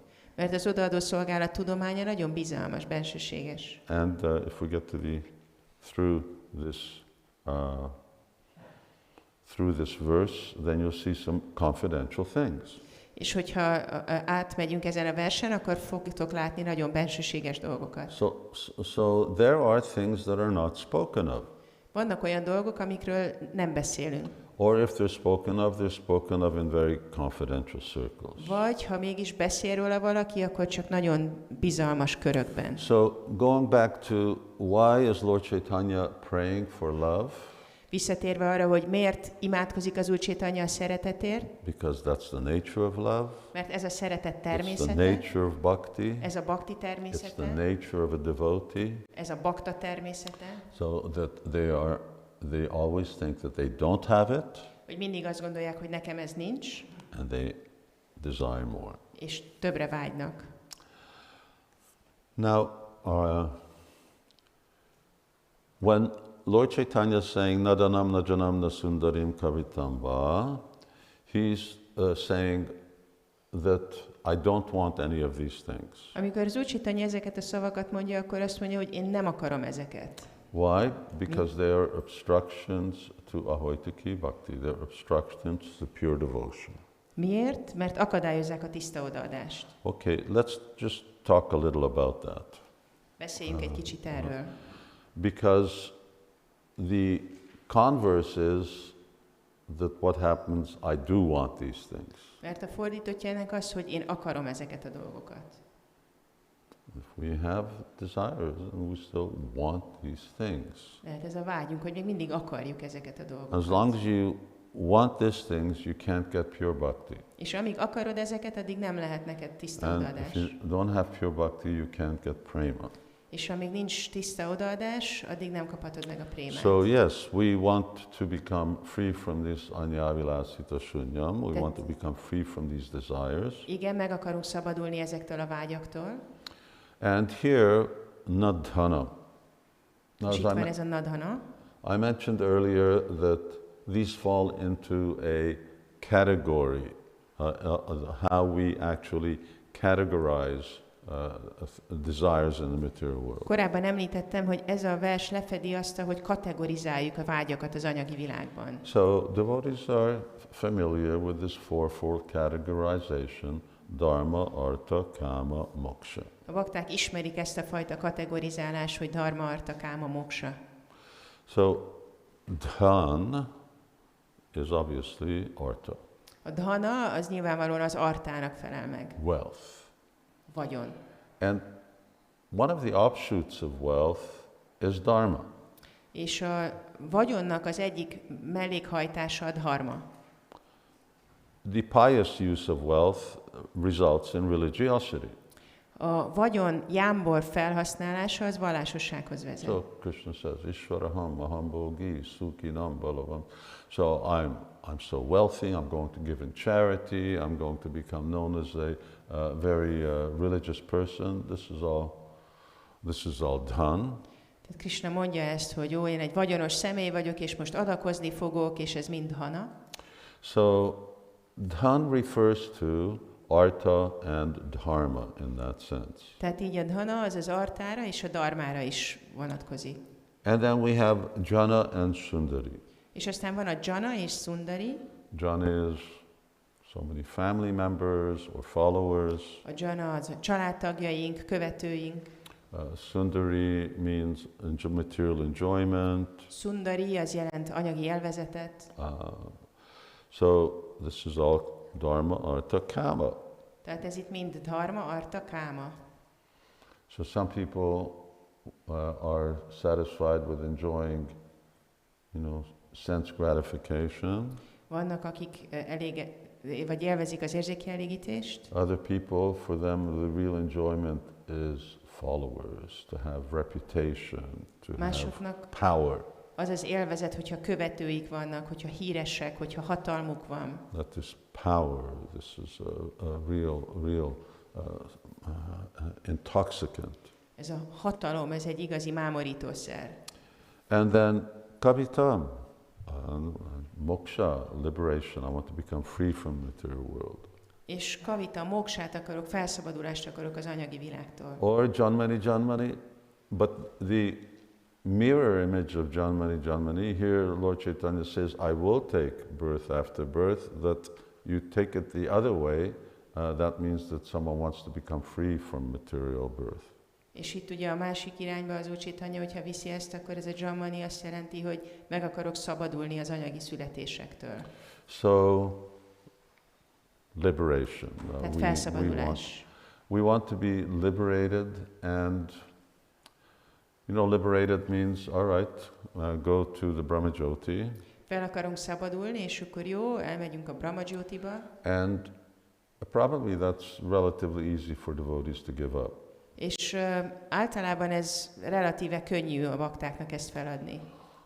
There are other types of material entanglement that are not so easy to tolerate, give up. Vannak másfajta anyagi kötelékek, amiket nem olyan könnyű feladnunk. Or just, in other words, I'm accepting the fact that I'm here in the material world and I'm going to suffer.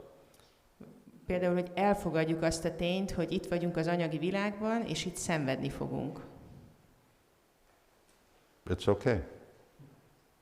I don't want to avoid it. Ez így rendben van, nem akarom elkerülni. Now that sounds good. Ez jól hangzik. Until you get into extreme pain. Amíg nincs rendkívüli fájdalmad. That's the different story.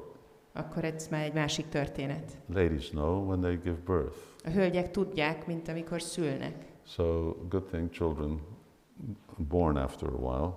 Jó, hogy a gyerekek egy idő után megszületnek. But material life is extremely painful. De az anyagi élet, ez rendkívül fájdalmas. There's a lot of physical pain, Van there's sok fizikai emotional pain, fájdalom, there's érzelmi mental fájdalom. pain. It's okay. És ez így rendben van. I'm not praying to Krishna, free me from this. Nem imádkozunk Krisnához, hogy szabadíts meg ettől. So, Mama Janmani, I don't want moksha. Én nem akarok moksát.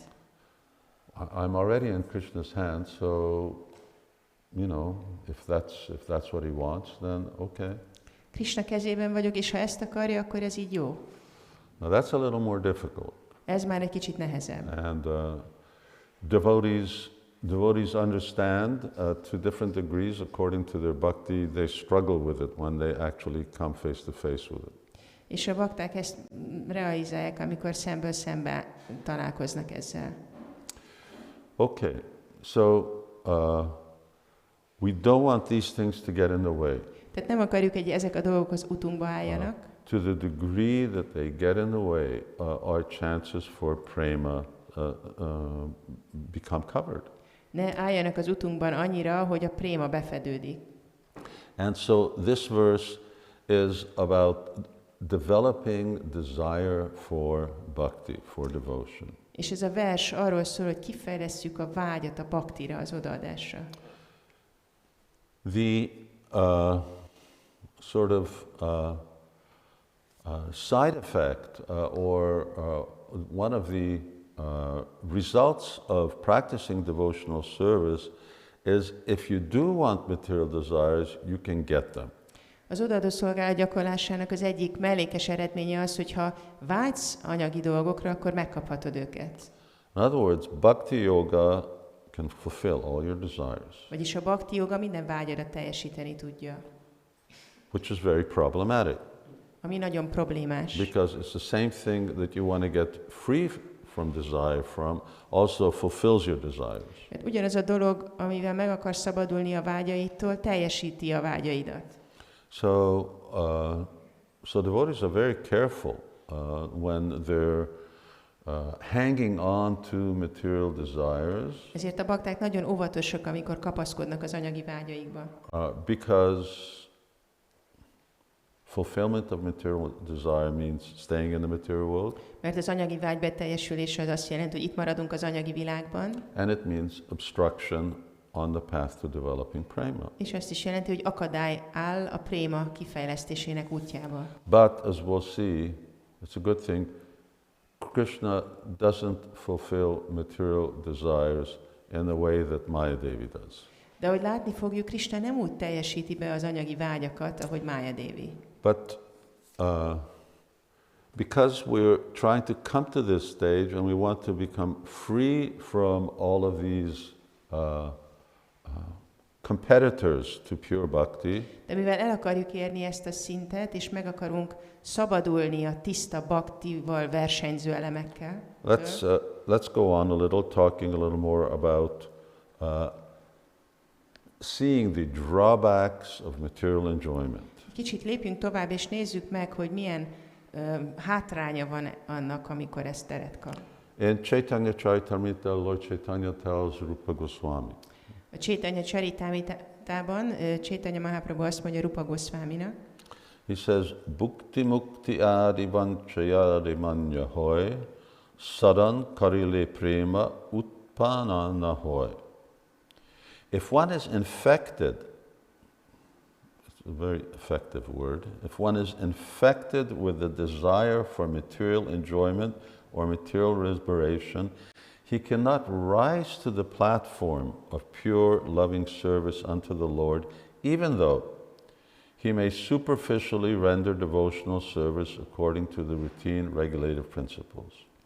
Akit az anyagi élvezet vagy az anyagi felszabadulás utáni vágy fertőz meg, egy fontos szó az a fertőz meg, az nem emelkedhet fel az Úrnak végzett tiszta szerető szolgálat szintjére, még akkor sem, ha a felszínen a megszokott szabályozó elvek szerint odaadó szolgálatot végez. So Lord Chaitanya says here, sadhana korile. Tehát az Úr Chaitanya itt azt mondja, hogy sadhana karile. You may have great sadhana. Lehet, hogy kiváló a szádanád. You may meet in the temple room at 4 a.m. every morning. Lehet, hogy minden reggel 4-kor itt vagy a templom szobában. Here for the whole morning program. Itt vagy az egész reggeli programon. But if one is infected, now you know this word infected, this relates to disease. De ha meg vagytok fertőzve, tudjátok, hogy ez a szó, hogy fertőzés, ez betegségre vonatkozik. So as long as one is infected, and an infection may be, you may not even see it. Amíg meg vagy fertőzve, és persze a fertőzés olyan, hogy van, amikor nem is látod.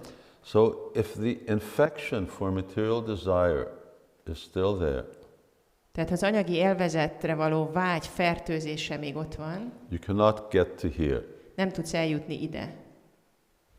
To get to this stage, nadanam, najanam, nasundarim, one has to become free from these things. Hogy eljuss ide, ahhoz meg kell szabadulnod ezektől. To come to this platform of ruchi, taste. Elérd a ruchi, az íz szintjét. If you want taste from chanting Hare Krishna. Ha akarsz ízt tapasztalni a Hare Krishna énekléséből, endlessly increasing taste, spiritual taste, és egyre fokozódó ízt, lelki ízt, then these things have to go. Akkor ezeknek a dolgoknak el kell So Lord tűnni. Chaitanya says, sadhana may be good. Tehát az Úr Chaitanya azt mondja, hogy a szádana lehet jó, But if material desires are there, or other impurities, then you cannot come to this stage. At most, nishta. de ha ott vannak még az anyagi vágyak, akkor nem tudod elérni ezt a szintet, csak a nistát. So this pure bhakti is uttam bhakti, bhakti uttama is a very elusive thing. Tehát ez a tiszta bhakti, vagy uttam bhakti egy nagyon csodálatos dolog. Here's some other names for it. Itt van néhány másik megnevezése. Uttama, nirguna, kevala, mukya, ananda, akinchana, swarup siddha, ahoituki. Mindezek. These are all names for the same thing.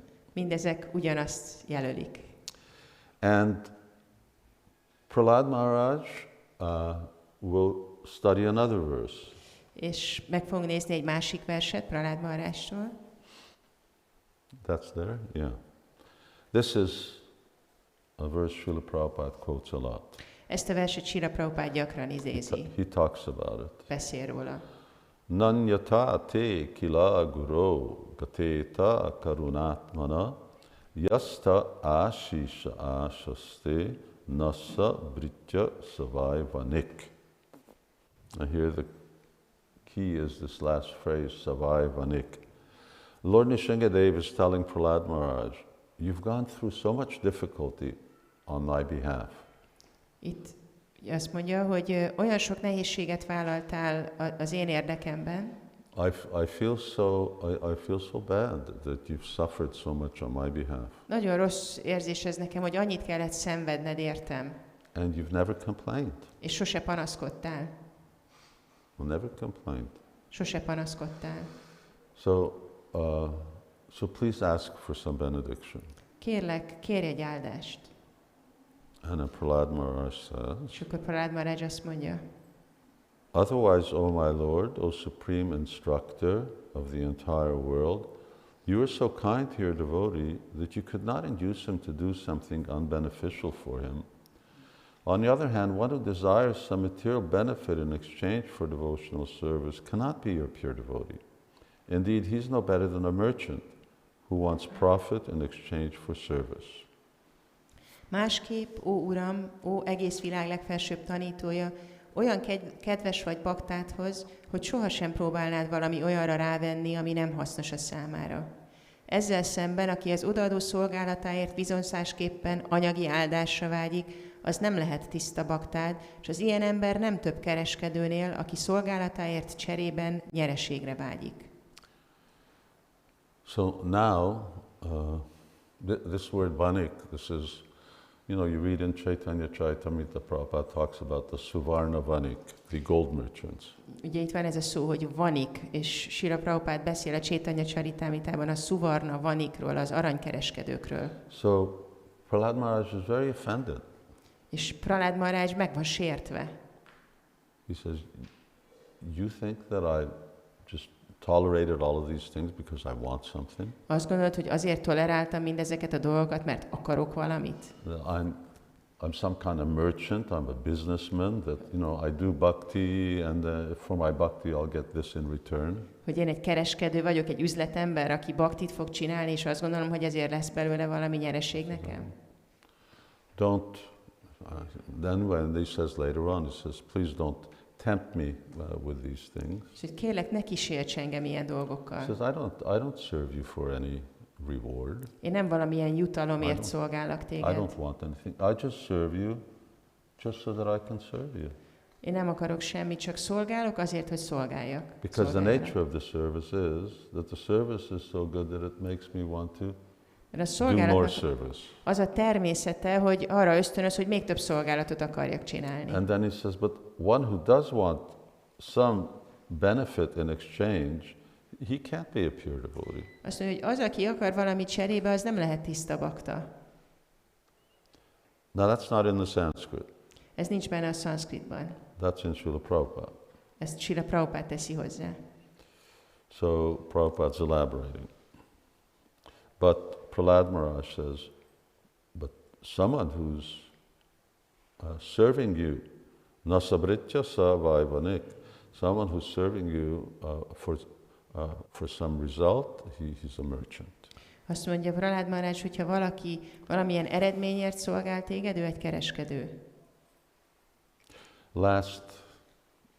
Last example. Utolsó példa.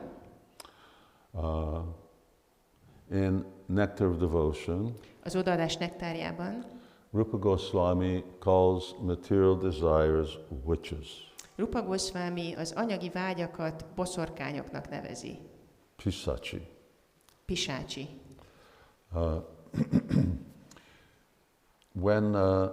And he says that desires, all of these different types of desires, are like being possessed by a ghost or being possessed by a witch.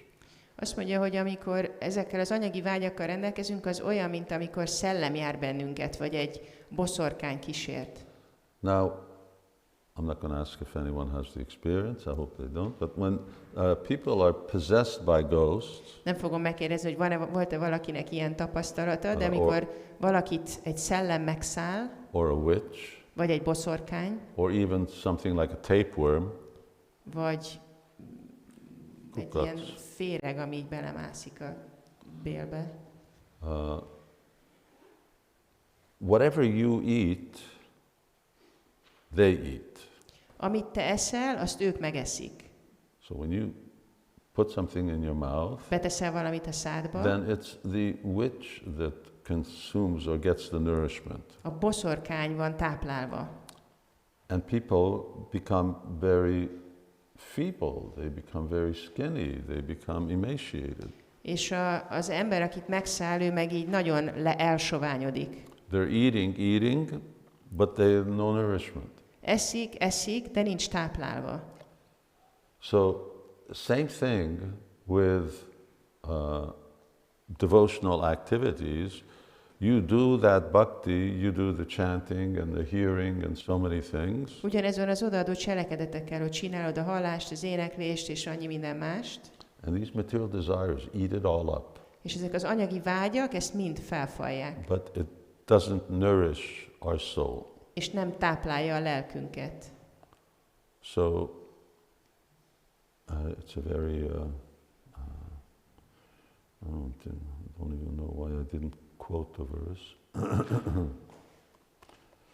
It's, well, of course, there's two. And, well, there's this one from Prema Vivarta. Bhukti mukti spriha javat pisachi riddhi vartate. Translation is, the material desire to enjoy the material world. Az anyagi vágy az, hogy élvezni akarjuk az anyagi világot. And the desire to become liberated from material bondage. És fel akarunk szabadulni az anyagi kötelékek alól. Are considered to be two witches. Ez ők olyanok, mint két boszorkány. And they haunt one like ghosts. És úgy kísértik az embert, mint a szellemek. As long as the witches remain within the heart, amíg ezek a boszorkányok ott maradnak a szívben, how can one feel transcendental bliss? hogyan tud valaki transzcendentális boldogságot tapasztalni? As long as these two witches remain in the heart, amíg ez a két boszorkány ott marad a szívben, there is no possibility of enjoying the transcendental bliss of devotional service. nincs lehetőség annak, hogy élvezzük az odaadó szolgálat transzcendentális boldogságát. So that's Bhakti Rasamrita Sindhu. Ez a Bhakti Rasamrita Sindhuban van. They just eat up. They eat up the results of our devotion. Felfalják az odaadásunkat. There is a wonderful verse in the 5th canto. Van egy csodálatos vers az 5. énekben. Satyam disha tartitam artito nrinam.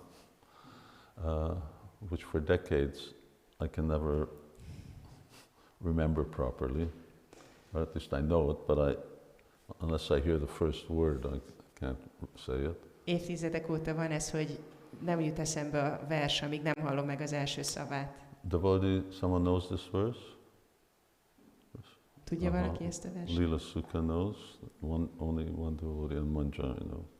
Okay, and anyway, I'll read this. I'll read, Kaviraj Goswami now explains how Krishna fulfills material desires of a devotee. Elolvasom ezt a verset, hogy hogyan teljesíti be Krishna a bakta anyagi vágyát. And just to summarize, és csak hogy összefoglaljam, if you want Krishna to fulfill your material desire, ha azt akarod, hogy Krishna teljesítse az anyagi vágyadat, it's going to really hurt. Ez igazából fájni fog.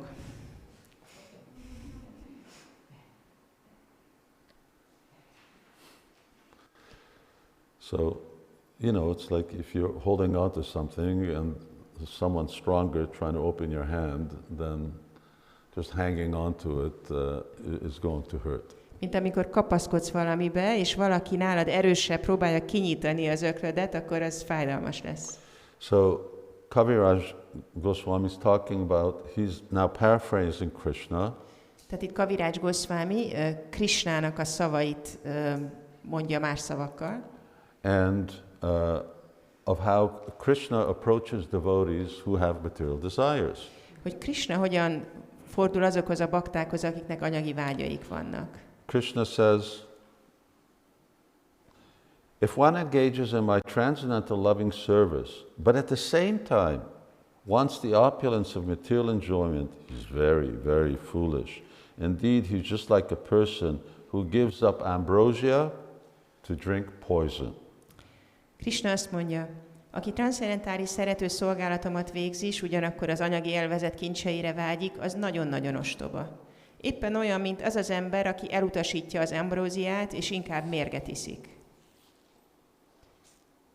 Ez nincs, ugye? Nincs. No.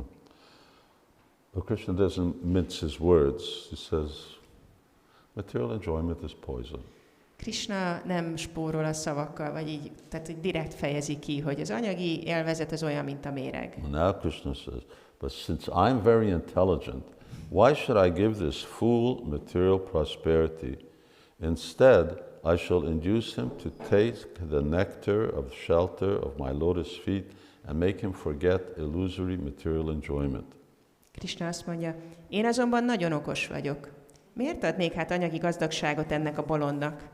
Inkább ráveszem, hogy fogadja el lótuszlábam oltalmának nektárját, és elfeledtettem vele a csalóka anyagi élvezetet. Krishna said, okay, he wants it, well, I'll give it to him, but in a way that he's going to actually want to take shelter of my feet and forget about this material enjoyment.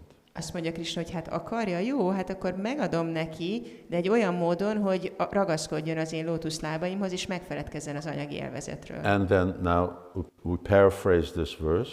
És aztán ezt a verset mondja más szavakkal.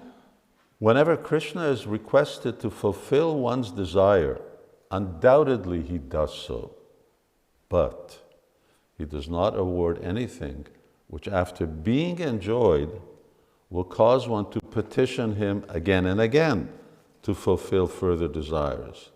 When one has other desires but engages in the Lord's service, Krishna forcibly gives one shelter at his lotus feet where one will forget all other desires.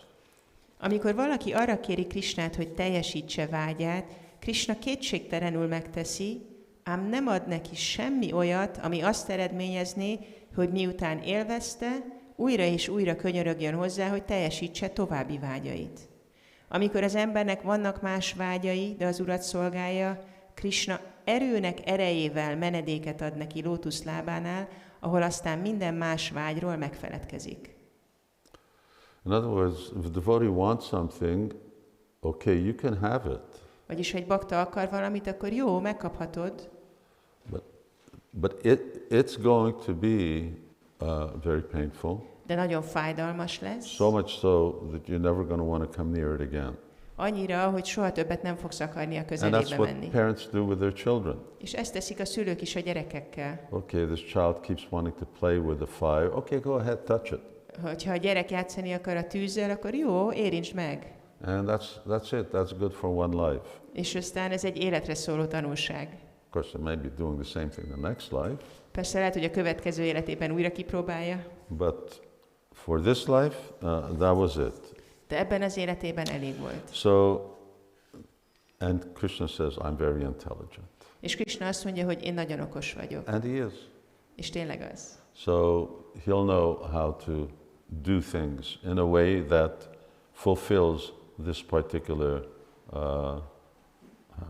prayer here. Ő tudja, hogy kell úgy csinálni a dolgokat, hogy beteljesüljön ez az ima itt. And now this is the Bhagavatam version of what we just heard. És ez a Bhagavatam változata annak, amit The hallottunk. Supreme Personality of Godhead fulfills the material desires of a devotee who approaches him with such motives, but it does not bestow benediction upon the devotee that will cause him to demand more benedictions again. However, the Lord willingly gives the devotee shelter at his own lotus feet, even though such a person does not aspire for it, and that shelter satisfies all his desires. That is the Supreme Personality's special mercy. Az Istenség legfelsőbb személyisége teljesíti a bakta anyagi vágyait, ha a bakta ilyen szándékkal fordul hozzá, de nem ad olyan áldást neki, ami azt eredményezné, hogy még több áldást kérjen. Ám lótuszlábainál még akkor is örömmel nyújt menedéket a baktának, ha az nem vágyik rá, és ez a menedék teljesíti minden kívánságát. Ez a legfelsőbb személy különleges kegye. So this is, yes, Krishna's special mercy. Tehát ez Krisna különlegessége. Krishna's way of fulfilling our desires. Az a módszere, hogy Krisna teljesíti a vágyainkat. So, the worst way is material energy. A legrosszabb, amikor ezt az anyagi energia teszi. Of course, we've left that behind.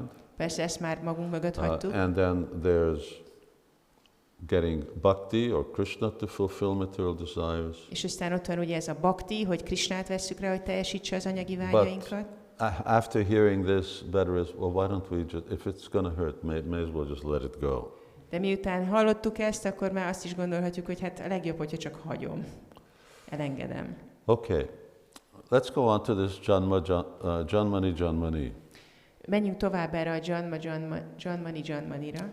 And because Lord Chaitanya says, all right, take birth after birth. Mert ugye az Úr Chaitanya azt mondja, hogy megszületek életről életre. So, why would a devotee want to take birth after birth? Miért akarna egy bakta újra és újra megszületni? Obviously, it's also an expression of humility. Nyilvánvalóan ez is az alázat megnyilvánulása. Chaitanya Mahaprabhu's devotional mood is inspiring him to express that as long as I can serve you, whether I'm in the material world, in the spiritual world, it really doesn't matter. Chaitanya Mahaprabhu azt akarja itt kifejezni, hogy ha én csak szolgálhatlak téged, akkor az, hogy én az anyagi világban vagyok, vagy a lelki világban, annak nincs jelentősége. Let me take birth, and as long as I take birth in the family of devotees. Szülessek meg, ha bakták családjában születek. Or Bhaktivinoda Thakur even says, let me just take birth even as a ant in the house of a devotee. Bhaktivinoda Thakur pedig azt mondja, hogy akár hangyaként szülessek meg egy bakta házában. What's the benefit of being an ant? Mi a haszna annak, hogy hangya vagy? You get Mahaprasadam. Kapsz Mahaprasadamot. You get devotees' remnants. Megkapod a bakták maradékát. So then immediately you become liberated. És azonnal felszabadulsz. So just somehow or another to get the association of devotees. Valahogy megkapni a bakták társaságát. Another reason why Janmani, which devotees well know, is for preaching. Egy másik ok ennek a Janmani-nak az a prédikálás. Well, Srila Prabhupada says that our acharyas, they never want to go back to Godhead, they just go from one place to another to preach in the material world. Srila Prabhupada azt mondja, hogy az ácsajráink sosem akarnak visszamenni Istenhez, hanem mindig csak akarnak menni prédikálni az anyagi világban. So if that's what Krishna wants, a devotee is happy to do that. És hogyha Krishna ezt akarja, akkor a bakta örömmel ezt teszi. And the third is what we're going to look into, I referred to earlier. És a harmadik dolog, amit alaposabban meg fogunk nézni, amire korábban utaltam. As one of the secrets of bhakti. A bhakti az egyik titka. And that is that the development of devotional service may require it. Maybe. May require it. Ja, hogy az odaadó szolgálat fejlődésének szüksége lehet erre. So as we mentioned, that here at this stage of ruchi, one has attained pure devotion. Ahogy említettük, a rucsinak ezen a szintjén az ember elérte a tiszta odaadást. Pure devotion means a devotee has a spiritual body. A tiszta odaadás azt jelenti, hogy a bakta lelki testtel rendelkezik. And you've read this many times before, is a devotee's body transforms. És ezt sokszor olvastátok már, hogy egy baktának a teste az átalakul. The pure devotion of a devotee transforms his body into spiritual substance. A bakta tiszta odaadása transformálja a testét lelkivé. Chaitanya Mahaprabhu was talking to Sanatana Goswami. Chaitanya Mahaprabhu Sanatana Goswamihoz beszél. And this Sanatana Goswami is trying to commit suicide. Sanatana Goswami öngyilkos akar lenni. So Chaitanya was very angry. Úr Chaitanya nagyon dühös. He says, how can you commit suicide? Szóval, hogy hogyan lehetnél öngyilkos? He says, your body belongs to me. A te tested az enyém. So how do you have any right of destroying my property? Hogy lenne jogod ahhoz, hogy elpusztítsd az én tulajdonomat? Besides, you are not going to get rid of your problems by getting another body. Sőt, a problémától nem tudsz megszabadulni azzal, hogy megszabadulsz a testettől. And then he goes on to explain the stature, the nature of a Vaishnava. És akkor magyarázza egy Vaisnavának a természetét. So he says, Prabhu kahe, Vaishnav deha prakrita kabunai, aprakrita deha, bhaktira chid anandamoy. Lord Chaitanya said, the body of a devotee is never material. It is considered to be transcendental, full of spiritual bliss. Sri Chaitanya Mahaprabhu így szólt, egy bakta teste sohasem anyagi. Transzcendentálisnak, lelki gyönyörből állónak kell tekinteni. Who's Lord Chaitanya talking about? Kiről beszél az Úr Is he talking Chaitanya? about his eternal associates? I mean, that we know, that they all have spiritual bodies. Az örök társairól beszél? Persze tudjuk, hogy nekik lelki testük Let van. me just read a little of the purport. Olvassunk egy picit el a magyarázatból. Chaitanya Mahaprabhu is trying to convince Haridas Thakur and Sanatana Goswami that a devotee whose life is dedicated to the service of the Lord is never in the material conception, because he always engages in the service of the Lord. His body is transcendental and full of spiritual bliss. One should never consider his body material, just as one should never consider the body of the deity worshipped in the temple to be made of stone or wood.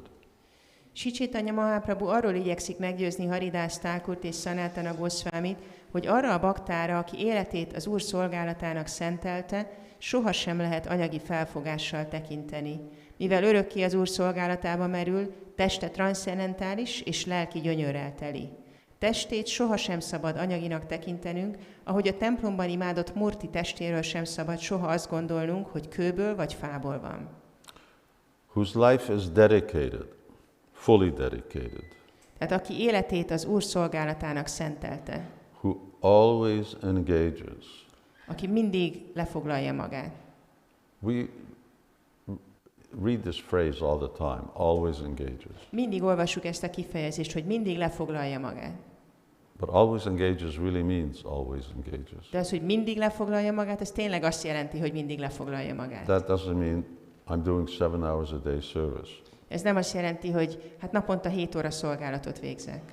It means my mind, my heart, I'm fully always absorbed in serving Krishna. Ez azt jelenti, hogy az elmémmel, a szívemmel állandóan el vagyok merülve Krishna szolgálatában. Now this stage of devotion Az odaadásnak ez a is the szintje, preliminary stage of that.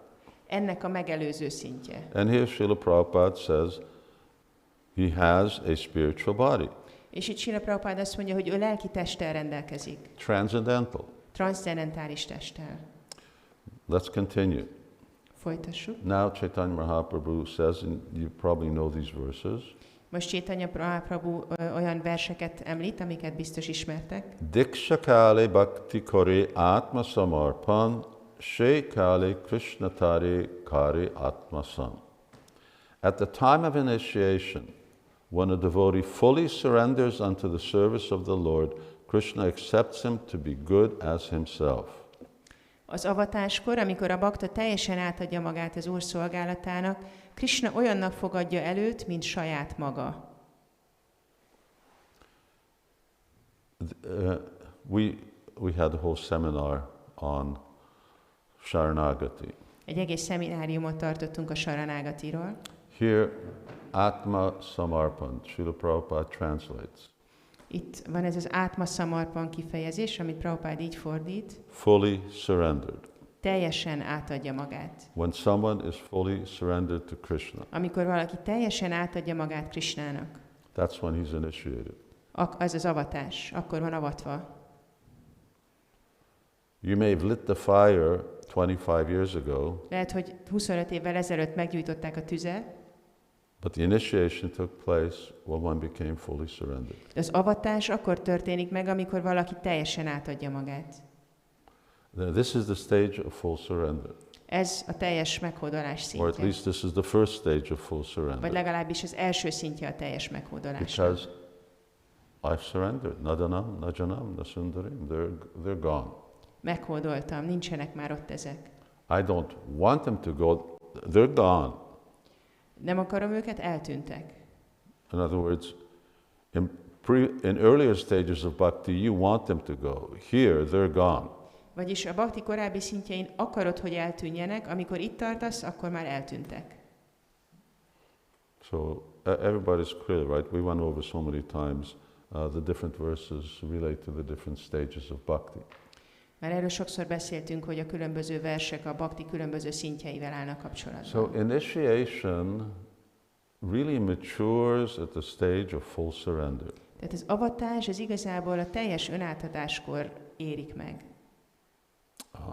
It gives a good perspective on what initiation actually means. Egy jó perspektívát ad arról, hogy mit is jelent igazából Lord az Chaitanya avatás. continues. Az Úr Chaitanya folytatja. When the devotee's body is thus transformed into spiritual existence, the devotee in the transcendental body renders service to the lotus feet of the Lord. Amikor teste így átlényegül, s lelki lesz, a bakta ebben a transzcendentális testben végez szolgálatot az Úr lótuszlábának. And then this is a quote from Srimad Bhagavatam. I'll just read the translation. És aztán van egy idézet a Srimad Bhagavatamból, csak a fordítást olvasom. It's from the 11th canto, 11. énekből, Uddhava Gita, Uddhava Gitából. well-known verse. Egy jól ismert vers. The living entity who is subjected to birth and death attains immortality when he gives up all material activities, dedicates his life to the execution of my order, and acts according to my directions. In this way, he becomes fit to enjoy the spiritual bliss derived from exchanging loving mellows with me. Az élőlény, aki engedelmességgel tartozik a születésnek és a halálnak, halhatatlanná válik, amikor felhagy minden anyagi tevékenységgel, amikor életét utasításom végrehajtásának szenteli, és amikor utasításom szerint cselekszik. Így alkalmassá válik arra, hogy megérezze azt a lelki gyönyört, amely kölcsönös szeretetünk transzcendentális ízeiből származik. So, again, Krishna says, when you give up all material activities and dedicate your life to Krishna, Krishna itt megint azt mondja, hogy amikor valaki felhagy minden anyagi tevékenységgel, és az életét Krishnának szenteli, one attains immortality halhatatlanná válik, in the sense that one comes to a spiritual platform, abban az értelemben, hogy eléri a lelki szintet, and one becomes qualified to actually then really progress to the stage of spiritual bliss or bhava. és képesített lesz arra, hogy elérje a lelki boldogság I just szintjét. want to read a purport from Srila Prabhupada. Csak el szeretném olvasni Srila Prabhupád We're magyarázatát. going to go a little over time, but we're doing good. Lehet, hogy picit túlmegyünk az időn, de jól haladunk. This is a quotation from Srimad Bhagavatam. Ez egy idézet a Srimad Bhagavatamból. Sorry. At the time of initiation, a devotee gives up all his material conceptions. That's initiation. Therefore, I'm not saying that because that's what I did when I got initiated. Unfortunately, these books weren't even printed when I got initiated. But I think very few of us give up all material conceptions when we take initiation. Tehát így megy a magyarázat, hogy ez az idézet a Srimad Bhagavatamból származik, az avatáskor a bakta feladja minden anyagi felfogását, ezért az Istenség legfelsőbb személyiségével való kapcsolata miatt transzcendentális szintre kerül. Nem mondom, hogy ez történt, amikor én avatást kaptam, még akkor nem is voltak meg ezek a könyvek, amikor én avatást kaptam.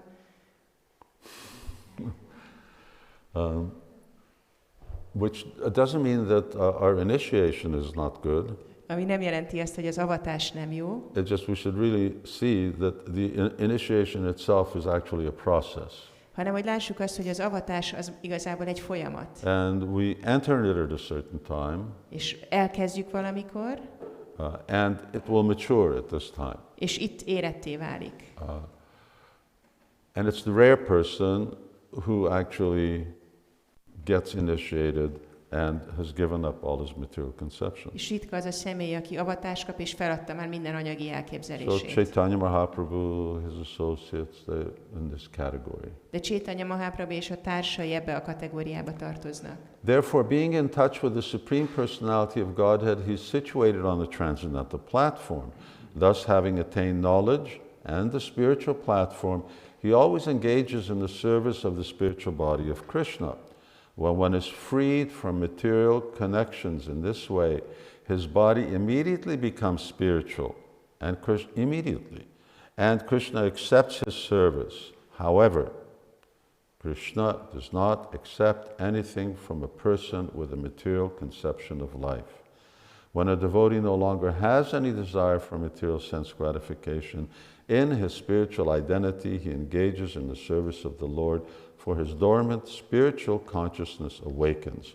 This awakening of spiritual consciousness makes his body spiritual, and thus he becomes fit to render service to the Lord. Ekképpen tudásra szertéve és a lelki síkot elérve örökké Krisna lelki testének szolgálatát végzi. Amikor valaki így módon megszabadul az anyagi kapcsolatoktól, teste azonnal lelkivé válik, és Krisna elfogadja szolgálatát. Egy anyagi életfelfogású embertől azonban Krisna semmit sem fogad el. Amikor a bakta nem vágyik többé anyagi érzékkielégítésre, lelki azonosságában az Úr szolgálatába merül, mert felébredt szunnyadó lelki tudata. A lelki tudat ébredése lelkivé teszi testét, és így alkalmassá válik az Úr szolgálatára. So, the real importance here is that when a devotee fully surrenders, Tehát itt igazából arról van szó, hogy amikor egy bakta teljesen átadja magát, or at the stage of devotion, the stage of ruchi, this is the stage of full surrender. Ez a rucsinak a szintje, a teljes meghódolásnak a And szintje. at that point, the body transforms. És ezen a ponton a test az átalakul. Now the transformation has been taking place, Már megtörtént az átalakulás, but it becomes a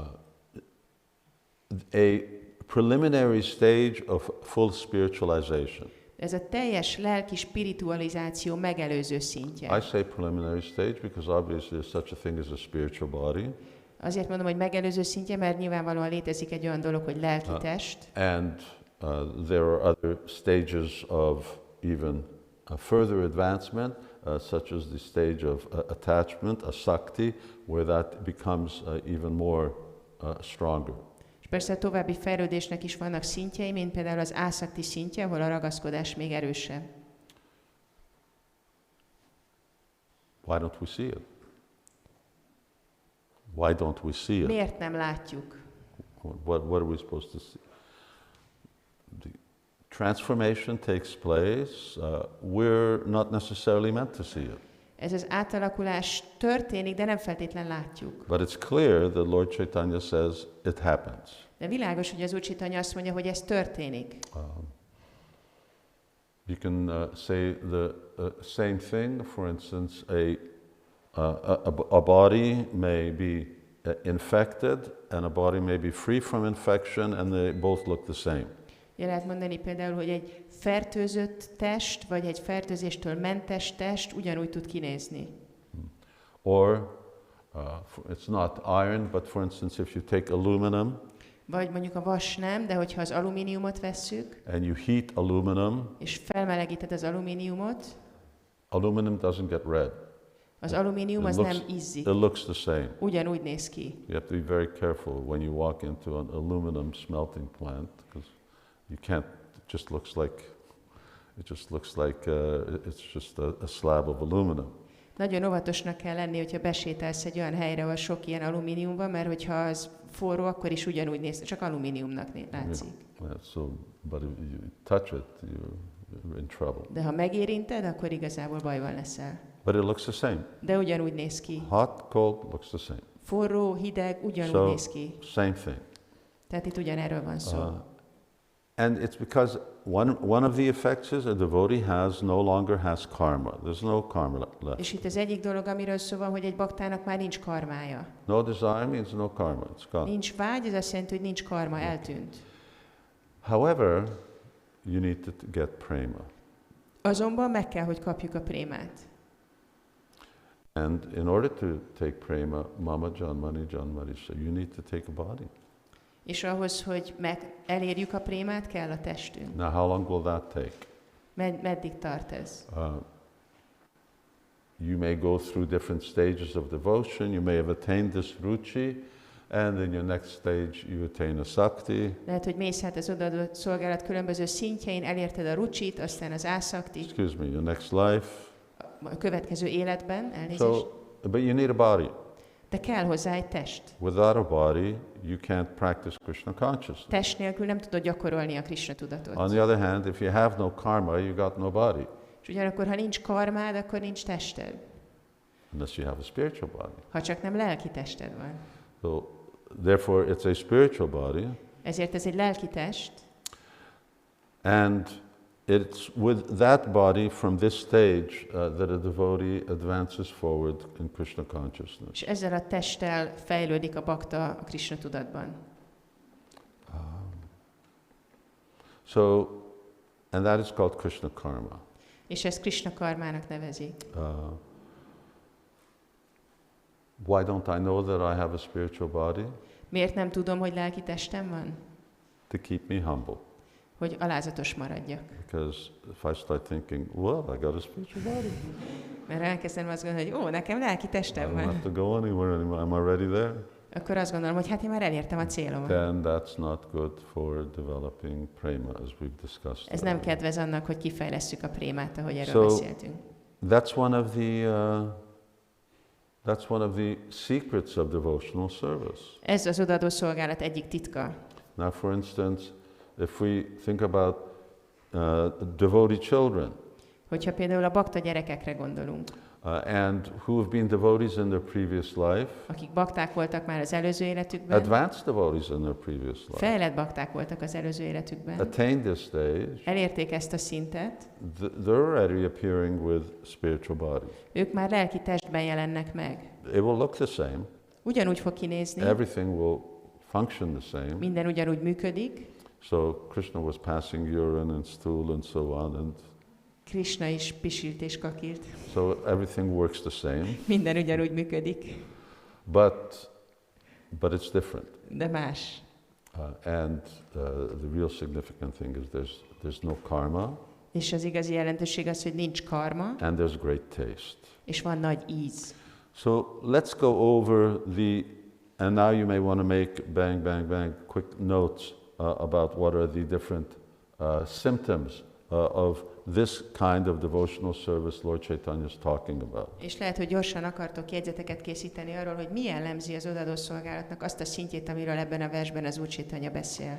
So as I mentioned, here we've gone beyond the tipping point. Ahogy említettem, itt a billenési ponton már túl vagyunk.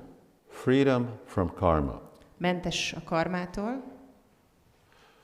Which really opens the gateway for connecting with higher stages of devotion. Ami igazából kinyitja a kaput, hogy az odaadó szolgálat magasabb szintjeihez kapcsolódjon valaki. In other words, unless devotees really causing problems for themselves by offenses, tehát ha csak nem a bakták igaziból problémákat okoznak maguknak azáltal, hogy sértéseket követnek el, here things speed up.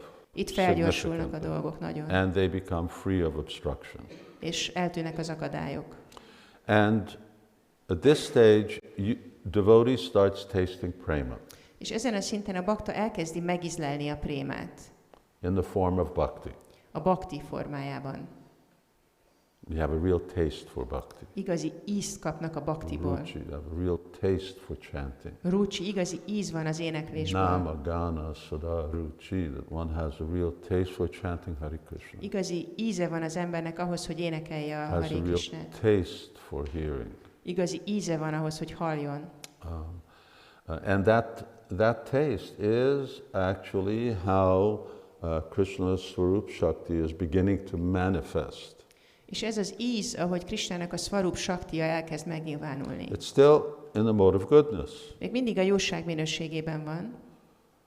But now it's developed. It's advancing mode of goodness, going towards transcendence. De ez egy fejlődő jóság minősége, ami a transzcendens felé tart. As I mentioned, we talked about Sharanagati. This is full surrender. Ahogy beszéltünk a Saranágatiról, ez a teljes meghódolás. Mamekam Sharanam, this is Sharanam.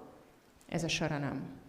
And faith is now here matures. És itt a hit az éretté válik. There's two kinds of pure faith. Kétféle tiszta hit van. One is faith. Az egyik az a, melyik hit, vagy milyen hit? One is faith which is directed by Shastra. Az egyik hitet a Shastra irányítja. And the other is faith. A másik hitet pedig which is on the basis of taste. Az íz irányítja. Rag. Egy ízen alapul. This is the beginning of spontaneity naturally starts to manifest. Itt a spontaneitás természetesen kezd megnyilvánulni. Because it's not just because Shastra told me, Guru Maharaj told me, and my intelligence tells me. Tehát itt már nem arról van szó, hogy csak azért, mert a Shastra mondja, a Guru Maharaj mondja, az intelligenciám mondja. I taste it. Hanem érzem az ízét. I can feel it. Érzem. I know it's the right thing. Tudom, hogy ez a jó dolog. Cultivating a different type of taste. Ez egy másfajta íznek a kultiválása. So this becomes the beginning of if a devotee has interest and cultivates spontaneity, this is where it starts. Tehát, hogyha egy baktának van érdeklődése a spontaneitás felé, akkor és elkezdi ezt kultiválni, ez itt kezdődik. And sadhana is no longer my medicine. És innentől a szádana már nem a gyógyszerem. It's my food. Hanem az étkem. It's not solving my problems. Nem a problémámat oldja meg. It's my life. Ez az életem.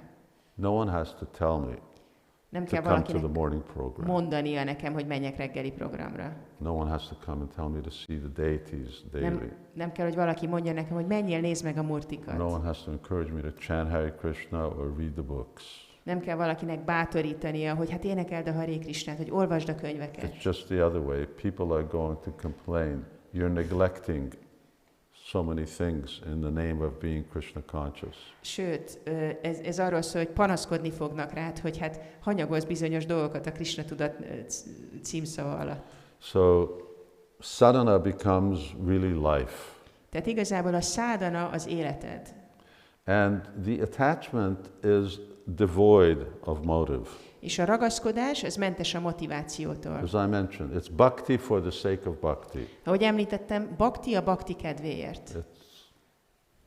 It's like a drunkard. They're just like, you just keep drinking and you just want more and more. Mint egy részeg ember, csak iszik és többet akar. The earlier stage, we were talking about anartha nivriti. Ja, a korábbi szinteken az anartha nivritiről beszélünk. What does anartha nivriti really mean? It means I want to become free from bad habits. Mit jelent igazából az anartha nivriti? Hogy meg akarok szabadulni a rossz szokásoktól. Basically, I want to become a good devotee. Alapvetően jó bakta akarok lenni. I want to be a good person. Egy jó személy akarok lenni. Well, now, and that's what anartha nivriti. And if I can become free from all of these bad habits, ez az anartha nivriti, és hogyha tényleg meg tudok szabadulni ezektől a rossz szokásoktól, then I can practice Krishna consciousness in a way that I can become free of my karma. Akkor egy olyan módon tudom gyakorolni a Krishna tudatomat, hogy meg tudok szabadulni a karmámtól. And that's nishta. És ez a nishta. So anartha nivriti is that I'm trying to become good. Anartha nivriti az, hogy próbálok jó lenni. Nishta is that I'm trying to become free of all my karma. Nishta az, hogy próbálok megszabadulni minden karmámtól. And ruchi is where I'm tasting transcendence. És a ruchi az, amikor már megízlelem a transzcendenst. And because all the seeds of desire are burnt. Tehát amikor a vágynak a magja mind elégett, that means that the bhaktilata bij is really blossoming. Ez azt jelenti, hogy ez a bhaktilata bij, ez igazából virágot bont. Chaito Darpanam Arjanam, the 7 excellences. Van a 7 kiválóság. There, Shreya Koiravra Chandrika Vitaranam referred to this verse. Ez a sor erre a versre utal. So, Shreya Koirava, Shreya means auspiciousness. Shreya azt jelenti, hogy kedvezőség. So, Shreya Koirava Chandrika Vitaranam, Chaitanya Mahaprabhu is saying that this white lotus of auspiciousness starts to open. Chaitanya Mahaprabhu azt mondja, hogy a kedvezőség fehér lótuszvirága elkezd kinyílni. So if you all remember, we spent a lot of time on verse number 1. Ugye emlékeztek rá, hogy sok időt töltöttünk az első verssel. And another name for Shreya is Shubha. És a Shreya szóval szinonima, ez a Shubha szó. Shubha means good fortune or virtue, beauty, and so on. Shubha azt jelenti, hogy jó szerencse, erény, szépség. And this is one of the 2 qualities of sadhana bhakti that Rupa Goswami begins with. És a sadhana bhaktinak ez 2 jellemzője, amiről Rupa Goswami elkezd beszélni. And this is what auspiciousness is about. És erről szól a kedvezőség. I just want to explain what the 4 symptoms of this auspiciousness are. Rupa Goswami talks about. Csak meg akarom mutatni, hogy mi ez a 4 szimptóma, amiről Rupa Goswami beszél. So he says, Shubhadatvam, Shubhani, Prinanam, Sarva, Jagatam, Anuraktata, Sadguna, Sukham, Ittadini, Akyatani, Manishibhi. Next, the second unique characteristic of Uttama Bhakti, namely its bestowal of Shubha, is discussed. The wise explain that there are 4 types of auspiciousness: affection for all living entities, being attractive to all living entities, possession of good qualities, and happiness, as well as other items. A következőként az Uttama Bhakti második egyedi jellemzőjéről lesz szó, vagyis arról, hogy hogyan is adja az a subhát. A bölcsek magyarázzák, hogy a kedvezőségnek, a subhának 4 típusa van. Az összes élőlény iránti szeretet, vonzódás az összes élőlényhez, rendelkezés minden jó tulajdonsággal, és boldogság, valamint más dolgok.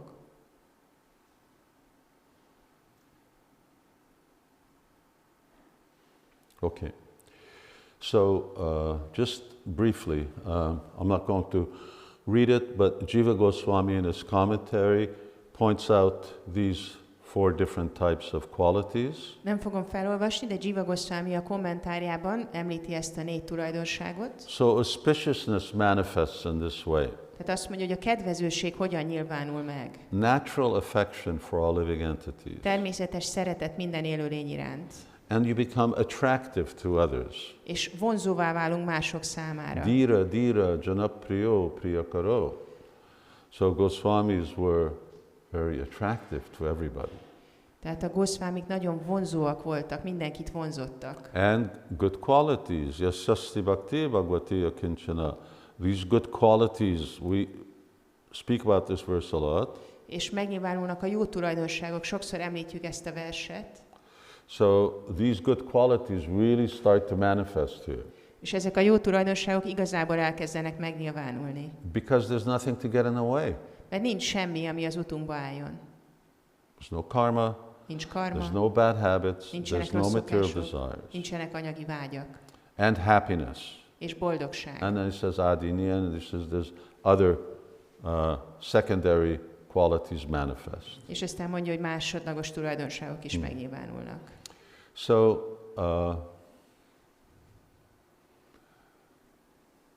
I don't know, maybe I will just skip this, yes.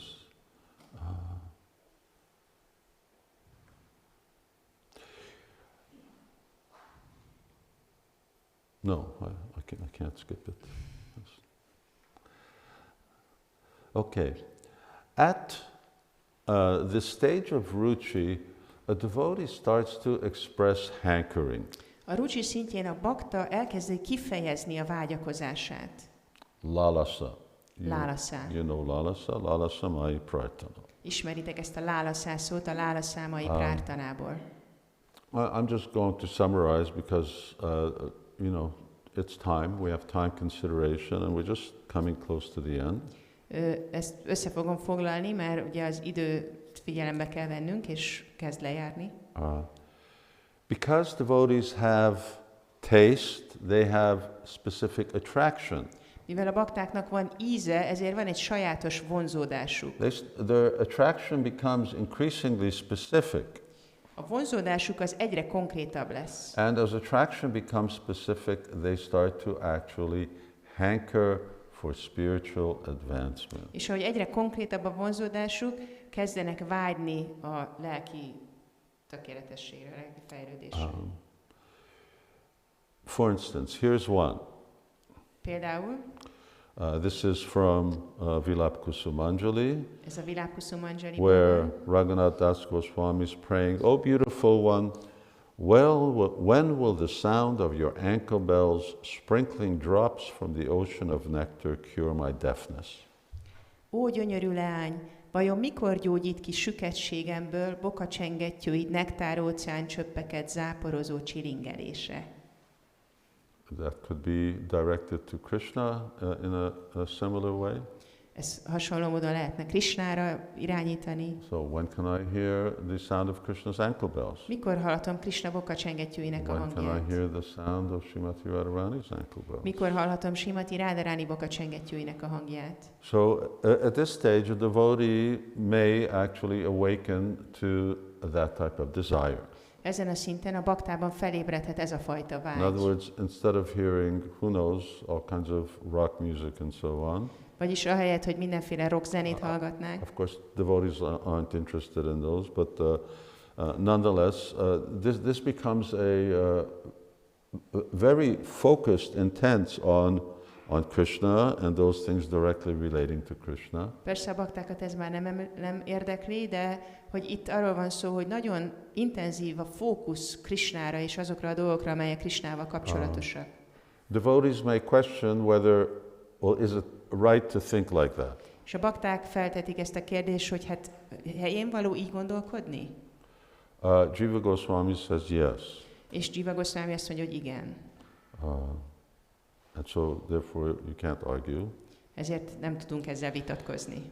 He points out that generally these type of aspirations are for those who have actually attained bhava.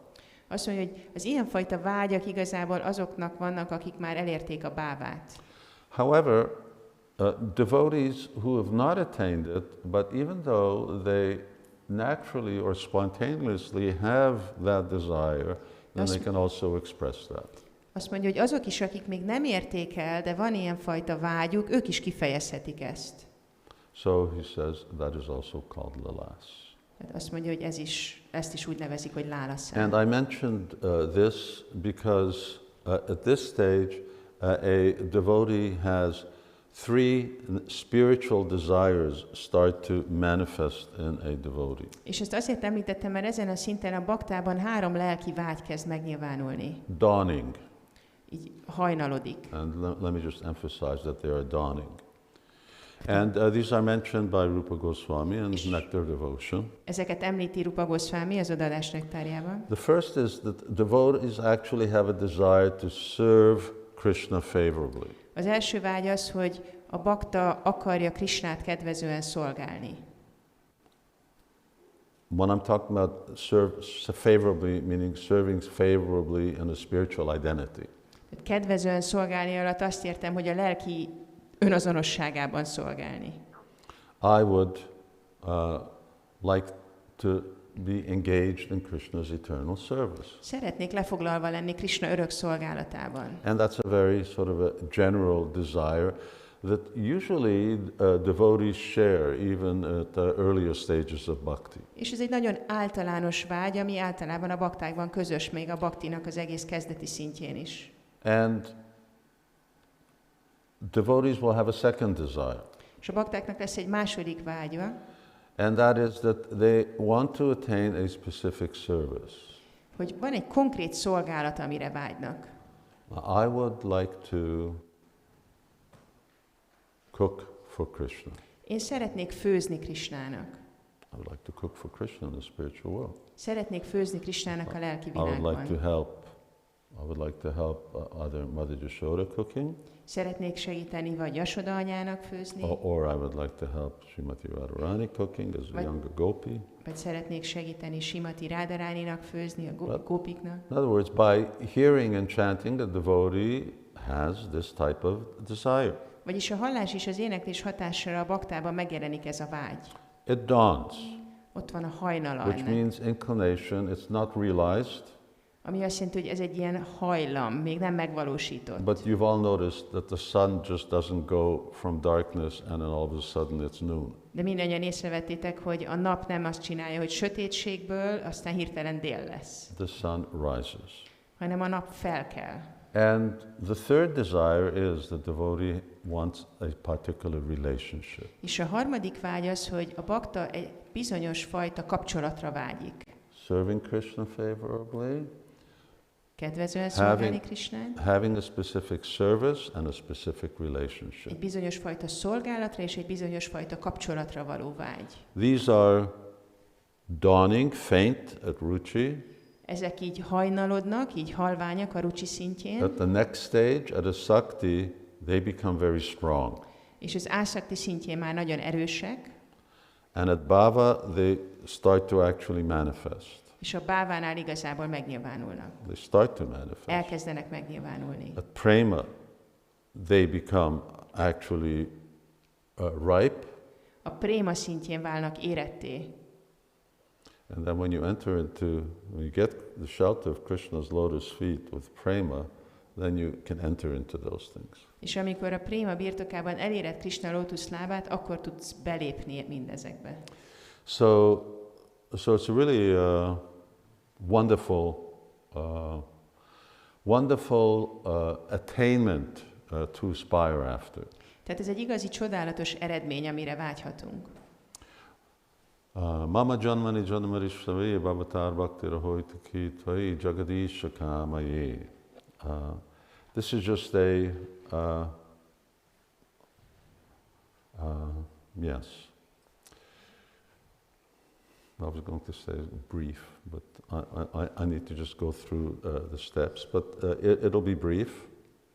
Tehát egy rövid dolgot fogok még mondani. And a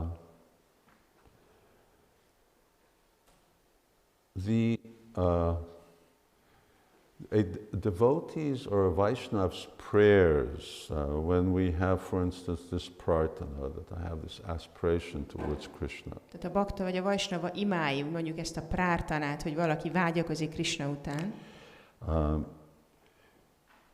Some people opine that it's at this stage that actually Krishna hears you. Valaki azt mondja, hogy ez az a szint, ahol Krishna elkezd meghallani téged. I say some people. Azt mondom, hogy vannak akik. And that prior to this, prayers go to the supersoul.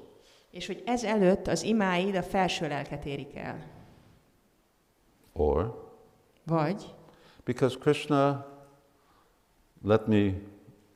what I'd read earlier from Srila Prabhupada. hogy nézzek meg valamit, amit korábban olvastam Srila Prabhupádtól. Of course, I probably won't find it. I just wanted to get the exact, but yes. However, Krishna does not accept anything from a person with a material conception of life.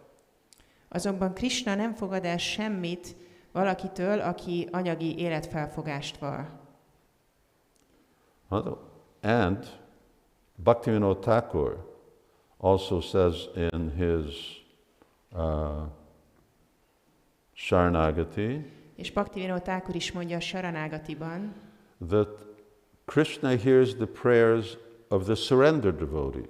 hogy Krishna a meghódolt bakta imáit fogadja el, vagy hallja meg.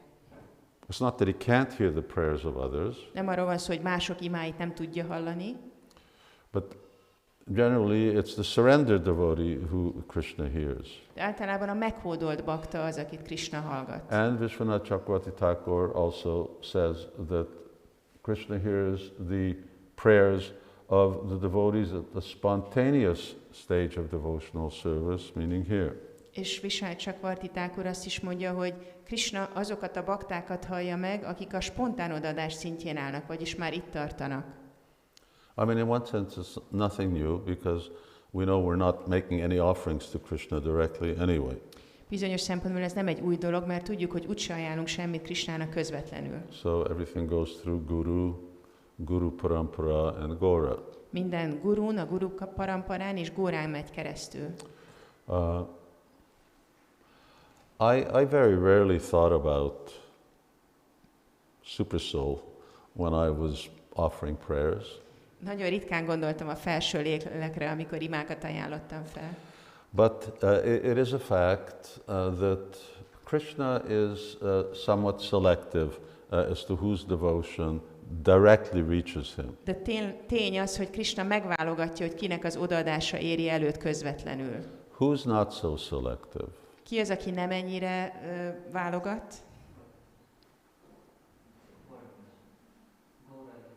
I can't hear you. Yes. Góranitáj.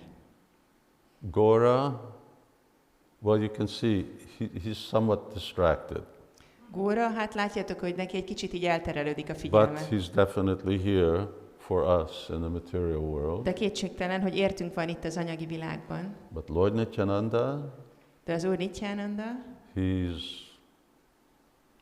all for Jagai Madai. He's all for the Jagais and the Madais. ő teljes mértékben a jagályokért és madályokért él. So, yes, generally speaking, and this is why devotees who come to Krishna consciousness, everyone wants to go into Lord Bazaar and start buying all kinds of deities. Ezért bakták, mikor jönnek a Krishna tudatba, mindenki akar menni a Loj bazárba murtit venni. It's nice, but those deities that you're worshipping may not necessarily, you're not necessarily qualified to be worshipping them. Ez jó, de nem feltétlen vagy képesített arra, hogy imád ezeket a mortikat. But Parama Karuna Pahudvijana. But Lord Chaitanya, Lord Nityananda, they're very, very merciful. De az Úr Chaitanya és az Úr Nityananda, ők nagyon kegyesek. And after all, Lord Chaitanya is Radha and Krishna. És persze az Úr Chaitanya, ő Ráda és Krishna. So Krishna is hearing our prayers. Krishna hallja így az imáinkat. As Sri Chaitanya Mahaprabhu. Sri Chaitanya Mahaprabhuként. But as Srila Prabhupada would often say, Radha Krishna worship is for liberated souls. De Prabhupád sokszor mondta, hogy a Ráda Krishna imádat ez a felszabadult lelkek számára van. So this is a wonderful, exalted stage of devotion. Tehát ez egy csodálatos, emelkedett szintje az We need odaadásnak. to chant these Siksastakam prayers and make these stages of devotion one with our lives. És kell énekelnünk ezeket a Siksastaka verseket, és az életünké tennünk ezeket. And that's what Lord Chaitanya is encouraging us when he's actually speaking these verses. Erre bátorít bennünket az Úr Chaitanya, amikor ezeket a verseket mondja. So that's why you can say he says Jagadish Akami. Ezért mondja ezt, hogy Jagadisha kámai. Jagadish is Paramatma. Jagadisha az Paramátma. Jagadish is not Krishna. And up to now, he's not mentioned the word Krishna. A Jagadisha, ő nem Krishna, és eddig nem említette a Krishna Param szót. Vijayate Shri Krishna Sankirtanam, but he's not directly addressed Krishna. But after this, Mondta ezt a sort, de nem említette közvetlenül, nem szólította meg közvetlenül Then Krishnát, after de this- ezután Ainanda Tanuja, then immediately, now I'm addressing Krishna. már Krishnát szólítja meg. But here I'm talking about Jagadisha. De itt még Jagadisháról beszél. So there's such a wealth of knowledge and so much for us to actually explore. Tehát itt a tudásnak egy olyan végtelen kincsestára van, amit felfedezhetünk. That's why memorization is that's just so that we don't need to take the book with us. Ezért a memorizálásnak csak az a célja, hogy nem kell magunkkal vinnünk a könyvet. And so that we can go over and chant and enter, and so that we can pray to Lord Chaitanya, that we can also walk the path of devotion described by Siksastakam. És úgy tudjuk újra és újra ismételni, felidézni, hogy tudjuk követni ezt az utat, amit a Siksastakam lefektet előttünk. Anyway, since I've gone this far, give me 5 more minutes. Hát ha már eddig elhúzódott, kérlek, adjatok még 5 percet. And then Bhaktivinoda Thakur gives you a meditation. Bhaktivinoda Thakur ad nekünk egy meditációt. Philosophy is finished. Vége a filozófiának. Madhyanyenonga samgodita vividha vikaradi bhushap pramugdho vamyot kantati. Oh, there it is. Lolos maramakala lalita dhyali narmaptasato dolaranyam bhu vamsi riti rati madhu panarka pujari lilo radha krishno satrishno parijana gataya sevyamano smarami. I remember Radha and Krishna, who enjoy each other's company at midday, sort of starting from now till 3 o'clock in the afternoon. They're both decorated with different types of ecstatic symptoms, such as Ashtasattvika and Vyabhichari. Their eyes show symptoms of opposition, then eagerness as they become unsteady in their loving pastimes. They are pleased by the jokes of Lalita and other Sakhis, and surrounded by these friends, they become eager to engage in sports like swinging, roaming in the forest, playing in the water, hiding Krishna's flute, drinking honey, and worshipping the sun god. In this way, I meditate on Radha and Krishna, who are served on all sides by their associates. Rádhára és Krisnára emlékezem, akik délben egymás társaságát élvezik, vagyis ez úgy mostantól körülbelül délután 3-ig tart. Mindkettőjüket extatikus szimptomák díszítik, mint az Ashtasattvika és a Vyabhicsári. Szemük ellenkezést tükröz, majd vágyakozást, ahogy szerelmi kefteléseik bizonytalanná válnak. Lalita és a többi szaki tréfái megörvendeztetik őket, és a barátok körében olyan keftelésekre vágynak, mint az úszás, az erdőben barangolás, vízben játszadozás, Krisna fuvalájának elrejtése, szerelmes viszonzás, mézivás és a napisten imádata. Így meditálok Rádhán és Krisnán, akiket minden oldalról társaik szolgálnak. Earlier, week before last, we had read about Krishna going out in the morning to pasture. Korábban 2 hete arról olvastunk, amikor Krishna viszi ki a teheneket a legelőre. Playing with the cowherd boys. Játszik a tehénpásztor fiúkkal. And taking the cows to the Jamuna to drink. És a teheneket elviszi a Yamunához, megitatja őket. And then Krishna leaves the cowherd boys who are really had their late morning snack. És aztán Krishna otthagyja a tehénpásztor fiúkat, akik 10 óra isztak. And they're resting. És megpihennek. And he goes to meet Radha. És elmegy találkozni Rádhával. And usually this transpires in Radhakund. És általában ez a Radhakundnál történik. Other places also, but Radhakund ihapi Gokulapati Primamrita Sravana. Radhakund is the supreme of all places. Más helyeken is, de Radhakund a legmagasabb rendű a hely az összes közül. And what we read about sort of mirrors things that young men and women seem to do here in the world. És amiről olvasunk, ez úgy tűnik, hogy tükrözi azt, amit a fiatal lányok és fiúk csinálnak a világban. So they're enjoying themselves. Élvezik magukat. Swimming, walking in the forest. Vándorolnak az erdőben. And doing, of course, worshipping the sun god that not everybody does. Persze a napisten imádatát nem mindenki csinálja. So, but this is different. De ez itt más.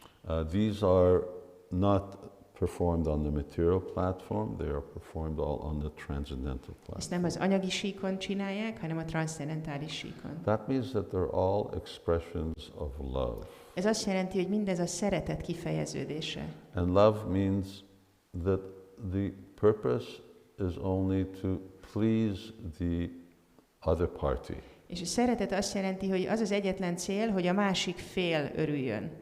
With not even a pinch of desire for personal enjoyment. És a leghalványabb árnyalata sincs ott az önző élvezetre való vágynak. And it results in different types of symptoms. És különböző szimptomák vannak. And those symptoms really enrich the exchange. És ezek a szimptomák, ezek gazdagítják a kapcsolatot. So sometimes it seems like they're arguing or disagreeing with each other. Néha úgy néz ki, mintha vitatkoznának, valamilyen egyetnemértés lenne közöttük. Sometimes they're very eager for each other. Néha nagyon vágynak egymás társaságára. And all of this is made possible by the association of other here gopis. És mindezt más gópiknak a társasága teszi lehetővé. Here we have the name of Lalita Devi. Itt Lalita Devi kerül említésre. And this goes on, like I said, this goes on 10:30 till around 3 o'clock in the afternoon. És hogy említettem, ez 10:30-tól délután 3-ig tart körülbelül. And this is part of Radha and Krishna's pastimes. És ez része Ráda és Krishna ketteléseinek. There are other times when they meet, at night time. Találkoznak máskor is, éjszaka. And of course this is going on eternally. És persze ez örökké történik. But it always looks like this is now the first time. De mindig úgy érzik, hogy ez most történik So először. and we know that the first time for anything is always very special. Tehát tudjátok, hogy amikor valami először történik, az mindig nagyon különleges. So Bhaktivinoda Thakur gives this in his Bhajan Rahasya. Bhaktivinoda Thakur említi ezt a verset a Bhajan In Rahasjájában. relationship to this shloka. Ezzel a slókával kapcsolatban. In that devotees who have eagerness and who have a real taste, they become encouraged to hear about these particular meditations. Bakták, akik igazából rendelkeznek ezzel az ízzel, így bátorítást kapnak arra, hogy halljanak ezekről a dolgokról. As I mentioned, favorable service, a relationship, and some specific aspect of service. Tehát, hogy említettem, hogy ez a kedvezően cselekedni Krishna örömére, egy konkrét szolgálat és egy konkrét fajta kapcsolat. In this way I meditate on Radha and Krishna. That's our business. Így emlékezem, vagy így meditálok Rádán és Krishnán. Ez a dolgunk. And if we chant Hare Krishna nicely, which is the key, develop the stage of devotional service, then meditating on Radha and Krishna become a natural. Ezért, hogyha szépen énekeljük a Hare Krishnát, és ez a kulcs, akkor a Rádára és Krishnára való emlékezet természetesen fog történni. Jai Srila Prabhupada ki jai, Sri Sri Shama Sundar ki jai, Jai Siksastakam ki jai, Sri Chaitanya Mahaprabhu ki jai, Jai Nitai Gaur Premanandi, Hari Hari Hari Hari Bol. Gaur Bhakta Vrinda ki jai.